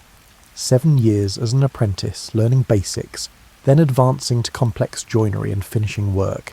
Then several years as a journeyman, working for wages, travelling perhaps to learn techniques from other regions. Finally, if you prove capable, you create your masterpiece, an actual piece of work demonstrating full mastery of the craft, and if the Guild approves it, you become a master craftsman yourself, entitled to take apprentices and run your own workshop. This progression ensures quality control through generational knowledge transfer. Hugh learned from his master, who learned from his master, stretching back generations in an unbroken chain of expertise. The techniques he teaches you, how to read wood grain, where to place joints for maximum strength, how to finish surfaces smooth as river stones, represent accumulated wisdom that can't be learned from books, because most of it isn't written down. The Guild regulations extend to business practices. Masters can't undercut each other's prices too severely. A race to the bottom benefits nobody except customers seeking impossibly cheap work, and impossibly cheap work means corner cutting that produces garbage. The Guild sets minimum prices for standard work: a basic table, a joined chest, and a door frame. Masters can charge more for exceptional work or difficult commissions, but they can't charge less than the minimums without Guild investigation. This prevents the situation where a desperate or unscrupulous craftsman destroys market conditions for everyone by offering work at unsustainable prices. It also protects customers from the false economy of cheap goods that break or fail quickly. A table built to Guild standards lasts generations. Yes, it costs more, but measured over its lifespan it's actually cheaper than repeatedly replacing shoddy furniture. The Guild also regulates working hours and conditions, maintaining the balance between productivity and sustainability. Craftsmen work by daylight, not by expensive and unreliable candlelight that strains eyes and increases fire risk. They observe Sundays and feast days like everyone else. They take apprentices only in numbers they can actually teach. The ratio is usually specified, perhaps 2 apprentices per master, preventing large workshops that become mere production factories rather than teaching environments. Quality inspection happens regularly. Guild officers visit workshops, examining work in progress and finished pieces. Substandard work brings warnings, then fines, then potentially exclusion from the Guild. A death sentence for a craftsman, since non-Guild members can't legally practice the trade in the town. This might sound harsh, but it maintains reputation. When you purchase Guild-certified carpentry, you know you're getting quality work. The Guild handles disputes between masters and customers through internal procedures. If you commission a chest and claim the craftsmanship is poor, the Guild investigates. They examine the chest with expert eyes that see what you might miss, but also catch genuine defects you might not notice. If the work is indeed substandard, the master must remake it without additional charge. If your complaint is unfounded, you wanted oak but paid for pine pricing, for example, the Guild explains this, and you pay what you owe. You tells you about a case where a master claimed a customer damaged a finished table, and then demanded free repairs. The Guild investigated, found that the damage actually represented poor joinery that failed under normal use, and required the master to repair it and refund part of the original cost. The master's reputation took a hit. His prices dropped slightly for the next year until he proved the quality problem was an aberration rather than a pattern. Beyond quality and business practice, the Guild serves social functions. It maintains funds for members who fall ill or suffer injury, providing support that prevents immediate destitution. When Hugh broke his arm 2 years ago and couldn't work for weeks, The guild provided a small weekly stipend that kept his family fed. He's paying it back gradually through increased guild dues, a system that spreads risk across the entire membership. The guild also handles the charitable aspects expected of medieval organisations. They maintain a chapel, fund masses for deceased members, provide dowries for daughters of impoverished members, and support widows of masters. This social safety net isn't comprehensive, but it's more than nothing, representing recognition that a guild is a brotherhood, not merely a business association. The regulations you're learning might seem restrictive. So many rules about techniques, materials, pricing, and conduct, but you're beginning to understand their logic. They create stability that allows craftsmen to build careers and reputations over decades. They protect quality in a world without modern consumer protection laws. They ensure knowledge passes to new generations. They make the craft sustainable not just economically but as a way of life. As you practice planing wood smooth in Hugh's workshop, the curl of shavings falling away to reveal clean grain beneath, you feel connected to something larger than yourself. Every carpenter who learned this motion, who developed the muscle memory that makes the plane sing across the wood, participated in the same tradition you're entering. The guild regulations maintain that tradition, protecting it from the short-term thinking that would sacrifice quality for quick profit. The human talent for disagreement finds full expression in any community, and yours is no exception. But what prevents disputes from escalating into feuds and violence is the elaborate system of mediation and arbitration that intercepts conflict before it metastasizes into genuine hatred. The laws and customs governing dispute resolution might be the most important rules you never think about until you need them. When your neighbour's pigs rooted up your vegetable garden last month, destroying weeks of work and a significant food source, you felt anger hot enough to consider violence. The pigs weren't the first offence. The fence between your properties has been a source of tension for years. Each of you claiming the other lets it deteriorate. This time the pigs broke through and wreaked havoc, and you wanted compensation or revenge, or preferably both. But between that flash of anger and any action stood a series of procedures designed specifically to prevent your rage from causing permanent damage to community relations. First, you consulted with your father and uncle, both of whom had the perspective of age and the dampening effect of having seen many similar disputes. They agreed you had a legitimate grievance, but counselled against confrontation. Instead, they suggested a formal complaint to the manorial court. Before the court date, something interesting happened. 3 neighbours independently approached both you and the pig owner, Peter, suggesting informal mediation. This wasn't official legal procedure, just community members who understood that festering resentment poisons everyone nearby, like bad air from a swamp. They volunteered to hear both sides and suggest a fair resolution. The mediation took place in the church, neutral ground where the sacred space subtly encouraged honesty and restraint. You explained the damage, the pattern of fence neglect, and your frustration. Peter explained that his pigs had been more adventurous lately, that he'd been ill and fallen behind on maintenance, and that he couldn't afford extensive compensation, but wanted to make things right. The mediators listened, asked questions, and suggested a solution. Peter would repair the fence section immediately and provide you with a piglet in compensation, to be raised and slaughtered in autumn, replacing the food value you'd lost from the destroyed vegetables. You agreed. Peter agreed. The dispute was resolved without court involvement, without fines, and without permanent enmity. You still don't particularly like Peter, but you don't hate him, and come autumn you'll have good pork. The mediation process channeled conflict into resolution through community pressure toward reasonableness. Not all disputes resolve so easily. The Manor Court handles harder cases, operating with procedures that balance formality and flexibility. When Thomas claimed that William owed him wages for help during harvest, but William insisted he'd already paid, the court couldn't determine the truth through simple investigation. It became one man's word against another's.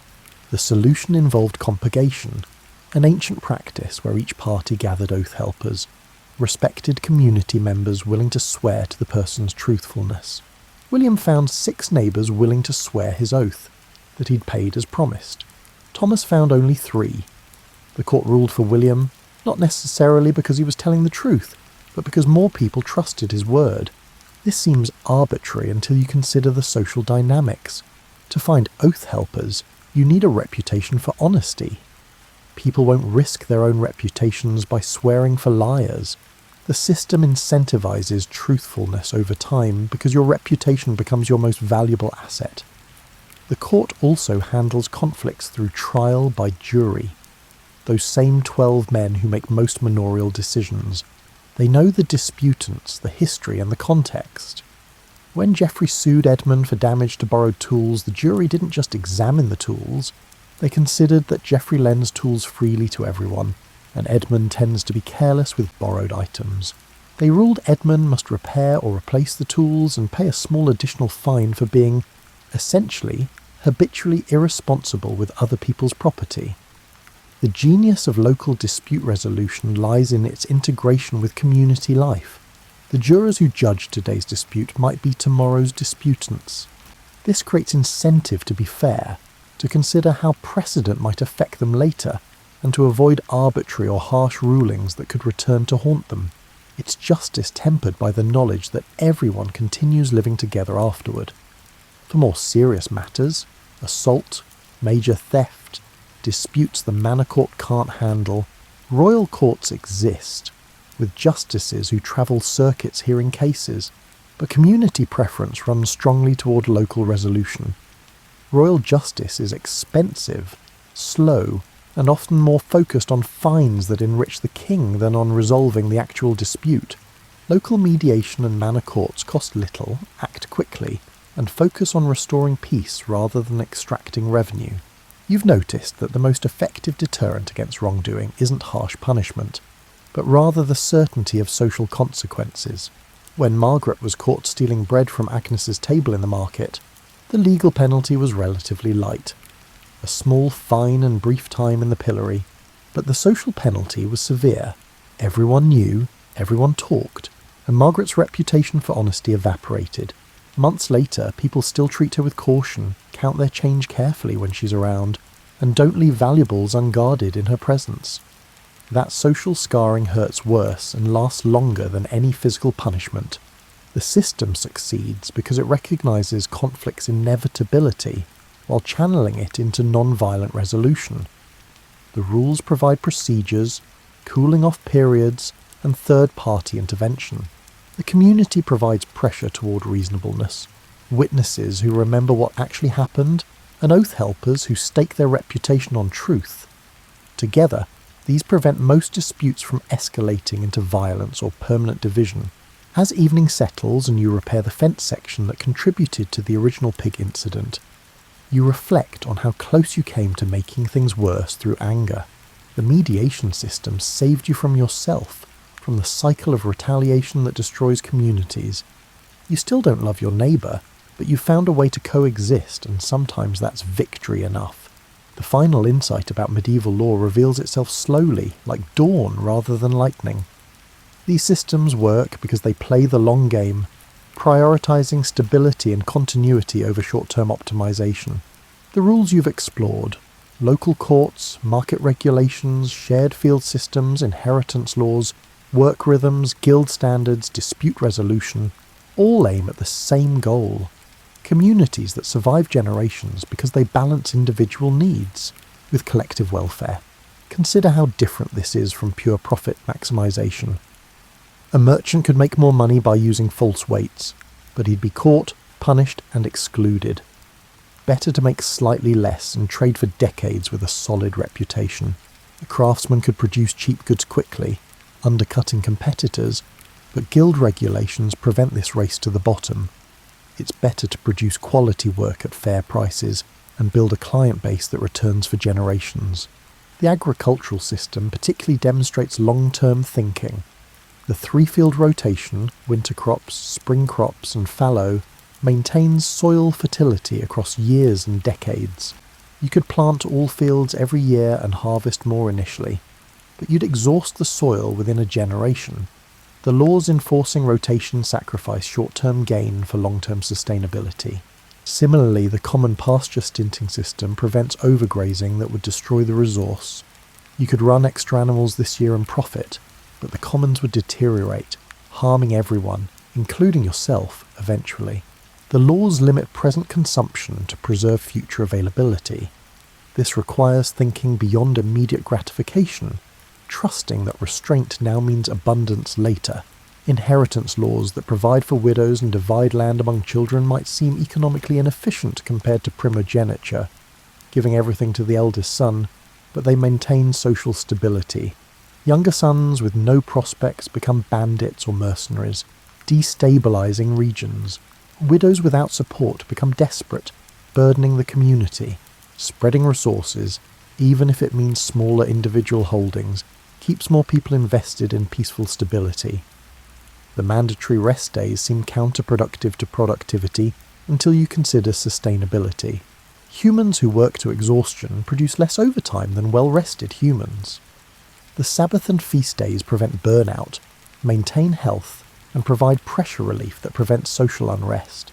A community that celebrates together builds bonds that help it weather crises together.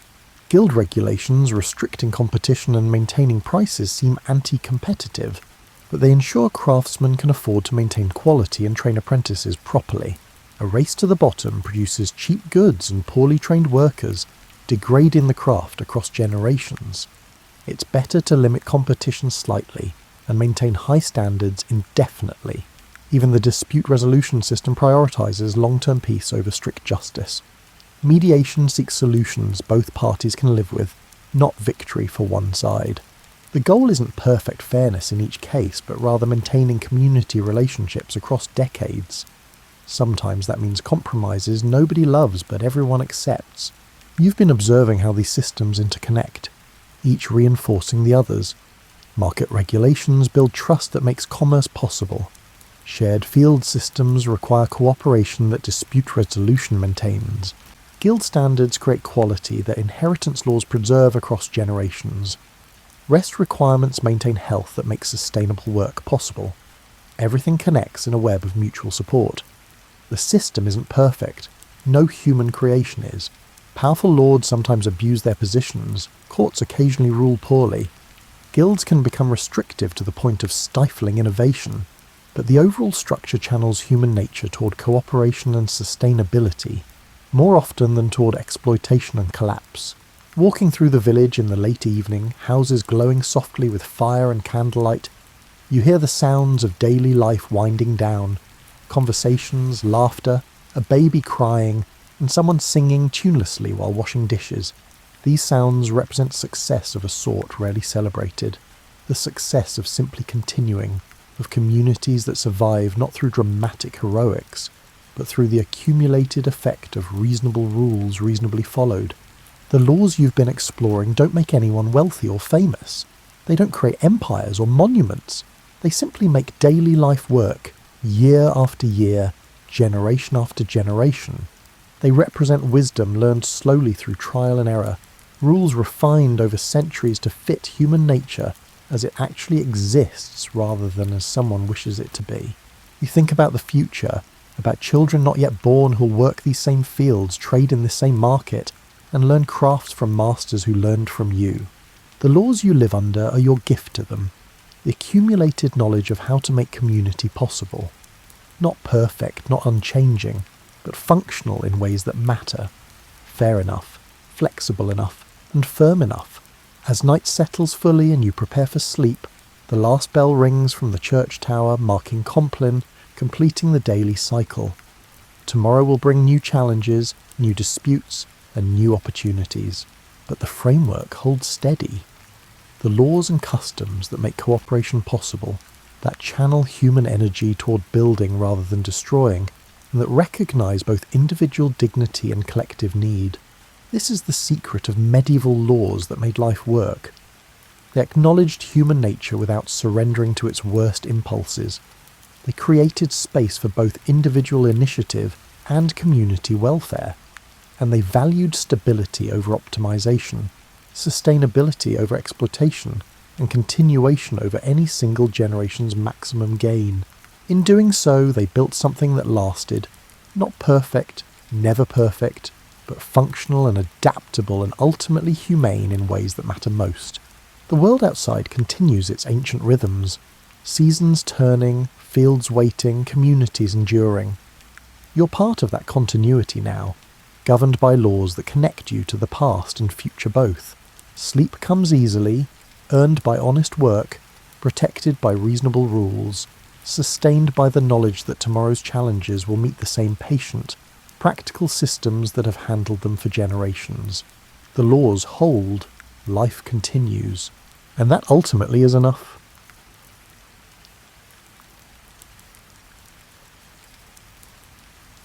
You wake before dawn in an Amish farmhouse, and the first thing you notice is what you don't hear. There's no mechanical hum vibrating through the floorboards, no compressor cycling on in the corner of the kitchen, and no ambient electrical buzz that modern life has trained your ears to ignore. Instead, you hear the actual sounds of morning. A rooster clearing his throat in the barn, the settling creak of wood beams cooling from yesterday's warmth, and your own breathing in the darkness. You pad barefoot across wide plank floors that still hold a whisper of coolness from the night. The kitchen reveals itself gradually as your eyes adjust, taking shape not from overhead fluorescence, but from the pale blue suggestion of dawn pressing against the windows. Everything here works on principles that predate Edison's laboratories. The stove runs on propane, its pilot light a tiny constellation in the darkness. The lamps use compressed gas that hisses softly when you turn the valve, and somewhere, deep in the earth beneath your feet, sits a chamber carved from clay and stone where tonight's dinner waits in perpetual twilight. Your hand finds the cool metal handle of what looks like a compact refrigerator, but when you open it, the light that appears isn't electric but chemical. A simple glow produced by the refrigeration process itself. This is a gas-powered refrigerator, a technology that sounds impossible until you remember that cold is simply the absence of heat, and heat can be manipulated in more ways than one. The unit uses ammonia, hydrogen and water in a continuous cycle, creating cold through evaporation and condensation rather than the electrical compression. It's quieter than its electric cousin, just an occasional gurgle as liquids change states, doing their molecular dance. Inside you find glass jars of milk, their cream rising in thick plugs at the top because nobody here homogenizes anything. There's a ceramic crock of butter, firm enough to hold its shape but soft enough to spread easily on fresh bread. A covered dish holds last night's chicken, the fat congealed into savoury jelly around the meat. Everything sits arranged with the precision of someone who understands that cold air sinks and warm air rises, that proper placement matters when your cooling system runs on absorption rather than forced convection. But this gas refrigerator is actually the newest technology in this kitchen, installed perhaps 20 years ago, after considerable debate within the community.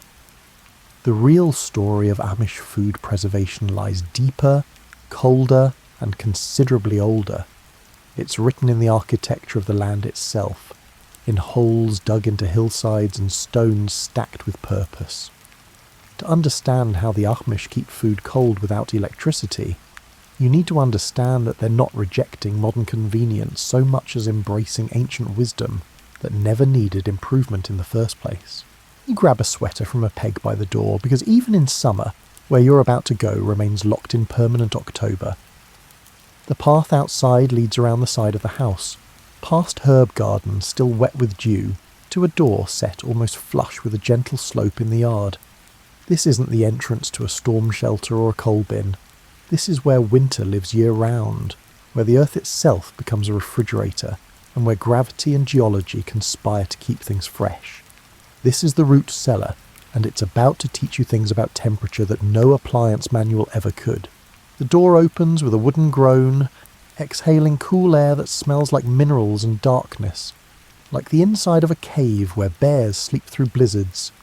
You descend steps carved from packed earth, your hand trailing along a stone wall that feels damp but not wet, cool but not cold, alive in ways that concrete never manages.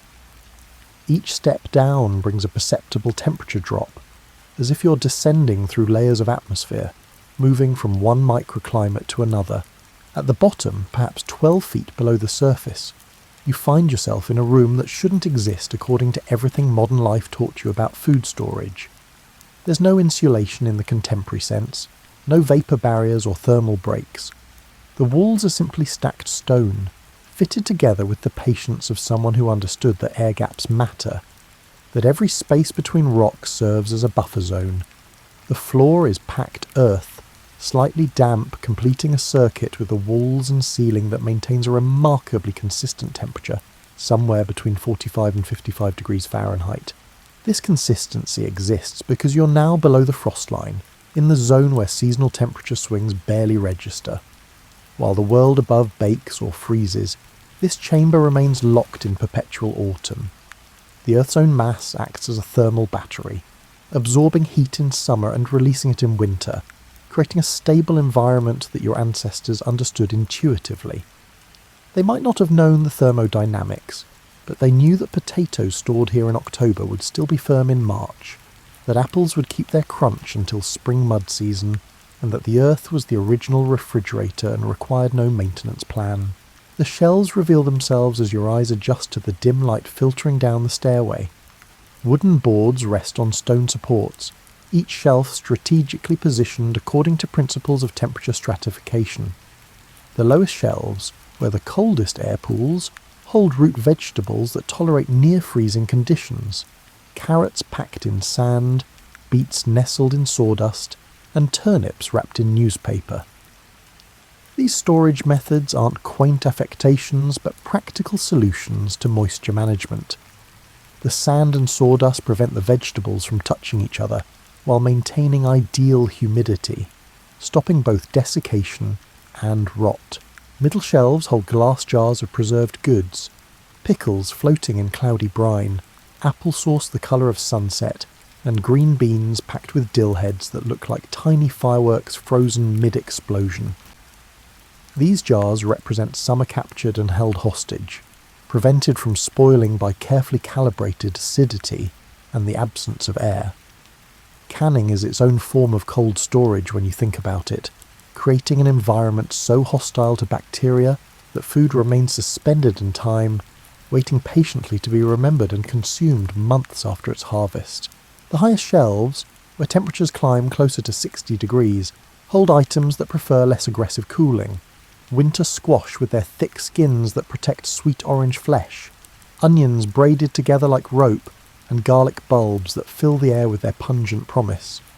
Up here near the ceiling, the air moves slightly, stirred by convection currents that flow down the stairs, across the floor, and back up again in an endless loop. This circulation isn't designed so much as allowed, the natural consequence of opening a cool chamber to warmer air above. But what makes this root cellar remarkable isn't just its function, but also its redundancy and its passive nature. Nothing needs to be plugged in or turned on. No compressor will fail at midnight during a heat wave. No power outage will leave you mourning your lost groceries. The root cellar simply exists, doing what it's done for centuries, asking nothing but occasional attention and respect for its principles. It's the ultimate set-it-and-forget-it appliance, installed by previous generations and maintained by the simple act of closing the door when you're finished retrieving your turnips. The root cellar solves the problem of modest cooling, but what about actual freezing? What happens when you need ice rather than just coolness, when preservation requires temperatures that make frost feathers across surfaces? For that, you need to travel backward in time to winter itself, or more specifically, to the moment when winter was something you could harvest and store, when frozen water became currency and a planning tool. Walk with me now to the ice house, that peculiar structure that sits 100 yards from the main house, built into the north side of a hill where sunshine fears to tread even in summer. This building looks like an oversized shed from the outside, but its construction reveals obsessive attention to insulation. Double walls create a 6-inch gap filled with sawdust that's been packed tight as insulation. The roof sports 2 layers with an air gap between them, and the door fits into its frame like a watchmaker's masterpiece, with wool weather stripping that keeps warm air out more effectively than any modern refrigerator seal. Inside, even in July, the temperature hovers just above freezing. The air carries a mineralized coldness that makes your breath visible, that tightens the skin on your arms and raises every hair in salute. Stacked from floor to ceiling, separated by layers of straw, sit blocks of ice harvested 5 months ago when the pond was a solid sheet, and the world was frozen solid. These blocks, each roughly 2 feet square and 18 inches thick, represent a winter's day of communal labour, of men and horses and saws working in concert to capture cold for future use. The ice harvest was a January ritual, timed precisely for that window after the pond had frozen at least 12 inches thick, but before snow accumulated heavily enough to insulate the ice and slow its thickening. You would have seen the entire community gather on a Saturday morning when breath-frosted beards and children stamped their feet against cold that penetrated boot leather. Someone would have scored the ice with a horse-drawn plough fitted with metal teeth, creating a grid of lines that marked where blocks should be cut. Then the sawing would begin, men working in pairs with long two-handled saws that sang through ice, with a distinctive grinding shriek. Each block, once freed from its brothers, would be guided towards shore using pike poles, then hoisted onto a wooden slide where it would be loaded onto a wagon and transported to the ice house. The loading required choreography worthy of a ballet company. Too much haste and blocks would crack. Too much delay and they'd begin freezing together. Too little sawdust between layers and they'd fuse into one massive unusable block over the months. The work generated a peculiar warmth, despite sub-freezing temperatures, the kind of heat that comes from exertion rather than environment. So men would shed coats and work in shirt sleeves, while their breath created private weather systems around their heads. The physics of icehouse storage are brutally simple but deceptively effective. Ice wants to melt, but melting requires heat energy. The sawdust insulation slows heat transfer to a crawl, and the blocks themselves create their own cooling zone that resists warming. As outer layers slowly melt over months, they refreeze slightly each night, creating a self-sealing barrier. Meltwater drains away through the floor into a carefully engineered runoff system, preventing the remaining ice from sitting in water that would accelerate melting. By late summer, you might have lost 40% of your harvest to melting, but 60% of a January crop still means frozen storage capacity through September. This ice serves multiple purposes beyond just chilling food. Cream destined to become ice cream gets packed in wooden buckets surrounded by ice and rock salt, the salt lowering the freezing point and creating temperatures below 32 degrees. Meat can be kept for days rather than hours when buried in ice, and butter stays firm even when the thermometer pushes 90 degrees outside.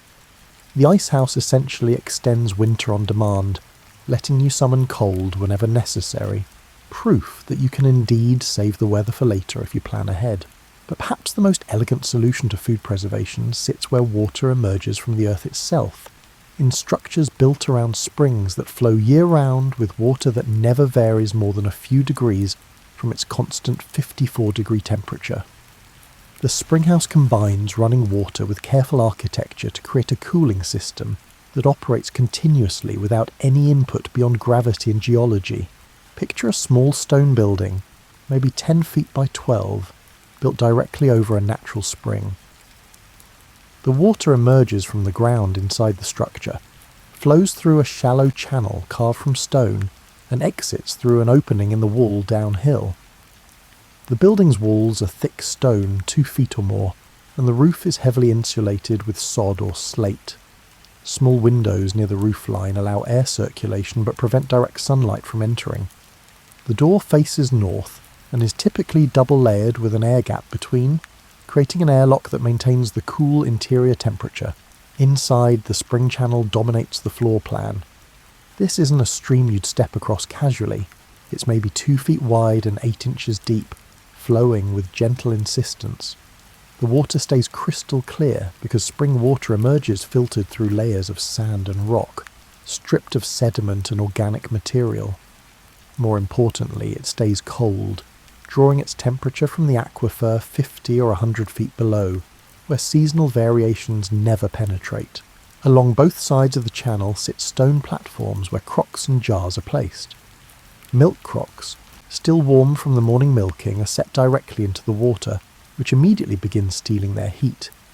The flowing water carries that heat away downstream, preventing any temperature build-up that would occur in still water.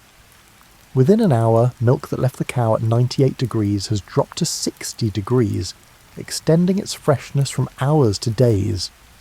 By evening, it's down to the spring's ambient temperature, cold enough that cream rises slowly and bacterial reproduction slows to a crawl.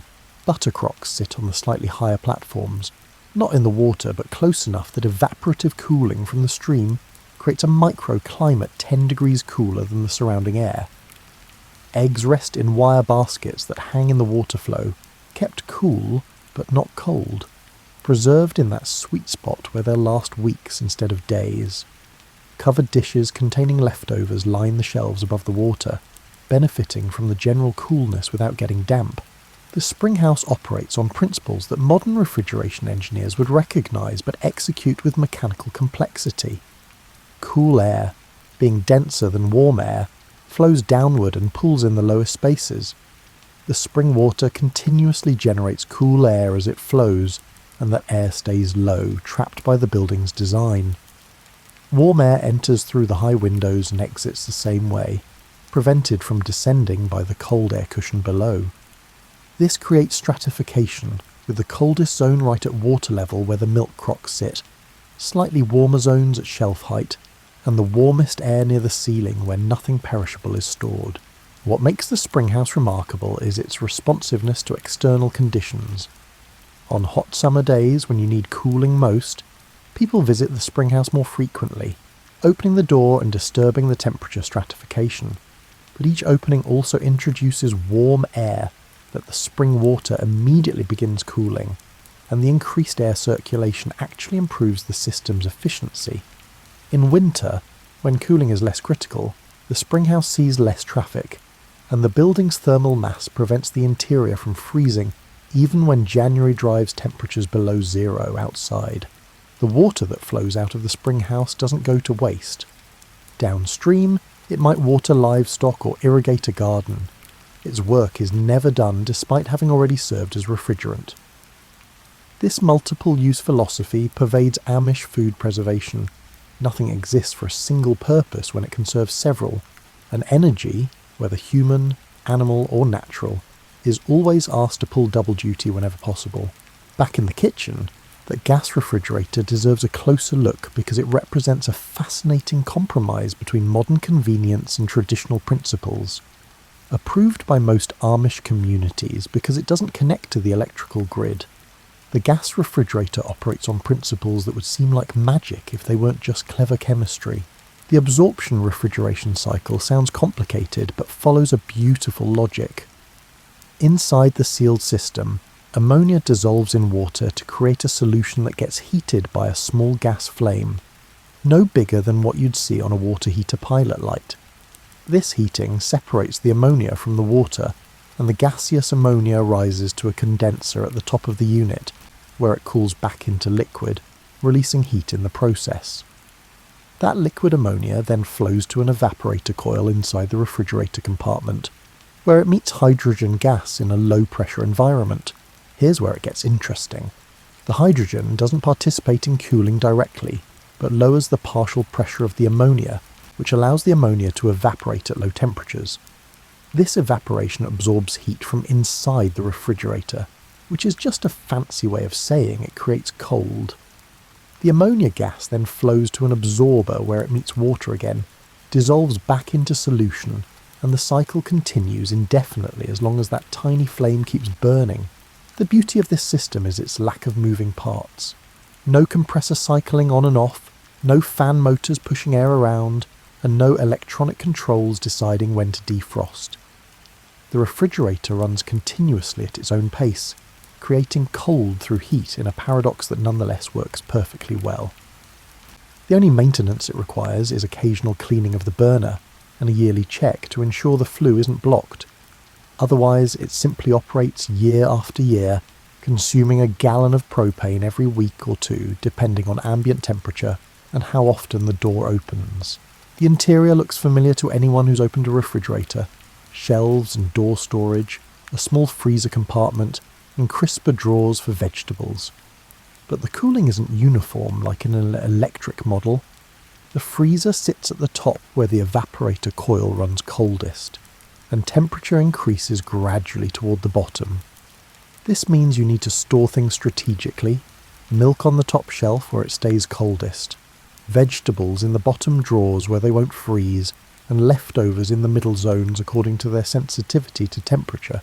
This temperature gradient isn't a flaw but a feature if you understand it. Different foods have different optimal storage temperatures, and a single temperature environment is actually a compromise that suits nothing perfectly. Eggs keep best around 45 degrees, just barely cool enough to slow bacteria, but not so cold that flavours mute. Milk wants 38 degrees, cold enough to suppress spoilage, but not so cold it freezes. Leafy greens prefer 32 degrees with high humidity, while root vegetables like it slightly warmer and drier. The gas refrigerator's natural temperature stratification lets you find the right zone for each food if you understand the map. Most Amish families who use gas refrigerators treat them as supplements to their traditional storage methods rather than replacements. The refrigerator handles daily use items and foods that don't store well in root cellars or spring houses. Fresh milk, butter, eggs, leftovers, and produce that's been cut or prepared. Meanwhile, the bulk storage of preserved goods, root vegetables and seasonal harvests still happens in those older, passive systems that don't require fuel or maintenance. This layered approach to food storage demonstrates a principle worth noting. Sometimes the best technology is several technologies working together, each handling what it does best. On an August afternoon when the garden reaches its productive zenith, the kitchen transforms into something between a laboratory and a factory, a space dedicated to the ancient art of making food, immortal through heat, acid, and sealed glass. Canning day has arrived. That marathon session where bushels of tomatoes or beans or peaches get processed into shelf-stable jars that will feed the family when snow covers the garden. The process begins with washing, so much washing that your hands prune, and the sink overflows with discarded stems and leaves. Tomatoes pile in bowls, their skins taut and glossy, still warm from the garden where they were picked at dawn. The variety matters here. Paste tomatoes with their thick walls and minimal seeds, bred specifically for canning because they break down into the perfect consistency for sauce. Slicing tomatoes with their juicy interiors wouldn't work as well, creating too much liquid and not enough body. The stove holds multiple pots in various stages of the process. One large pot sterilises jars in boiling water, keeping them hot until the moment they're filled so the glass won't crack from thermal shock. Another pot contains the actual food being canned, tomatoes cooking down with a bit of salt and maybe a leaf of basil, their skins slipping off in the heat to be scooped away and added to the compost bucket. A third pot holds the jar lids in hot water, softening the rubber sealing compound that will create an airtight bond when everything cools. The filling requires steady hands and attention to detail. Each jar gets packed full, leaving only a 1/4 inch of headspace at the top. Too much space and bacteria might survive in the air pocket, too little, and the jar might not seal properly as its contents expand during processing. A clean towel wipes each rim because even a tiny smear of food can prevent a proper seal. The lids go on firmly, but not obsessively tight, just enough to hold them in place while allowing air to escape during processing. Then comes the water bath, assuming these are high-acid foods like tomatoes or pickles. The jars go into a huge pot with a rack on the bottom to prevent direct contact with heat. Water must cover the jars by at least an inch, and then the whole assembly gets brought to a boil and maintained there for however long the recipe specifies, maybe 25 minutes for quart jars of tomatoes, 45 minutes for larger jars, or longer if you're at an altitude where water boils at lower temperatures. During processing, pressure inside the jars builds as contents heat and expand, forcing air out past the lids. When you remove the jars and they begin cooling, that pressure drops as contents contract, but now the lids are seated tightly against the rim. The resulting vacuum sucks the lid down with enough force that you hear it seal, a distinctive ping or pop that signals success. A sealed jar can sit on a shelf for a year or more, its contents protected from air and bacteria by nothing more than heat treatment and the absence of oxygen. Low-acid foods like green beans or corn require more aggressive processing because they can harbour botulism spores that survive boiling temperatures. For these, you need a pressure canner, a specialised pot that can raise internal temperatures to 240 degrees by trapping steam and building pressure. The pressure canner sits on the stove like a small bomb, its gauge requiring constant monitoring to maintain precisely the right pressure. Too little, and the food won't reach sterilisation temperature. Too much, and you risk either a failed seal or, in extreme cases, an explosion of glass and vegetables across your kitchen.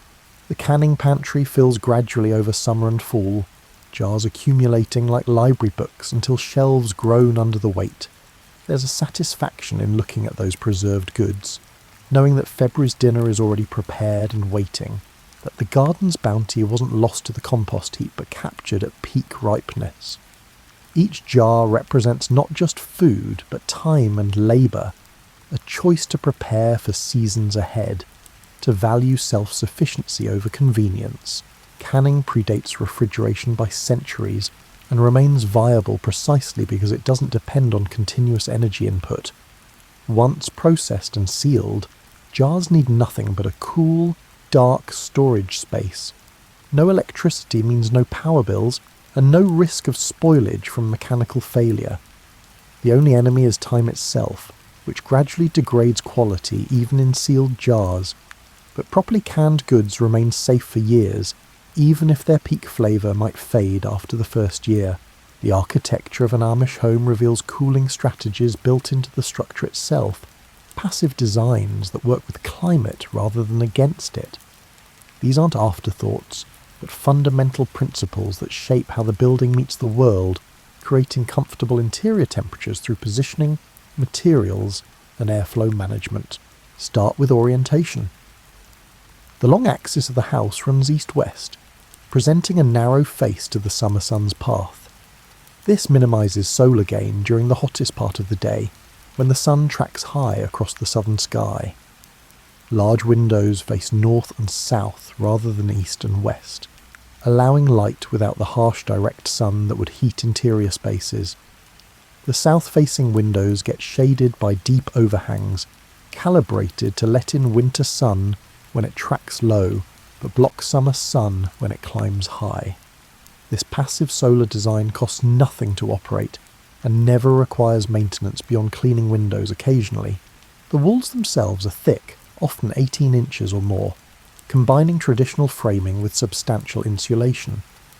This thermal mass slows heat transfer in both directions, keeping cool interior air from escaping on hot days and preventing outside heat from penetrating easily. The materials matter too. Plaster over lath creates a denser, more massive interior surface than modern drywall, and that mass stores coolness from night air and releases it gradually through the day. You can feel this effect if you visit at mid-afternoon, when outside temperatures push 90 degrees, but interior walls remain cool to the touch, still holding on to the memory of dawn. Windows open in strategic pairs to create cross-ventilation that pulls air through the house. A window near the floor on the north side admits cool air that sinks naturally, while a window near the ceiling on the south side exhausts warm air that rises. This isn't random chance but deliberate design, creating a convective current that continuously refreshes interior air without fans or blowers. On summer nights, every window in the house might open, allowing cool evening air to flush out the day's accumulated heat. By morning, the house interior sits 10 or 15 degrees cooler than it will be by evening, and closing windows before the day heats up traps that coolness inside. The basement provides additional cooling through its contact with stable subsurface temperatures. In traditional design, the kitchen often included a summer kitchen in the basement, where cooking could happen without heating the main living spaces. Bread could be baked, meals prepared, and preserves processed in a space that never exceeded 70 degrees, even when the thermometer outside climbed past 90. This vertical separation of function based on temperature is brilliant in its simplicity. Hot activities happen where natural coolness exists, and living spaces stay comfortable. Porches wrap around multiple sides of the house, creating shaded buffer zones that prevent direct sun from hitting walls and windows. These porches serve as outdoor rooms where much of summer life happens, providing comfortable spaces without requiring the main house to accommodate gatherings during heat. The porch roof, typically 6 to 8 feet deep, casts shadows that move with the sun, keeping walls cool during the hottest hours. Come evening, families gather on these porches to catch breezes and escape residual heat from cooking, talking until darkness brings mosquitoes and sends everyone inside to beds positioned near open windows. The attic plays a crucial role in the thermal system despite being the hottest space in the house. Good attic ventilation, typically gable vents at each end combined with soffit vents under the eaves, allows hot air to escape rather than radiating down through ceilings into living spaces. Some homes include whole house fans in the ceiling of the top floor hallway, human-powered fans with pulleys that can be operated to exhaust attic heat and pull cool air up from the basement. This creates a chimney effect, moving air through the entire house in a cleansing circulation that requires no electricity, just someone willing to pull a rope for a few minutes. Paint colours contribute too, though the Amish typically avoid bright colours for cultural reasons rather than thermal management. White or light-coloured exteriors reflect solar radiation instead of absorbing it, keeping surface temperatures lower than dark colours would. Metal roofs, common on Amish buildings, reflect considerable heat and shed it quickly once the sun drops, unlike asphalt shingles that store heat and radiate it for hours after sunset. Understanding Amish food preservation means recognising that their entire approach follows seasonal rhythms rather than fighting them. The calendar dictates what's available and what needs preserving, creating a yearly cycle where each season's work prepares for the next. Spring arrives with a paradox. The root cellar is getting low just as fresh food becomes available again. Those potatoes planted last April and stored in October are sprouting eyes by March, and though they're still edible, they're past their prime. But spring brings early greens, lettuce, spinach, and radishes, that need no preservation because they'll be eaten within days of harvest. Spring also means baby animals, which means fresh milk is suddenly abundant after winter's reduced production. This milk becomes butter and cheese, preserved dairy products that extend freshness from days to months. Summer is preservation's busy season, a marathon of activity when the garden explodes with productivity. June brings strawberries that must be jammed or frozen quickly, because they spoil within days. July means cucumbers turning into pickles, a transformation that happens in crocks on the kitchen counter, as salt and thyme convert fresh vegetables into tangy preserved ones. August is tomato season, requiring all-day canning sessions that leave you smelling like a pizza kitchen, but yielding dozens of jars that will make winter pasta sauce possible. September brings the apple harvest. Some varieties are for immediate eating, while others are specifically grown for storage because their thick skins and dense flesh let them last until spring in the root cellar. Each preservation method gets matched to the food's characteristics. Watery vegetables like cucumbers and green beans are better than they freeze because their texture would be destroyed by ice crystals. Berries freeze beautifully but make terrible canned goods because the processing turns them to mush. Apples can be dried into leathery rings that store indefinitely, but pears become grainy when dried and work better canned or fresh. Learning these matches takes years of experience and generations of accumulated knowledge about which techniques work with which foods. Fall is the storing season when the root cellar receives its winter stock. Potatoes get dug after the first light frost kills the vines, but before hard freezes damage the tubers. They're left to dry in the field for a few hours so dirt falls away easily, then stored in wooden boxes where air can circulate. Carrots, beets, turnips, and parsnips can stay in the ground until needed. Soil is the perfect storage medium, but many get dug and stored to avoid having to harvest in snow. Winter squash get cured for 2 weeks at warm temperatures to harden their skins before moving to cool storage, where they'll last through March. Winter means living off stored goods and understanding scarcity in ways that modern life has forgotten. By February, the food available is what you planned for months earlier. If you didn't can enough tomatoes or pickles, well, you don't eat them until summer returns. This isn't hardship, but reality, a natural consequence of seasonal eating that creates anticipation. The first strawberry of June tastes better when you haven't eaten one since the previous June. Fresh corn in August feels special when you've been eating dried beans all winter. This seasonal rhythm creates a different relationship with food than what supermarkets offer. You can't eat whatever you want whenever you want it, but you also experience food at its peak, right after harvest when flavours are most intense.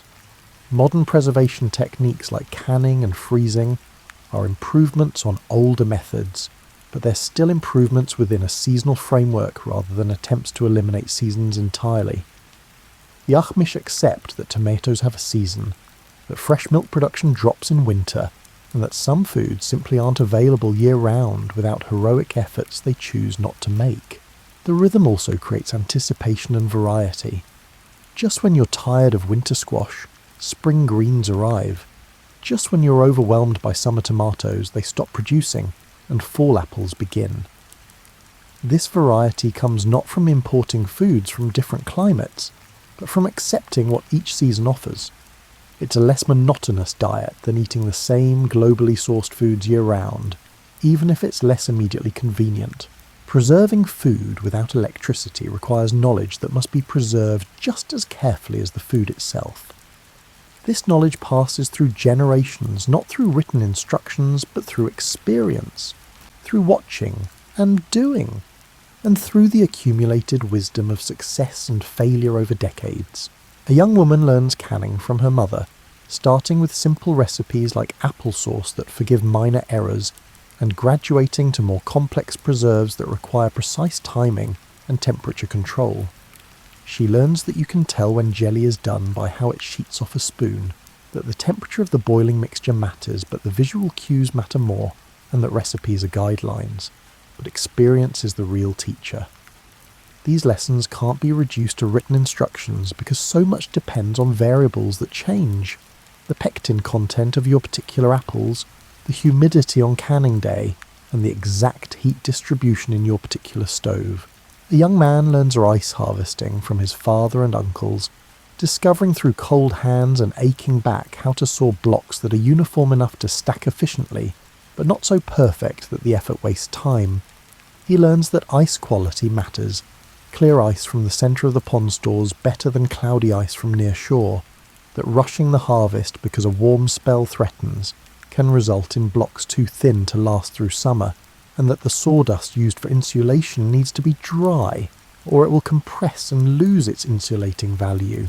The knowledge includes understanding failure modes, how to recognise when a jar hasn't sealed properly and needs reprocessing, what spoiled food smells like before you've actually opened the jar and exposed yourself to danger, how to tell if a potato in the root cellar has started rotting and needs removing before it spreads to its neighbours.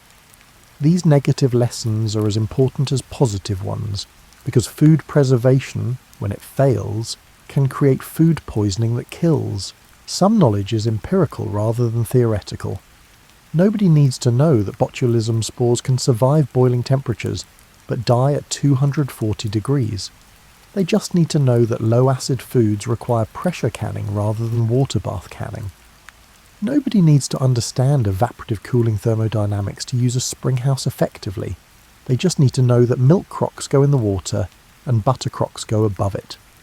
The theory is interesting, but the practice is what keeps food safe and family fed.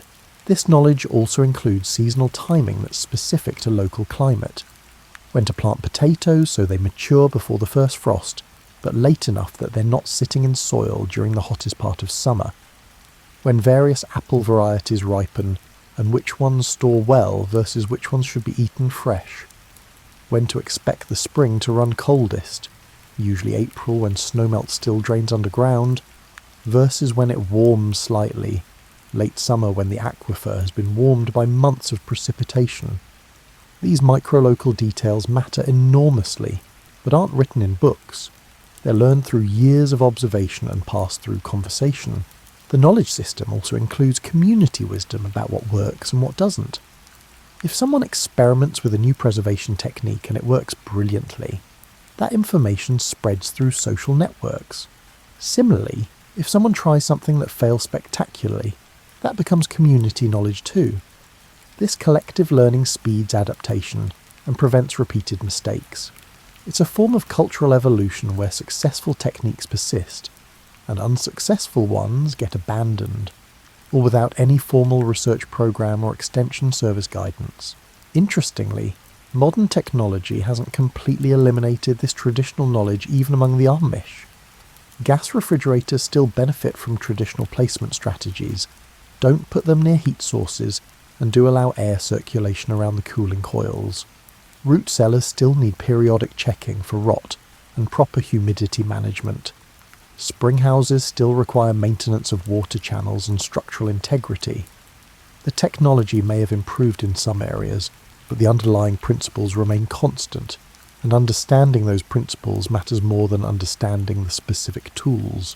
As you stand here in this Amish kitchen, dawn now fully arrived and the world waking around you, you might wonder what lessons translate from this life to your own. You're probably not going to dig a root cellar or harvest ice from a pond, but the principles underlying these practices aren't strictly about technology. They're about understanding systems, planning ahead, and accepting limits. The most obvious lesson is redundancy. The Amish don't depend on a single preservation method, but layer multiple approaches.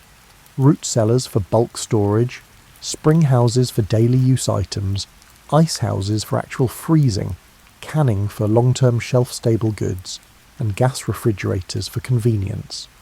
If one system fails, others continue working. Compare this to modern dependence on electric refrigeration, where a power outage or mechanical failure means potentially losing everything perishable. The Amish approach, while more labour-intensive, is also more resilient against individual failures. Another lesson is the value of passive systems. Root cellars and spring houses require no ongoing energy input. Once built, they function indefinitely without fuel or electricity, maintained only by occasional cleaning and structural repairs. Modern life tends toward active systems that solve problems through continuous energy application, air conditioning, refrigeration, and heating, all of which stop working the moment power fails. Passive systems continue functioning regardless of external circumstances, providing a baseline of performance that isn't dependent on supply chains or infrastructure. The seasonal eating pattern enforced by traditional preservation methods also offers lessons. Modern supermarkets provide year-round access to produce regardless of season, which seems like pure gain until you consider the costs. Energy for transportation and storage, loss of flavour from early harvesting to survive shipping, and disconnection from local growing patterns. Eating seasonally doesn't require going full Amish, but it can mean prioritising local foods during their peak season, preserving some of that bounty for off-season use, and accepting that some foods are seasonal treats rather than everyday staples. The knowledge preservation aspect raises questions about skill maintenance in an automated world. As convenience technologies handle more tasks, the knowledge of how to do things manually atrophies. You might not need to know how to can tomatoes until the day you want to preserve your garden harvest, and by then you've lost access to the grandmother who could have taught you. The Amish maintain these skills through continuous practice, but that practice only happens because their lifestyle requires it. For the rest of us, maintaining traditional skills means making deliberate choices to learn and practice them despite not needing them for survival. The community aspect of traditional preservation also translates beyond the Amish context. Ice harvesting and large-scale canning aren't solo activities, but community events that build social bonds while accomplishing work. Modern life's convenience often comes with isolation. You can feed yourself entirely without ever interacting with neighbours or sharing labour. There's nothing wrong with convenience, but recognising what's lost might inspire finding other ways to build community connections. The architectural lessons about passive cooling apply directly to modern construction. Houses can be oriented to minimise solar gain, designed for cross-ventilation and built with thermal mass that moderates temperature swings. These principles work regardless of whether you have air conditioning. They simply make climate control easier and less energy intensive. Modern building codes often ignore these traditional principles in favour of mechanical systems, but there's no reason you can't have both. Perhaps the deepest lesson is about accepting constraints. The Amish choose limits that might seem arbitrary from outside. No electricity, no cars, no internet. But within those constraints they've developed sophisticated solutions to practical problems. Modern life tends toward eliminating constraints through technology, assuming that more options and greater convenience are always improvements. The Amish example suggests that sometimes constraints force creativity and build resilience in ways that unlimited options don't. You'll notice that none of this is actually about refrigeration. Food preservation is the visible practice, but the underlying patterns are about living deliberately, planning ahead, maintaining skills, building community, and understanding systems. These principles apply whether you're storing potatoes in a root cellar or organising your life in a city apartment. The specific techniques might not transfer, but the mindset does. Before we finish, let's sit with one uncomfortable thought. Modern refrigeration, for all its convenience, is fragile. Your refrigerator depends on electricity flowing reliably, on supply chains delivering replacement parts, and on repair technicians understanding complex systems. When hurricanes knock out power or ice storms down transmission lines, the weakness becomes obvious. Food spoils, freezers thaw, and suddenly those old preservation methods don't seem quite so quaint. The Amish approach to food preservation is resilient precisely because it doesn't depend on infrastructure that can fail. Earth doesn't stop being cool underground. Springs don't stop flowing. Ice, once harvested, stays frozen if properly stored. Canned goods remain safe on shelves. The techniques are decentralised. Each household maintains its own systems rather than depending on electrical grids that serve thousands. This decentralisation means that problems can be local rather than catastrophic. Consider what happens when your refrigerator breaks. You call a repair service, wait days or weeks for parts, possibly lose food if the timing is bad, and pay several $100s for the fix. When an Amish root cellar has a problem, maybe a door seal fails or drainage backs up, the fix involves basic carpentry or simple excavation, skills that household members already possess. The repair cost is measured in hours of labour rather than specialty parts shipped from distant factories. This resilience also applies to economic disruption. If energy costs spike dramatically, modern refrigeration becomes expensive to operate. If your income drops and you can't afford the electricity bill, that expensive refrigerator becomes a non-functional box. Traditional methods have minimal ongoing costs, no power bills, no maintenance contracts, just occasional labour that you provide yourself. In economic terms, they're capital expenses rather than operating expenses, and once the initial investment is made, the ongoing burden nearly disappears. The knowledge required for traditional preservation is also more resilient than dependence on specialists. When you know how to can vegetables or manage a root cellar, you're not dependent on experts being available and affordable. The knowledge can be shared freely without patent concerns or proprietary restrictions. It can be practiced at a small scale without requiring industrial infrastructure. This makes it remarkably democratic, available to anyone willing to invest the time to learn and the labour to execute. There's also resilience in the simplicity of the systems. A root cellar has fewer points of failure than a modern refrigerator. There's no compressor to burn out, no electronic controls to malfunction, and no refrigerant to leak. The worst that typically happens is you need to restack some stone or repair a door. Compare this to modern appliances, where a failed circuit board might mean replacing the entire unit, because repairs cost more than replacement. This isn't an argument that everyone should abandon modern refrigeration and dig root cellars in their backyards. Modern life has different requirements and constraints than Amish life, and trying to copy their methods exactly would be impractical for most people. But understanding that alternatives exist, that there are multiple ways to solve food preservation problems, provides a kind of mental resilience even if you never act on it.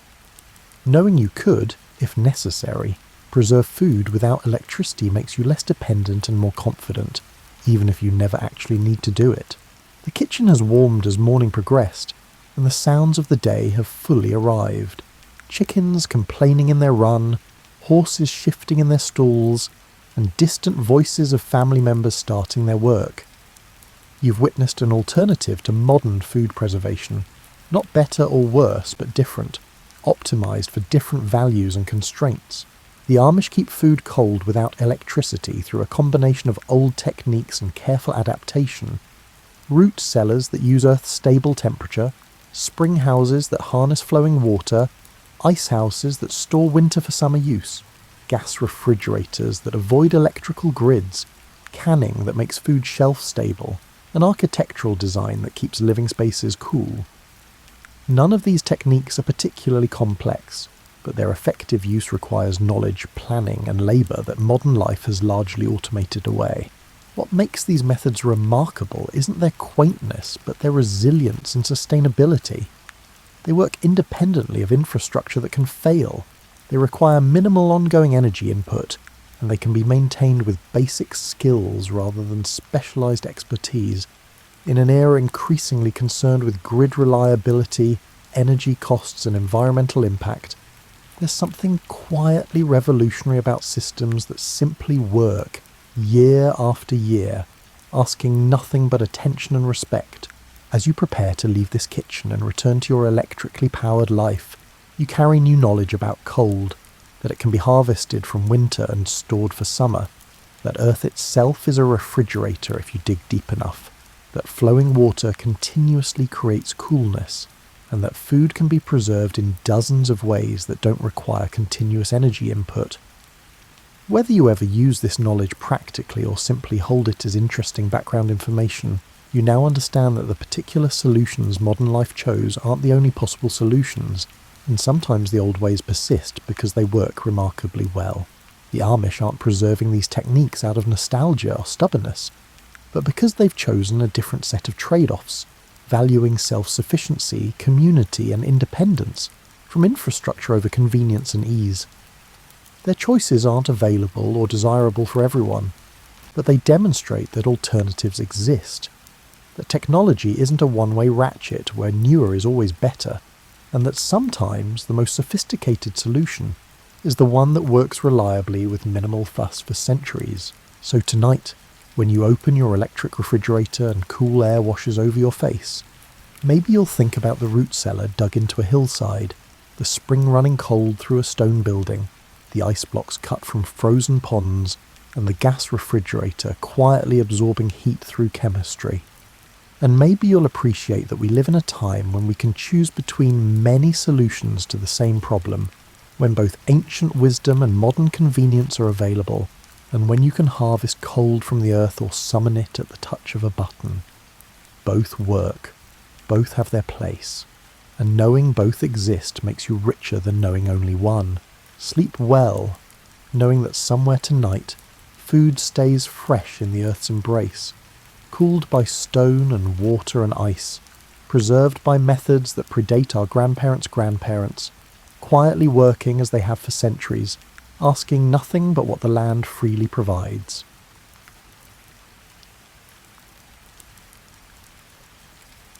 Born on March the 16th, 1751, at Belle Grove, his maternal grandparents' estate in the Virginia colony, his parents, James Madison Sr. and Nellie Conway Madison, soon settled the family on a plantation called Mount Pleasant, later renamed Montpelier in Orange County. From a young age, the boy showed an aptitude for quiet observation. While many in the region prized physical feats of hunting or riding, young Madison was introspective, devouring books whenever possible. The plantation environment shaped Madison's outlook. His family used enslaved labour, as did most large Virginia estates, embedding him early in the complexities of an agrarian system reliant on bondage. Madison's father was a leading figure in local affairs, passing on a sense that civic duty was integral to a landowner's life. But overshadowing these local routines was the broader tension between the colonies and Britain.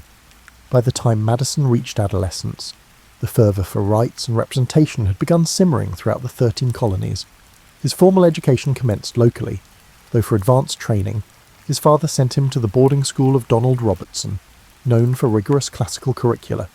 There, Madison honed his Latin and Greek. He later studied under a private tutor who introduced him to Enlightenment writings, fueling a deep fascination with political philosophy. This intellectual grounding set him apart from many peers who aimed for more practical pursuits.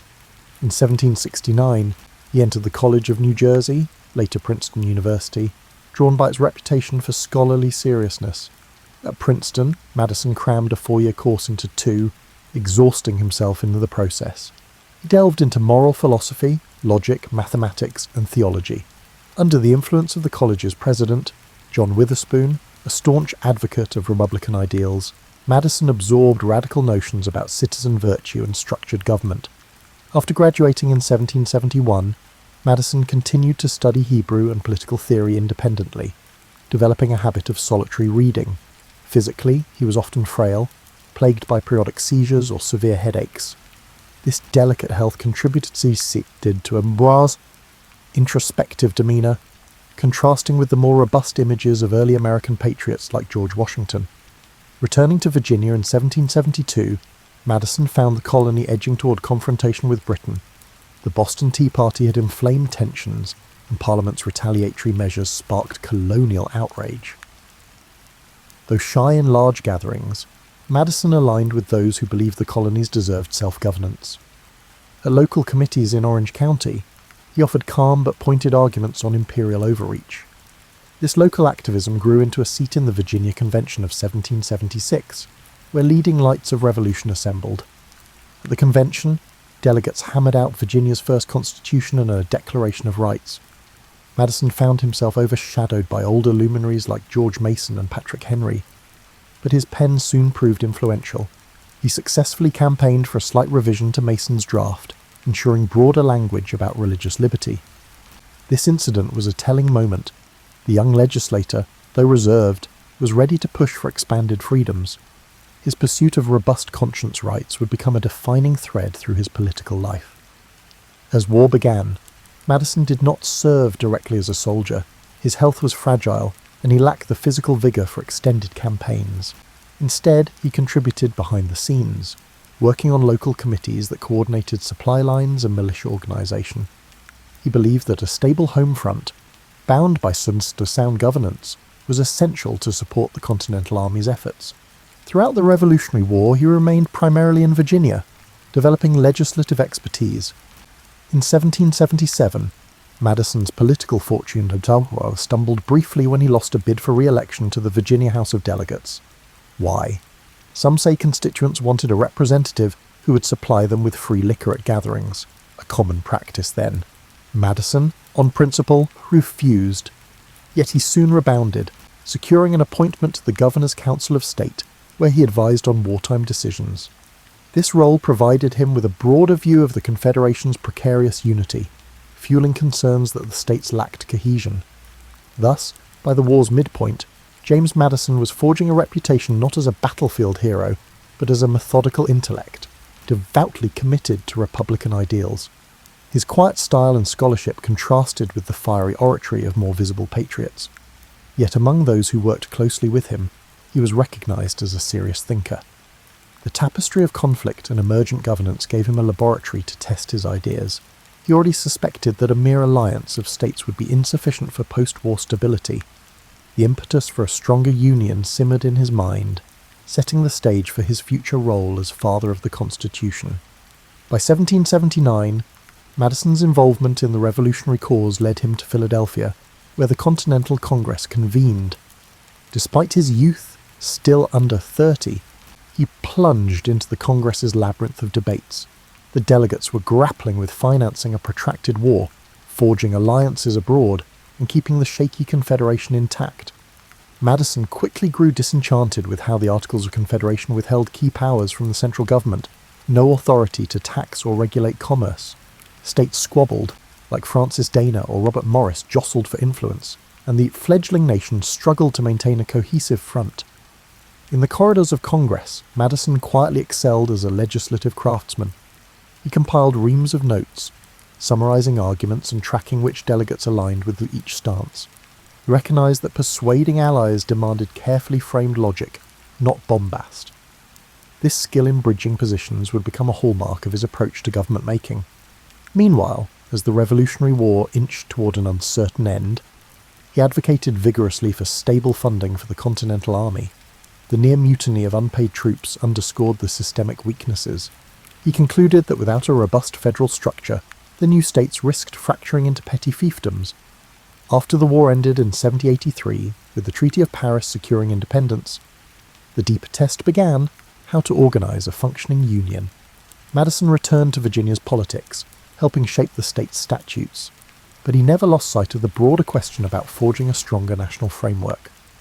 During this period, he grew close to Thomas Jefferson, then serving as minister to France.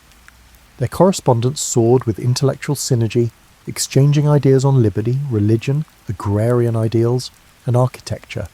Jefferson's radical theories about the tyranny of old Europe combined with Madison's more measured instincts.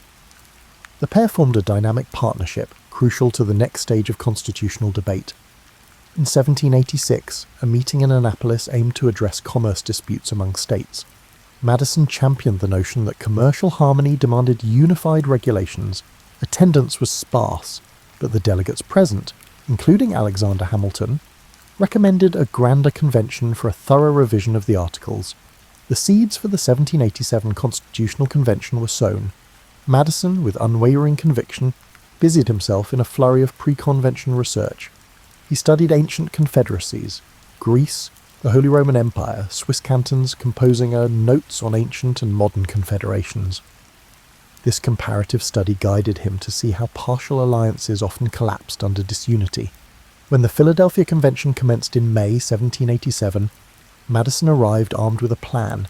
He had penned the Virginia Plan, advocating a strong central government with a bicameral legislature, an executive, and a judiciary. The plan, introduced by Edmund Randolph, formed the blueprint for the delegates' debates. Madison's systematic approach, he anticipated objections and had reasoned counters, made him an intellectual pivot. Yet compromises were inevitable. The smaller states objected, pushing for equal representation in at least one legislative chamber. The final solution, the Great Compromise, gave each state equal Senate representation and population-based House representation. Madison found that compromise unsatisfying but recognised it as essential for unity. Another point of contention was slavery.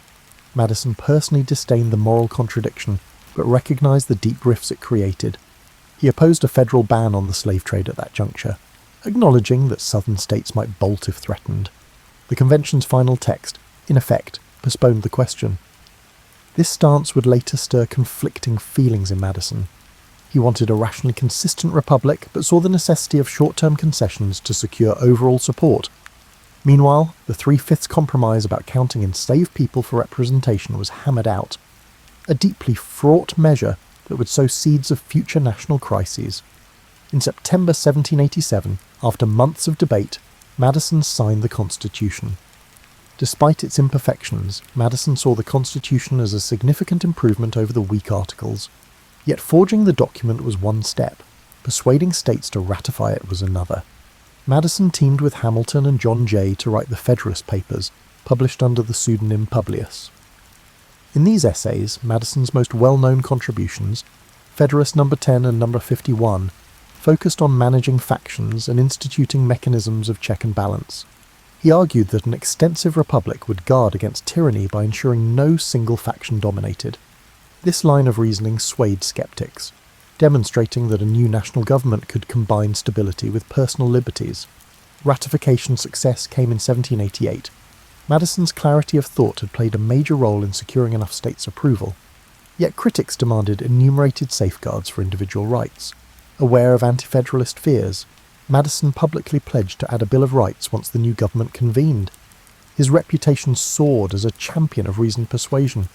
By 1789, the Constitution took effect, and Madison found himself elected to the new House of Representatives, primed to finalise the protective measures he had promised.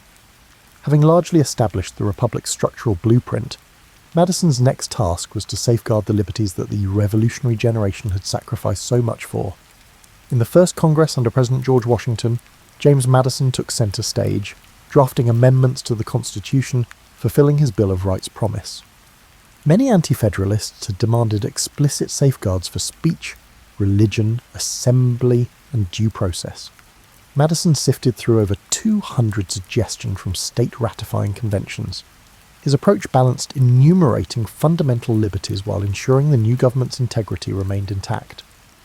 By late 1791, the first 10 amendments were ratified, codifying freedoms crucial to the national ethos.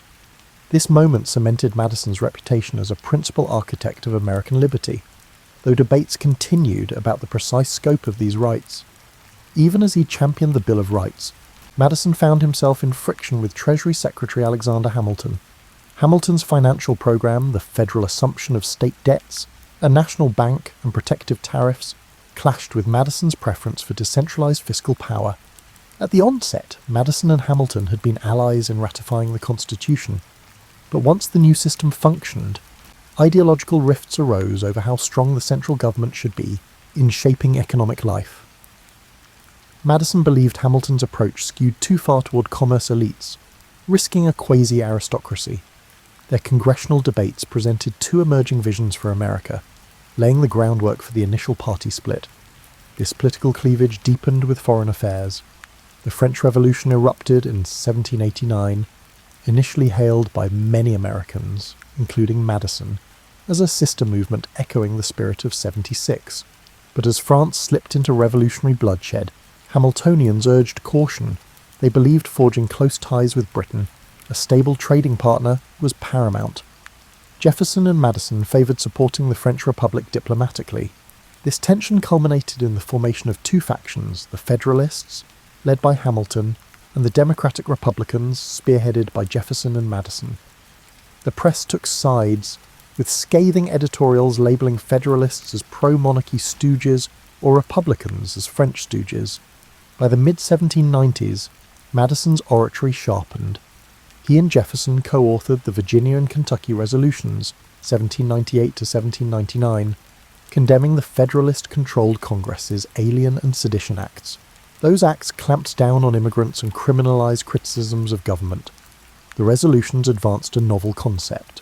States could nullify unconstitutional federal laws, although this stance rattled the notion of federal supremacy. It resonated with many who saw the Sedition Act as a gross overreach. The matter never reached a constitutional crisis, but it planted the seeds of the states' rights argument that would reappear in later controversy. During this period, Madison's personal life also evolved.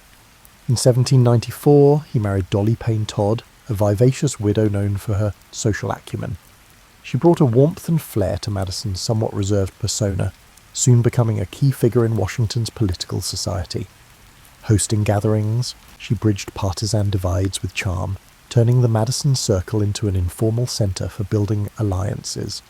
The couple never had children of their own, but Dolly's son from her first marriage lived with them, weaving a family dynamic that anchored Madison amid the swirling political storms. As the turn of the century arrived, Federalist dominance waned. John Adams's presidency faced backlash over the Alien and Sedition Acts and unpopular conflict with France. In the election of 1800, the Democratic Republicans triumphed, propelling Thomas Jefferson to the presidency. Madison became Jefferson's Secretary of State, a role in which he oversaw foreign policy during a delicate juncture. Tensions with Britain and France remained high as those powers waged war. The US strove to trade with both, though each tried to block the other's commerce, seizing American ships.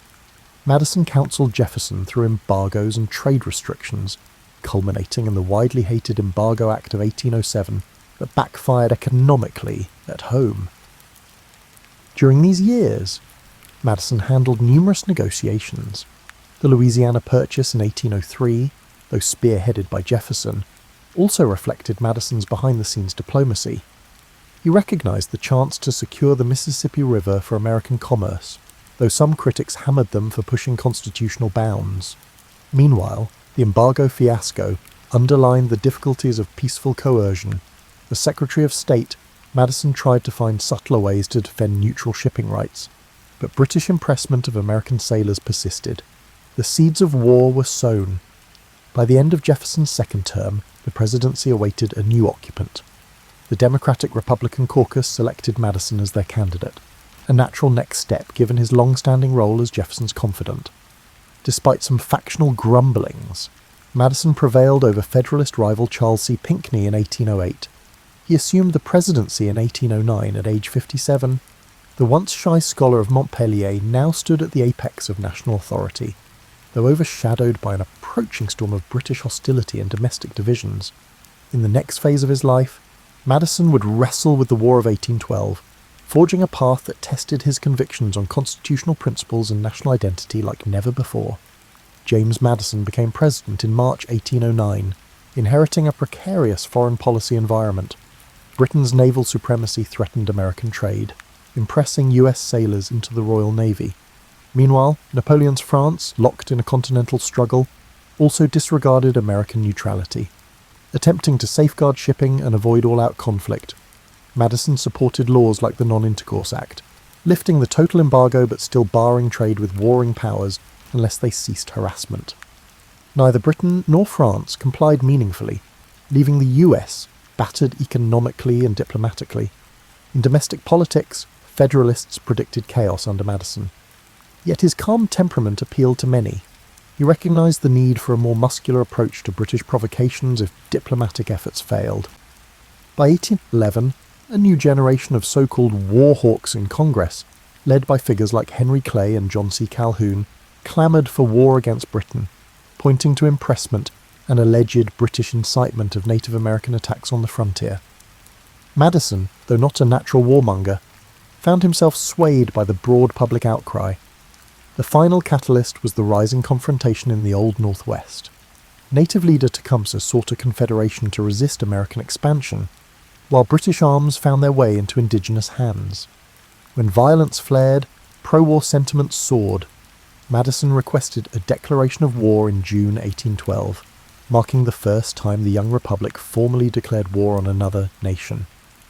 The War of 1812 began with illusions that a quick conquest of Canada might coerce Britain into concessions. However, the US military was ill-prepared. The army was small, leadership was inconsistent, and the navy, though spirited, was dwarfed by the Royal Navy's might. Early campaigns were embarrassing. Attempts to invade Canada floundered, territory was lost, culminating in the capture of Detroit. Federalists, especially in New England, lambasted the war, calling it Mr. Madison's War. Some states withheld militia from federal service. Meanwhile, on the high seas, a handful of US frigates scored moral victories against British ships, fueling national pride. But overall, the conflict ground on, draining treasury funds. The British blockade strangled American ports, decimating trade. By 1814, with Napoleon's defeat in Europe, Britain refocused on the American front, launching major offensives. That year saw the British burn Washington, D.C., in retaliation for American assaults in Canada. Madison famously fled the White House with Dolly, saving key documents and the iconic portrait of George Washington. The Capitol's sacking was humiliating, but the refusal of local militias to stand firm was equally sobering. Many deemed it a low point in the deal, yet subsequent events provided redemption. The British turned to capture Baltimore, but American defenders repulsed them, inspiring Francis Scott Key's Star-Spangled Banner lines. Meanwhile, in the West, US forces began pushing back. By late 1814, both sides were weary. Negotiations in Ghent, Belgium, led to a peace treaty signed on Christmas Eve 1814, restoring pre-war boundaries without addressing impressment. Still, news travelled slowly, so the Battle of New Orleans occurred in January 1815, where General Andrew Jackson's forces inflicted a stunning defeat on the British. The subsequent euphoria overshadowed the fact the battle took place after the treaty, making the final memory one of triumphant victory. This outcome salvaged national pride, effectively rebranding the war as a second war of independence. In practical terms, the War of 1812 ended with no major territorial gains, but it catalysed a wave of nationalism. The Federalist Party, which had opposed the war, never recovered from accusations of disloyalty spurred by the Hartford Convention, where some New England delegates discussed secession or radical constitutional changes. Thus, Madison left the presidency in 1817, presiding over a newly re-energised sense of national unity, though behind the scenes, sectional rivalries still brewed. He was also known as the last of the Virginia dynasty, after serving 2 terms, succeeded by James Monroe. Reflecting on the conflict, Madison admitted the war's impetus was as much about national honour as about maritime rights.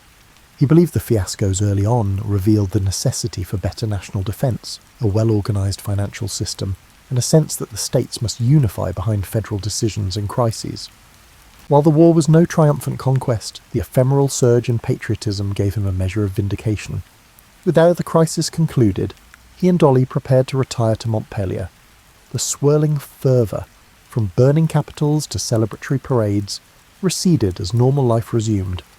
By 1817, Madison was physically exhausted but proud that the Republic endured.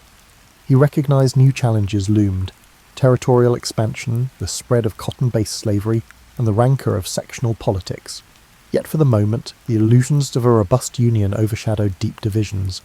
The era of good feelings dawned under Monroe, and Madison could claim that, for better or worse, he had guided the Republic through the fiery test of war.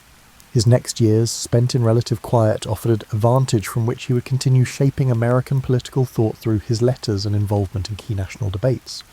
When James Madison retired to Montpellier in 1817, he might have expected a peaceful retirement. He was 65, had steered the nation through war, and left office with the Democratic-Republican Party dominant. However, he continued to participate in public life, albeit in a more indirect manner. His Montpellier estate, sprawling over farmland, still operated with enslaved labour. Madison, grappling with moral qualms about slavery, never freed the majority of them in his lifetime, believing emancipation should occur gradually with legislative safeguards. This stance, halfway between condemnation and acceptance, revealed deep contradictions that overshadowed his otherwise lofty philosophy. Madison continued corresponding with Thomas Jefferson, exchanging ideas about education, agriculture, and the shaping of the University of Virginia. He served on the institution's board of visitors, helping refine curricula and administrative policies. The concept of higher education that nurtured civic virtues and scientific inquiry resonated with him. He envisioned an entire generation of statesmen shaped by classical knowledge, yet pragmatic in governance. The campus took shape near Monticello, linking the two men's legacies in the region. Political tensions continued to simmer. The Missouri crisis of 1819 to 1820 erupted over slavery's expansion west. Many looked to Madison, the father of the Constitution, for guidance. Privately, he lamented the intensifying sectional lines, but believed that compromise was essential to preserve the Union. He supported the Missouri Compromise's approach, admitting Missouri as a slave state and Maine as a free state, drawing a latitudinal line for future territories. It was merely a temporary solution to an escalating problem. Madison recognized that ignoring the fundamental moral tension might be catastrophic, but he saw no immediate path to comprehensive resolution. As with many founders, he bet on incremental solutions. Another cause that animated his retirement was the notion of amending the Constitution to refine aspects of governance. He favoured clarifying congressional powers or adjusting the structure of representation, but these suggestions never gained broad traction, as the nation was forging a new identity under the surge of Jacksonian democracy. While Madison respected popular sovereignty, he also feared demagoguery if checks and balances weakened. He wrote lengthy letters, cautioning that unbridled majority rule could trample minority rights, one reason he had championed an extended republic initially. During these years, Dolly's popularity soared as a revered figure from Washington society. Even in retirement, the couple hosted statesmen, foreign visitors, and old comrades. Montpellier became a hub for travellers craving the perspective of an ageing statesman who had shaped the Constitution. Some found him subdued, more an academic presence than a flamboyant figure. Others noted his courtesy, especially toward young people with intellectual curiosity. He remained open to debate, seldom raising his voice yet always weaving references to classical sources or past legislative battles. Financial strains, however, plagued him. Like many plantation owners reliant on slave-based agriculture, he faced fluctuating crop prices, mounting debts, and the economic churn of a rapidly industrializing nation. He sold or mortgaged land to stay solvent. The contradiction between championing a stable republic and personally grappling with economic uncertainties mirrored the era's transformation. Moreover, the daily operations of the plantation bound him to the moral weight of enslaving over 100 individuals, forging a tension unspoken yet inescapable. Madison's health waned gradually. He endured rheumatism and digestive ailments. Still, he maintained a disciplined reading schedule, scanning newspapers for signs of national friction. He weighed in on the debates about nullification in the 1830s, when South Carolina threatened to ignore federal tariffs. Alarmed, he wrote clarifications, insisting that states lacked unilateral authority to void federal laws. This stance was ironic, given that decades earlier he had co-authored the Virginia Resolutions.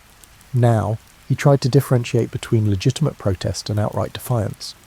The escalation toward potential disunion troubled him deeply.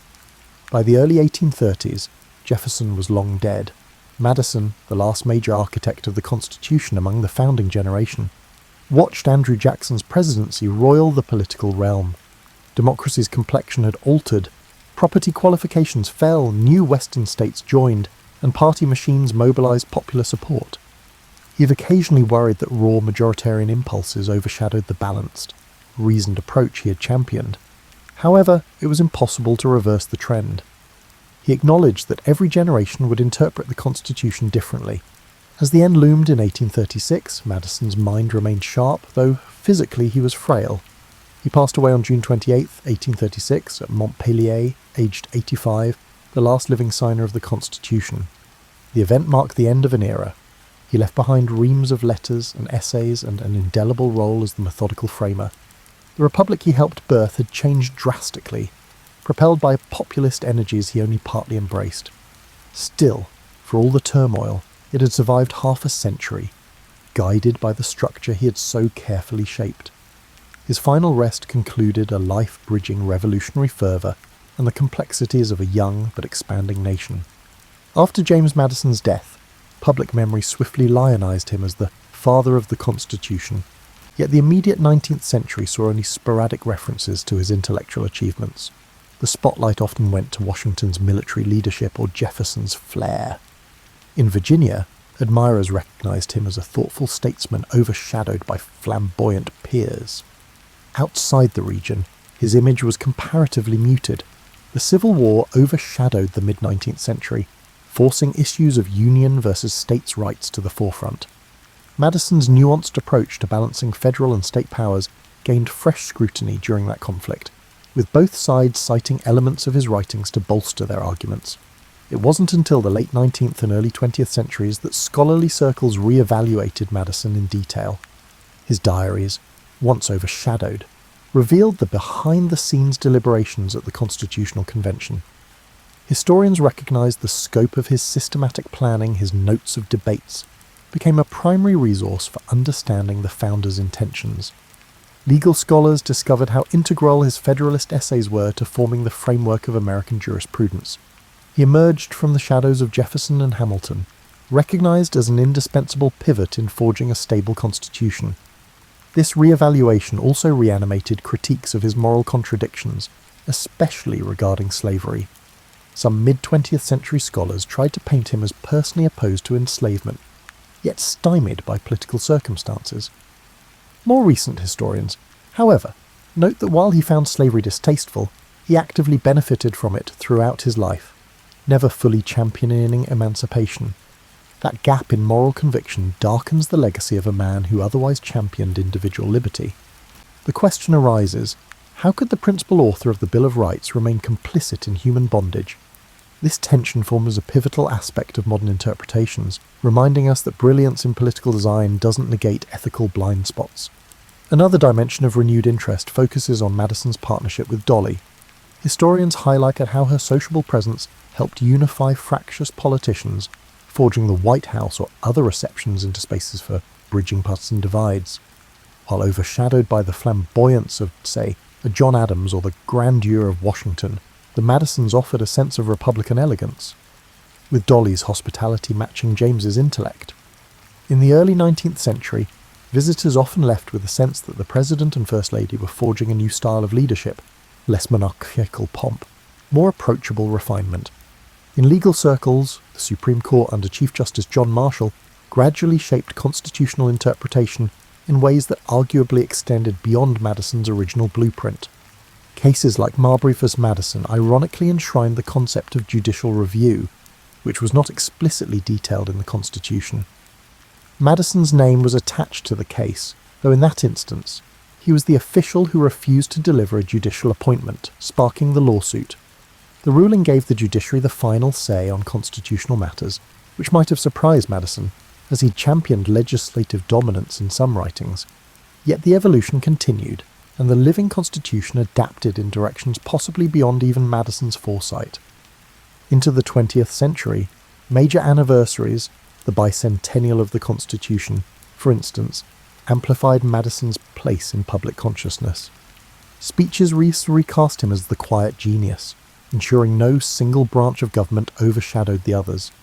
In an era dominated by large-scale political parties and global power structures, some admired his conviction that extended republics control factionalism. Others found his view naive, pointing to the intense polarizations of modern politics. Even so, the blueprint of checks and balances persists, credited to Madison's systematic approach. In popular culture, references to Madison remain less flamboyant than to certain other founders, but occasionally a biography or documentary underscores his role in shaping the Bill of Rights or guiding the War of 1812. Montpellier, after extensive restoration, now stands as a museum site. Exhibits highlight not just Madison's role, but also the lives of enslaved families who toiled there. Visitors witness a more complete portrait of the plantation's layered reality, bridging triumphs of constitutional genius with the heartbreak of forced labour. This dual narrative corrects earlier hagiographies, pressing visitors to reconcile the complexities. Thus, James Madison's posthumous journey swings between reverential acknowledgement of his institutional craft and sober acknowledgement of moral paradoxes. That deeper portrait suits a modern audience seeking authenticity over myth. We find in him a humbly sized man overshadowed by bigger personalities, yet in many ways the intellectual core of the revolutionary generation's nation-building. While not flamboyant, his persistent focus on structure and compromise proved essential to forging a republic resilient enough to survive civil war, expansions, global conflicts, and leaps in technology. His legacy remains a testament to the power and limits of thoughtful governance, reminding us that the best structures still rely on the flawed humans who inhabit them. James Madison's life offers insights into how careful thinking and incremental influence can reshape an entire society. He never commanded armies or soared with fiery oratory. Instead, he methodically used reason and communication to guide from the background. Observing his trajectory underscores that leadership can emerge from quiet conviction rather than flamboyant displays. One lesser-known aspect is his continued devotion to scholarly processes even while in office. He read widely, devouring classical references on governance and moral philosophy. He believed that political institutions should reflect rational design, an unusual stance in an era still shaped by the monarchy and tradition. This penchant for structured problem-solving remains relevant in modern contexts, where data-driven policies and careful legislative drafting often outlast bombastic speeches. Madison's approach, bridging principles with compromise, might serve as a template for bridging polarized divides, yet any reflection on him also demands confronting the slavery question. Madison's private letters to Quaker friends or philanthropic acquaintances reveal the moral wrestling he endured, admitting that slavery was incompatible with Republican ideals, but time after time he balked at championing immediate emancipation. He accepted half-done measures, perhaps out of economic dependency or fear of disunion if the matter was pressed. This tension resonates with many professionals who see moral imperatives but feel constrained by practical or institutional obstacles. Madison's example warns that deferring a moral crisis can cause deeper agony down the line. Another dimension is how Madison navigated personal adversity. Like his fragile health, throughout his life he experienced episodes described as seizures or severe migraines. Despite these constraints, he pressed forward academically and politically, forging a robust intellectual brand. This quiet resilience challenges the notion that a leader must display robust physicality. Indeed, in a modern context of chronic health concerns, his perseverance demonstrates that mental acuity and steadiness can offset physical limitations in achieving profound influence. Additionally, Madison's partnership with Dolly illuminates how a supportive spouse or partner can facilitate better leadership.